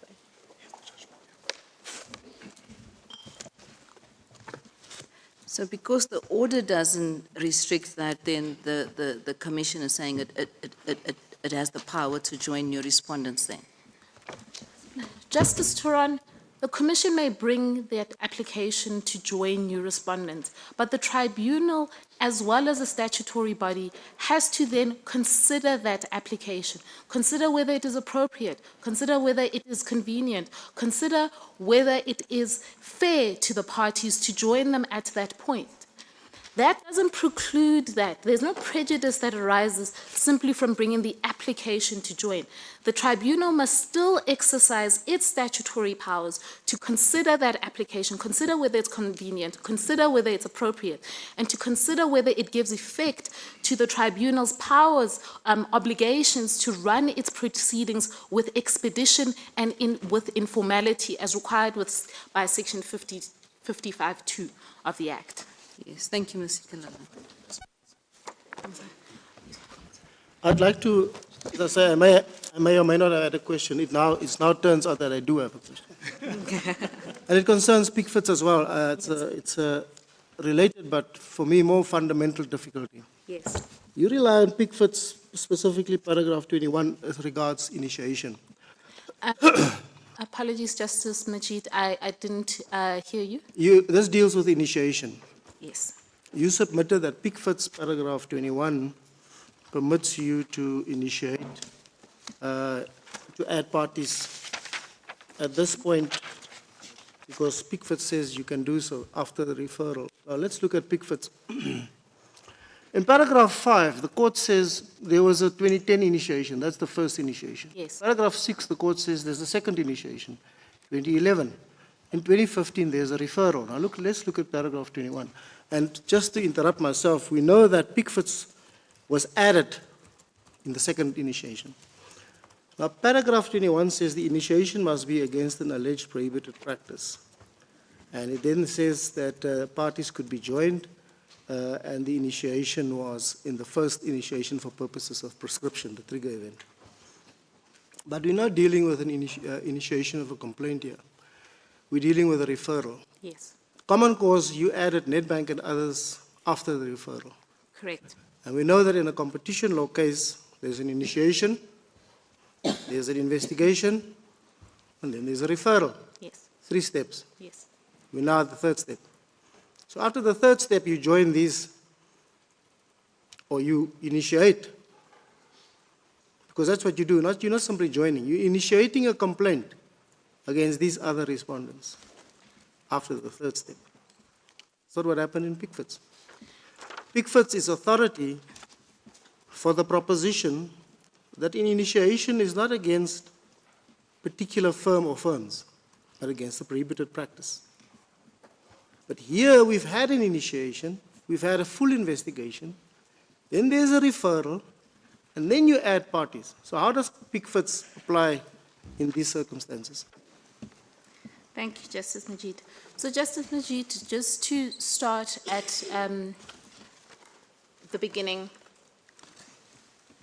Pickford's, as you've already articulated, is authority for the proposition that you initiate against conduct and not a particular firm. Our submission is that we have initiated against the conduct, and we did so on 1 April 2015. And once you have done so, you have initiated against all parties in that conduct, irrespective of whether they are named or not named. And this is important because initiation as a step has already been recognized by this court and in Yara that it is an informal process. It is against the conduct, and it is an informal process. Just interrupt you there, please. I don't want us to talk past each other. Do you accept, as a matter of principle, that Pickford's is no authority for the proposition that you can add parties after referral, as opposed to what Pickford's dealt with, initiation? For me, it's an important distinction. and I think we need to understand that that is the question that I'd like to be answered, please. Justice Majid, we accept that Pickford's was not dealing with the referral stage of proceedings. It was dealing with the prior state before referral.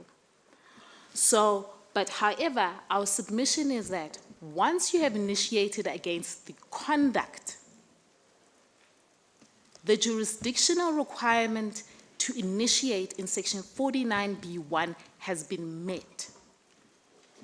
And then at that point, you can then speak to the issue of joinder.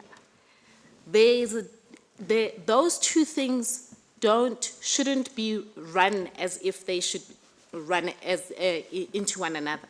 We have met the jurisdictional requirement to initiate against the conduct. That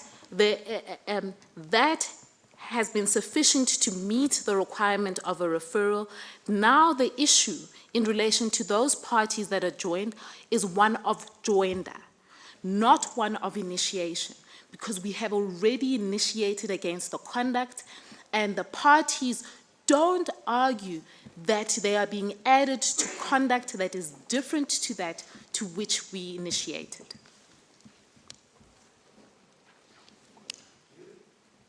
Accept, or do you not that initiation first and second in investigation are jurisdictional requirements for a referral? Yes, Justice Majid, that is the authority, the precedent that has been established, yes. Now, just to put it bluntly, and not to beat around the bush, have you not added parties against whom there's been no A, initiation, and B, investigation? Because you've added them after referral. Justice Majid, we initiated against the conduct, and initiation, because initiation is against the conduct, those parties that were added validly in relation to conduct against which we have initiated. The investigation is in relation to determining that the prohibited practice is established. We conducted an investigation and also met that jurisdictional requirement. The issue of initiation has been met by the fact that we have initiated against the conduct and a valid investigation was taken and the matter is now at referral. What is at issue is one of joinder, but the tribunal's jurisdiction has been engaged. Do you accept that that proposition you just made, that submission, is not supported by Pickford's? Justice Majid, we submit that, yes, the submission takes Pickford's to its logical conclusion, but factually, Pickford's was dealing with it at a different point in time. Pickford was not dealing with it at referral stage. That I accept. You see, in this court, because it's an apex court, we try as far as possible to practice judicial economy. So we only decide the case that's before us. And Pickford's dealt with this question.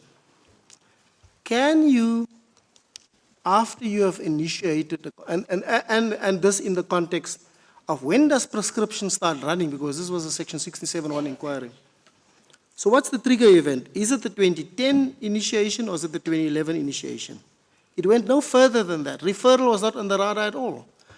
So I understand your submission, but I have difficulty in drawing it, as you say, to its logical conclusion. That is to attribute, since we're speaking of attribution here, that's to attribute to that ratio decadendi in Pickford's what it cannot possibly say. I mean, the judgment only says, for purposes of prescription, the initiation was 2010. That's when the trigger event, that's when the clock started running, started ticking. But we didn't draw, you can't draw it as far as referral exactly because, as I say to you, your jurisdictional requirements, the prerequisites in law for a referral are initiation and then investigation with extensive powers by the investigators. What do you say about that? Yes, Justice Majid. I would say that the significance of the finding in Pickford's that the Section 67 time bar begins to run even before the party is explicitly named in the initiation statement is significant, because it means that a party, the two purposes for initiation, which is to begin the processes of the Act and to trigger the Section 67 time bar, have been triggered. And we would say then the logical consequence of that is that a party has been validly initiated at that 2010 initiation, the first one, even though it is an initiation against the conduct and it has not been explicitly named. The issue becomes not one of initiation. The issue becomes one of joinder. It may very well be that then the tribunal may have to exercise different powers or so on in considering whether to join that party. But it can't be to say that the requirement of Section 49B1 to initiate against the conduct has not been met. Now, I hope I don't sound facetious when I say this, but where would you draw the line? I mean, let's say we get to a point where this trial starts running eventually. against the banks that remain, all of them, as the case may be. At what point do you draw the line to say you can still add parties? Like a few months into the hearing, some more names come up. Add them. You've never initiated, but you say you can add after referral. Come to the end of the hearing, it's time for judgment, court reserves judgment for a month or two. Can you still add them? Where do you draw the line? Where does all of this end? Yes. Thank you, Justice Majid. Justice Majid, I know I keep repeating the statement, but in the first instance, we have initiated as against the conduct. Argument, yes. don't repeat it, please. I hear what Yes. you're saying, and don't get me wrong. I'm going to consider it, although it may not look like it. I'm going to consider it. But I want to know, there must be a point in litigation where you say, and particularly in competition law litigation, where you say, you got to draw a line to say you can't keep on adding parties. Where is that line? Justice Majid, when it causes prejudice, and that is classically a issue that one has to consider in a joinder application, whether it's convenient, whether it's prejudicial to be able to join a party. But it doesn't mean that the jurisdictional requirements of the Act were not met. It simply exercises the joinder requirements, the requirement, particularly in the Act, to act fairly to the parties. But that is essentially the line. Thank you, Ms. Sigalala. I think you've answered the questions. Thank you. Thank you very much. I think that's it in terms of questions. I know we had said we want to adjourn at 3:30, but Justice DCJ, can I just get 1 second? I haven't considered the authority, but my team insists that I should give it to the court on the point of this court overturning a judgment that's not directly on appeal. Apparently, I think it's Justice Teron who did it recently. Where is it now? Sorry, Mutsila. Yes. Well, so she remembers it. Mutsila versus Municipal Gratuity Fund and others. 2025 ZACC 17, 8 August 2025. They say that that's the case in point. Thank you, TCJ. thank you very much. I want to invite Advocate Falam to have his uninterrupted 30 minutes. We do adjourn at 4 normally, but we had intended to adjourn at 3:30, but we are here when we're all fresh and vibrant. So yes. Please go ahead, Mr. Falam. Yes, the Thank you very 3:30, much. the fresh session. You represent the 1st, the 20th, and the 21st respondents, isn't it? Indeed. And Deputy Chief Justice, Justices, I'm speaking first because for reasons not quite clear to me, Bamley was cited as the first respondent and no one else has volunteered to open the batting. So I've got 30 minutes to deal with some general issues and then some BOA specific issues. Now, the first issue to be addressed concerns the question of what the Commission could legitimately seek to raise in its application for leave to appeal against the second CAC judgment of January 2024, CAC 2, and any appeal arising therefrom. Now, the Commission contends that an appeal from CAC 2 could legitimately include a consideration of the Tribunal's jurisdiction in respect of extraterritorial conduct and foreign respondents, and thus what legal test applies to the jurisdictional issues posed by a complaint involving foreign entities' conduct outside South Africa. Now, that is the Commission's first ground of appeal in its application for leave to appeal, and the principal basis on which it contends it would be in the interests of justice for it to be granted leave to appeal. And the Commission's arguments on that issue also enjoy primacy in its written submissions, comprising the first substantive submissions taking up 13 pages. But as the BOA respondents pointed out in opposition to the Commission's application for leave to appeal, as well as in opposition to the Commission's application for leave to file a replying affidavit in that application, those jurisdictional questions were not, however, decided or argued in CAC 2, nor in the Competition Tribunal proceedings which preceded that appeal, CT2. This is because they had been comprehensively debated and finally decided in the earlier CAC proceedings of 2019-20 as well as in the earlier iterations of the Commission's referral, that's CSC1, and after it being extensively debated in the initial tribunal hearing in 2018 and addressed comprehensively in the first tribunal judgment of June 2019, CT1. Now, contrary to what the Commission has suggested, CAC2 merely involved an assessment of whether, in the light of the legal principles set out in CAC1, read with the applicable procedural rules, the Commission's replacement referral affidavit of June 2020 sufficed to make out a case for the respondent banks to answer. And accordingly, any potential appeal from CAC2 could merely pertain to that much narrower issue, and thus effectively a case-specific and factual or essentially factual question of the kind that has typically not been considered to engage the jurisdiction of this court or warrant consideration by the court in the interest of justice. Now, the Commission has incorrectly submitted that the BOE respondents objected to the Commission's raising of legal jurisdictional issues in its application for leave because they were not raised in the CAC. But that is not our argument. The main objection of the BOA respondents is that legal questions regarding the tribunal's jurisdiction over foreign conduct and foreign entities were not the subject of COC2. They were, as mentioned, dispositively addressed in CAC1.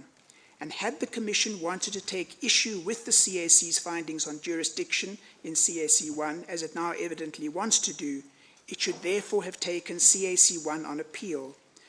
But not only did the Commission not do so, it signalled its acceptance of that order by seeking to comply with the CAC1 order in its replacement referral affidavit of June 2020.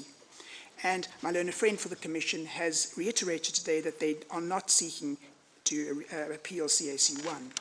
The Commission is therefore precluded by the principles of res judicata and issue estoppel from seeking to revisit the jurisdictional issues finally decided between the Commission and the respondent banks in CAC1. Now, on the BOA respondents' heads, the objection to the Commission's attempt to revisit jurisdictional issues in its appeal from CAC2 is motivated inter alia with reference to a High Court judgment in which it was held that a party to an action in which there's been a separation of issues cannot, during the second round of the matter, seek to amend the case that it presented in the first round, and thus revisit issues which were finally determined in an earlier judgment which had laid the basis for the second leg of the action. One could also take the analogy drawn from actions with separated issues further. If, for example, there's a separation of merits and quantum, with the merits determination itself susceptible to appeal, delineating what would needed to be proved in the quantum inquiry, a plaintiff who accepted the outcome of the merits hearing and thus the merits order, and then ran the quantum hearing on that basis, could not, in appeal against the order made at the end of the quantum hearing, seek to argue that the merits order was wrong, and that its quantum evidence would at least have sufficed had the merits leg been decided differently. And the plaintiff in that scenario could certainly not seek to make such an argument in an application for leave to appeal against only the quantum judgment and order, and thus in an application for leave to appeal which was not also directed against the merits order. Now, in the present case, the arguments the Commission now seeks to advance in respect of jurisdiction were to all intents and purposes the same as those which were raised in CAC1, and this can be neatly seen from the summary of the Commission's appeal, or more accurately, cross-appeal in CAC1, which is on page 12 of the CAC1 judgment, page 91 of the record. In the light of the findings in CAC1, the Commission did not make submissions in CT2 or CAC2 about what jurisdictional test applied to referrals involving economic activity outside South Africa by foreign actors, or thus to the meaning and effect of Section 3.1 of the Competition Act, and nor would it have been allowed to do so, as any such attempt would doubtless have been met with an objection from the tribunal or the court that this had been finally disposed of in CAC1. Now, the Commission appears to accept that its written argument in CAC2, as well as its argument in chief in CAC2, did not indeed make such arguments, but it asserts, with reference to an excerpt from the CAC2 transcript that it sought leave to adduce in a replying affidavit in its application for a leave, that a jurisdictional issue was raised by the lead counsel in argument in reply, and that's at 649 and following of the transcript. And what's interesting about that transcript, it's difficult to follow, but at a couple of occasions, President Davis said, but we dealt with that last time, and my learned friend acknowledged that was the case. Now, the BAA respondents, when opposing the application to introduce that portion contended that the Commission misrepresented the gist of its oral argument, and we stand by that. But they have also, in any event, demonstrated the opposing affidavit with reference to excerpts from the Commission's heads in CAC 2 that, as one would have expected, the Commission sought to comply with the CSE's jurisdictional findings and orders in CAC 2 in their written argument, an argument in chief, rather than to challenge them. Had the Commission wanted to advance before this Court the arguments that it is now set out in Section 2, pages 6 to 18 of its main heads of argument, it should therefore have sought to appeal the relevant orders in CSE 1, but it has never done so, either after receipt of CSE 1 at the end of February 20 or when seeking leave to appeal CSE 2 in February 2024, and it confirms again today that it does not intend to seek such leave. The Commission sought to justify its failure to appeal CSE 1 on the basis that it was substantially successful in that appeal, and there was consequently nothing that it could allegedly appeal, but that is clearly wrong. The orders in paragraphs 3.2.1 and 3.3.1, which dealt with the CAC's findings on subject matter and personal jurisdiction, could plainly have been appealed by the Commission had it been desirous of doing so. The reality was the Commission was prepared to be bound by those orders in keeping with the res judicata and issue estoppel principles, and to attempt to comply with them as it evidently thought it could do. The Commission cannot now attempt to reverse course and advance the kind of arguments which would have been competent in an appeal against CSE 1 in the context of an appeal against CSE 2. It has thus submitted the Commission's first ground of appeal in its application for leave to appeal to this Court, as well as the arguments advanced in Section 2 of its main submissions cannot competently be advanced. That also in turn means that the key prongs of the Commission's argument in Section 6 of its main heads of argument as to why leave to appeal should be granted would be inapplicable. Now, the Commission's submissions regarding jurisdiction are in any event unsustainable. The Commission submits that 3.1 of the Competition Act supposedly involves an unqualified effect test, or in other words, that economic activity outside South Africa, which has any effect within the country, would be caught by the Competition Act. The Commission submits too that Section 3.1 purportedly allows the competition authorities to proceed against any person or entity responsible for economic activity which has an effect within South Africa, irrespective of where they are based, and thus contrary to the long-established test under the common law. And they say that, contrary to the long-established test under common law, there's no longer requiring of personal jurisdiction in competition matters. Now, as we submitted in the BOA respondents' heads, this would result in South African competition authorities having unparalleled worldwide jurisdiction, and would, for example, mean that the Commission and the Tribunal would have jurisdiction over two foreigners colluding in, say, Alaska over the price of South African apples. And it would also likely result in the competition authorities being overwhelmed with cases involving foreign contracts with which a party is desirous of not complying, with little impact on South Africa. And it would also run contrary to the well-established principle of effectiveness. Now, if the jurisdictional debate settled in CAC 1 were held to be capable of being re-argued in an appeal from CAC 2, the Commission's approach should thus anyway be rejected. And there's not time in this opening to revisit the contentions made in CAC 1 or the basis for the determinations made by the Tribunal and CAC on these issues back in 2019 and 2020, and other respondents might anyway do so. But I'd like to mention a few factors which we submit show that the Commission's argument is unsustainable. First, Section 3.1 only purports to deal with subject matter jurisdiction. It does not address personal jurisdiction at all. For the Commission's interpretation to be upheld, it would therefore have to be found that the section impliedly repeals the common law. That would either be contrary to one of the most fundamental presumptions of statutory interpretation, namely that a statute should be read in conformity with the common law unless it clearly or by necessary implication indicates otherwise. And relatedly, the argument by the Commission that the common law is somehow not applicable in competition acts by virtue of the Competition Act is also plainly wrong, as we've submitted in our heads. And finally, I note the concession that my learned friend, or the submission that my learned friend made in response to Justice Colopin's comment that the same provision is found in the NCA must in any event be destructive of their case, because the same clause, a section in the NCA clearly doesn't ask personal jurisdiction. So if it's going to be interpreted in the same way in both statutes, it can't ask personal jurisdiction in the Competition Act either. Now, secondly, doing away with personal jurisdiction would also result in various anomalies and inconsistencies vis-à-vis the Competition Act, not least because, one, an order of the tribunal, including an administrative penalty from the tribunal, can be enforced as if it were an order of the High Court, Section 64. And there must therefore be an equivalence between the two, in other words, tribunal orders and High Court orders, insofar as personal jurisdictional reach is concerned. And secondly, the CAC is a court with similar status to a High Court, and would not thus likely be assumed to have jurisdiction over persons who would not be defendants or respondents in High Court proceedings. And there are also other indications in the Competition Act that complaints and complaint referrals were not envisaged against foreigners with no business presence in South Africa. For example, subpoenas cannot be enforced against them, administrative penalties cannot be imposed on them because they have no turnover in South Africa. So the same test used for assessing personal jurisdiction in the High Court, which as the CAC noted in the CAC 1 has involved to include a consideration of adequate connecting factors, should apply in competition matters.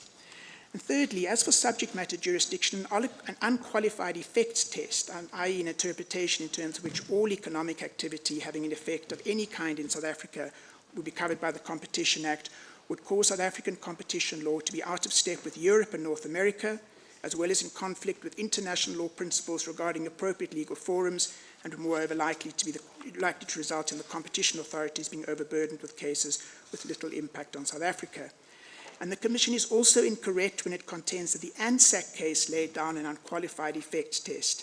The CAC and SCA were concerned with a different issue in that case, whether it needed to have an adverse effect, while the CAC referred with approval to other jurisdictions where the effect must be direct and substantial. So as already noted, what CAC 2 was actually about was about whether the Commission's referral affidavit of June 2020 complied with the prescripts of the detailed order in CAC 1 and other applicable procedural rules. In other words, the issue in CAC 2 was whether the June 2020 referral affidavit made out a case for personal jurisdiction in respect of the foreign peregrini with reference to an adequate connecting factors test, and subject matter jurisdiction in respect of all foreign peregrini with reference to a qualified effects test requiring an immediate and substantial effect which was foreseeable, as well as whether the Commission had adequately pleaded a case regarding a single overarching conspiracy, SOC, against all of the bank respondents. Now, the Commission contends the CAC erred when conducting that inquiry, which was largely an auditing exercise with reference to paragraphs of the order in CAC 1, because it failed supposedly to have regard to what was required under Tribunal Rule 15.2. But the Commission was wrong in that regard. The various pleading prescripts in the CAC 1 order reflected the CAC's judgment as to what Rule 15.2 required the Commission to plead for a case of an SOC against the various foreign and local bank respondents. And if the Commission did not agree with the CAC's findings and the resultant precepts, it should have taken the relevant paragraphs of the CAC 1 order on appeal, but it did not do so, instead being content to comply therewith. Now, the CAC's conclusions regarding the adequacy or otherwise of the Commission's pleaded case in the June 2020 complaint referral are party-specific. It held the Commission's allegations in respect of some bank respondents sufficed, but didn't suffice in respect of the majority. And I'll therefore address that issue with reference to the case made out against the 3 Bank of America respondents, all of whom must be assessed individually in respect to the allegations against them. But before performing that exercise, it's important to make 3 preliminary observations. First, the BOA respondents comprise 1 respondent, Bamley, the first respondent, and 2 parties referred to as purported respondents, as they are not yet respondents, but rather parties whom the Commission desires to join as further respondents, MLPFS, the 20th respondent, and Banner, the 21st respondent. Second, the inquiry in relation to those 2 categories of respondents is different. As Bamley is already a party, the question is whether Bamley can succeed in getting out of the case by means of an exception. By contrast, because MLPFS and Banner are not yet parties, the question is whether the Commission can show that they should be brought into the case by virtue of being joined as additional respondents. And third and relatedly, the test in respect of those categories of respondents is also different. Firstly, the test in relation to Bamley is the usual test in exceptions, and thus involves a consideration of whether the facts alleged by the Commission in its replacement referral suffice to show both the Commissioner's jurisdiction over Bamley, a foreign peregrinus, a pure foreign peregrinus, and that Bamley is prima facie implicated in the SOC alleged by the Commission. As the CAC observed in CSC1, there's some overlap between those aspects, because if the Commission pleaded a non-acceptable case about BAMLI's involvement in an SOC involving South African banks designed to affect the ZAR, then there would likely be sufficient connecting factors to justify personal jurisdiction against BAMLI, foreign peregrinus, and there would also be likely to be sufficient allegation to satisfy a qualified effects test and thus make out a subject matter jurisdiction.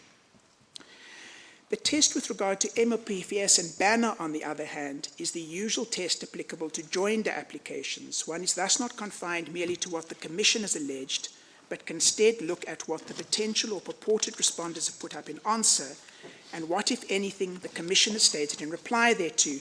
Further facts can therefore be considered in that context, and regard can also be had to factual issues that are common cause. The Commission has confused the different inquiries and tests with regard to the B3 BOA respondents and also misrepresented the position applicable to them and what has been asserted on their behalf in particular. Now, the Commission contends that BAMLI, MOPFS and Banner brought what were effectively dismissal applications, but they did not. BAMLI instead brought an exception, albeit using the form the Tribunal appeared to sanction for exceptions, presumably in light of Tribunal Rule 42, and that cast just arguments and affidavits. The directives of the Tribunal show that they regarded exception applications as the way to proceed.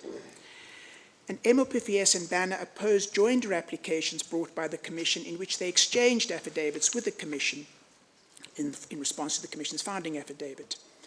Now, the Commission furthermore alleges that the BOE respondents impermissibly sought to add facts in an exception, but that misrepresents the case presented on exception. BAMLI's exception was argued with reference to facts put up by the Commission, but what BAMLI did also assert was that the Commission and the Tribunal and the CAC could not sensibly ignore facts which were not disputed in the joinder application and were in fact used against other BOA entities in that context when adjudicating the exception application of BAMLI.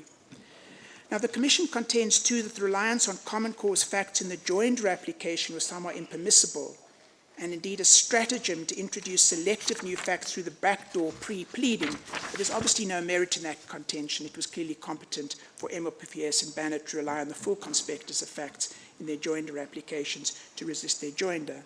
Now, before proceeding to consider the cases the Commission has made out against the 30BA respondents, which I have 10 minutes, it's also appropriate to note there appears to be agreement between the Commission and the bank respondents regarding the requirements for the existence of an SOC, which in line with European jurisprudence such as team relocations, as well as a US case law, and was held by the Tribunal in CT1 to involve three requirements. First, the party alleging the SOC had to show, one, the existence of an overall plan pursuing a common objective or identical purpose, two, the intentional contribution by that firm to that plan, and three, and this is important, the awareness, proved or presumed, of the offending conduct of the other participants. Now, it's convenient first to deal with Banner, the 21st respondent. The Tribunal joined Banner in CT2 essentially on the basis that Section 59(3)A of the Competition Act purportedly allowed a holding company to be liable for the actions of a subsidiary, but the Commission obviously does not, understandably does not seek to defend that wrong finding, which was overturned by the CAC and CAT2. But the Commission argues that unlike the other holding companies against which it no longer proceeds in the light of its abandoned reliance on Section 59(3)A, Banner should still be joined because it may have employed one of the two traders, Cook or Shepherd, who is said to have acted on behalf of a BOA entity. Now, the Commission groups Banner together with respondents such as JP Morgan and SBSA in its heads of argument and argues in this regard that Banner, like those respondents, could not seek to introduce new facts to get out of the referral before pleading over. But that is an obviously bad argument because the other two entities referred to are respondents seeking to escape the referral by way of exception. By contrast, Banner, as mentioned, was a purported respondent whom the Commission is seeking to join as a further respondent. So unlike in the case of the other respondents to the original referral, regard can obviously be had to the affidavits and evidence in the joinder application. Now, the Commission alleged in its founding affidavit in support of the joinder of MOPS and Banner that Banner could have employed Cook. It didn't mention Shepherd until June 2020, and the Commission's mention of him can anyway be disregarded, as I shall explain briefly below. Now, the first answering affidavit of MOPS and Banner in opposition to the joinder, stated unequivocally and clearly that Cook was employed at all material times by MLPFS and only represented MLPFS. It was also observed the Commission never bothered to contact any BOA entity or the BOA respondent's attorneys to seek to establish which company could potentially be implicated by Cook's actions. The Commission, in reply, referred to and attached the BOA respondent's attorneys under oath. Now, the relevant parts of the affidavit, it's 1190 and following is the Commission's reply, and 1277 and following is the BOA respondent's answering affidavit in the joinder. So the Commission acknowledged that, attached the affidavit of Sean van der Meulen, but did not provide any controverting facts or any serious basis for challenging those sworn statements. It's thus effectively undisputed in the joinder application that Cook was not employed by Banner, but instead by MLPFS. It's also clear the Commission has no facts evidencing or even suggesting the contrary. Now, the high watermark of the Commission's case is that Cook signed into the old GITS chat room at various times with an email address ending at baml.com or at ml.com. The Commission states that it therefore infers, that's its words, that Cook was employed by BAMLI and or MLPFS and or Banner, and that thus one of 7 possible employment options existed. But that inference is not a remotely reasonable one, let alone consistent with all the pleaded facts. It was instead uninformed conjecture. Neither of these email addresses suggested Cook was employed by Banner, a North Carolina company, nor, contrary to what the tribunal erroneously stated in C2, is Banner the holding company of MLPFS. It's instead a company in a different branch of the Bank of America Group entirely. Not only is there no reason to infer that Cook was employed by Banner, there's also no basis to suspect that the BAA Group would later seek to suggest that its attorney statements under oath about Cook's employer were incorrect. Now, the Commission suggests today that in fact they're relying on authorization, but that has never been raised before, it's never been pleaded, and with respect, it's contrary. It's also not supported by an inference. Basically, what the Commission was saying in their referral, they were trying to catch the person under any company, saying you employed, you authorized, you represented. It is quite clear that he was employed and represented MLPFS, and that has not been contradicted. Now, the positions of BAMLI and MLPFS can be dealt with together, albeit that one's a respondent, one's a purported respondent, both are pure peregrini. Now, as a bank can only be implicated in SOC through a trader, the starting point of the inquiry must be an examination of the allegations made in respect of the traders whom it's alleged traded on behalf of BAMLI and MLPFS, namely Cook and Shepherd, and that inquiry must also be conducted with reference to the facts that the CAC said must be pleaded in CAC 1. For example, the fact that if you're relying on inference, you must give the material facts on which you rely, and you must also plead adequate connecting factors, etc. Now, almost nothing is averred about Shepherd. He was mentioned for the first time in the June 2020 replacement affidavit and was then only referred to 3 times. All that is mentioned about him is he's supposedly an employee of BAMLI and or MLPFS or Banner, which is an inference they say, and that he's a member of the old GITS chat room. Now, these various mutually inconsistent allegations about his supposed employer are by the Commission's own admission an inference. There's no factual basis for the inference. There's, for example, no allegation of where Shepherd traded, what login email he used to enter the old GITS chat room, if he ever did. It's not known if he had any contact with any other named traders, or if he did log into the old GITS chat room, who was there at the time or what was discussed. The Commission has therefore not pleaded facts about Shepherd which could be relied upon to show that BAMLI and or MLPFS joined the SOC, or that there are adequate connecting factors between either of them and the Jurisdictional Tribunal, and it's not provided sufficient basis for the inferences to be drawn. And it should also be noted that the old GITS chat room, it's alleged the old GITS chat room did not serve any legitimate purpose. As the Tribunal remarked in CT1, that omission is important, for if the chat room existed solely to further the conspiracy, one might understand an argument that you could not realistically join it for benign purposes. But if it could be used for both benign and malign purposes, simply joining it wouldn't result in an inference. Another consideration, as the Commission also noted in that context, is whether chat room is specific to rand-dollar trades, or if other currencies were also traded, as the initiation statement suggests at record 483 and 490, the notion that joining the chat room to further a ZAR USD conspiracy is further undermined. And in addition, it's been held in USA exchanging information about trading prices is not necessarily unlawful, to some extent necessary in forex trading. So we should respectfully submit nothing can be drawn from the allegations about Shepherd, and Bamley and MFPS cannot be brought into the case on that basis. Therefore, the case depends on Cook. Now, this must be considered with a reference to the fact it's essentially common cause in the Joinder application that Cook was at all material times employed by MLPFS and represented MLPFS. We submit it would not be sensible or practical, according to the interests of justice or consistent with the standards expected of the Commission as a public body, to proceed on that basis when joining MLPFS and yet ignore that fact when considering the position of BAMLA for purpose of the exception. This is more particularly because the Commission has not alleged as a fact in its replacement referral affidavit that Cook was employed by Bamley. Instead, it, as mentioned, alleges 7 mutually inconsistent alternatives involving his login name, BAML or ML.com, and they cannot reasonably lead to an inference that the position has been misrepresented under oath by the Bank of America's attorney. In any event, the allegations regarding Cook are inadequate to make out a case that he is involved in the SOC contended for by the Commission, and more particularly in SOC with South African banks, which had as its purpose the manipulation and distortion of normal competitive conditions in the trading of the USD-ZAR currency pair.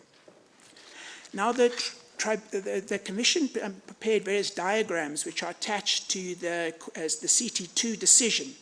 The first diagram, Annex B, shows the chats or other communications between the respondent banks. The second shows trades between local banks or local banks and foreign banks. And the third one, if they try to combine the two, is an intermeshing of the both. But these diagrams and the allegations in the June 2020 replacement referral on which they were based do not make out a case that Cook, or thus Cook's employer, was part of an SOC involving South African banks. Cook is not alleged to be involved in any of the trades involving local banks mentioned by the Commission, so no BIA company is mentioned in the second diagram. Cook is not alleged to be involved in any chats with any South African bank, and there are therefore no lines between the BOA block in the second diagram and SA Bank. And thirdly, no South African bank's representative is alleged to be a member of the old GITS chat room of which Cook was a member. So Cook was a member of the old GITS chat room which just had foreigners, and he never spoke to any South African or was involved in a trade with any South African. The case then is based on involvement in the old GITS chat room, but as we point out, old GITS chat rooms not alleged to be set up for nefarious purposes or only for the ZAR USD trading. Cook was not a member of the ZAR chat room, which one can assume had a ZAR focus, and therefore we submit insufficient allegations to infer that Cook intended to join an SOC involving South African banks. Now, the Commission argues that the CAC implied the wrong test by looking at whether there were any links between Cook and an SA bank, rather than considering whether there was a link between Cook's employer and the SOC, which involved SA banks. But that does not accurately reflect the CAC's approach. The CAC held there was no reasonable basis for inferring a link between Cook's employer and any SA bank, or thus a link between Cook's employer and an SOC with a South African bank. And that is dispositive because it will be recalled that the third requirement for an SOC is that a participant must have been aware or could reasonably have been aware of the offending conduct of the other participants and thus the nature and scope of the SOC. It was therefore necessary for Cook's employer to have sufficient to know or have sufficient information to know. Can I finish the paragraph or the sentence? The sentence, it could be a long sentence. Let me get my sentence. It's sufficient, so it's necessary for Cook's employer to know or have sufficient information that it could know of the actions, intentions of the various banks, and also have actual or deemed knowledge of the other foreign banks which are not in the old GITS chat room with which Cook did not interact, something which, of course, is... Thank you very much. Thank you.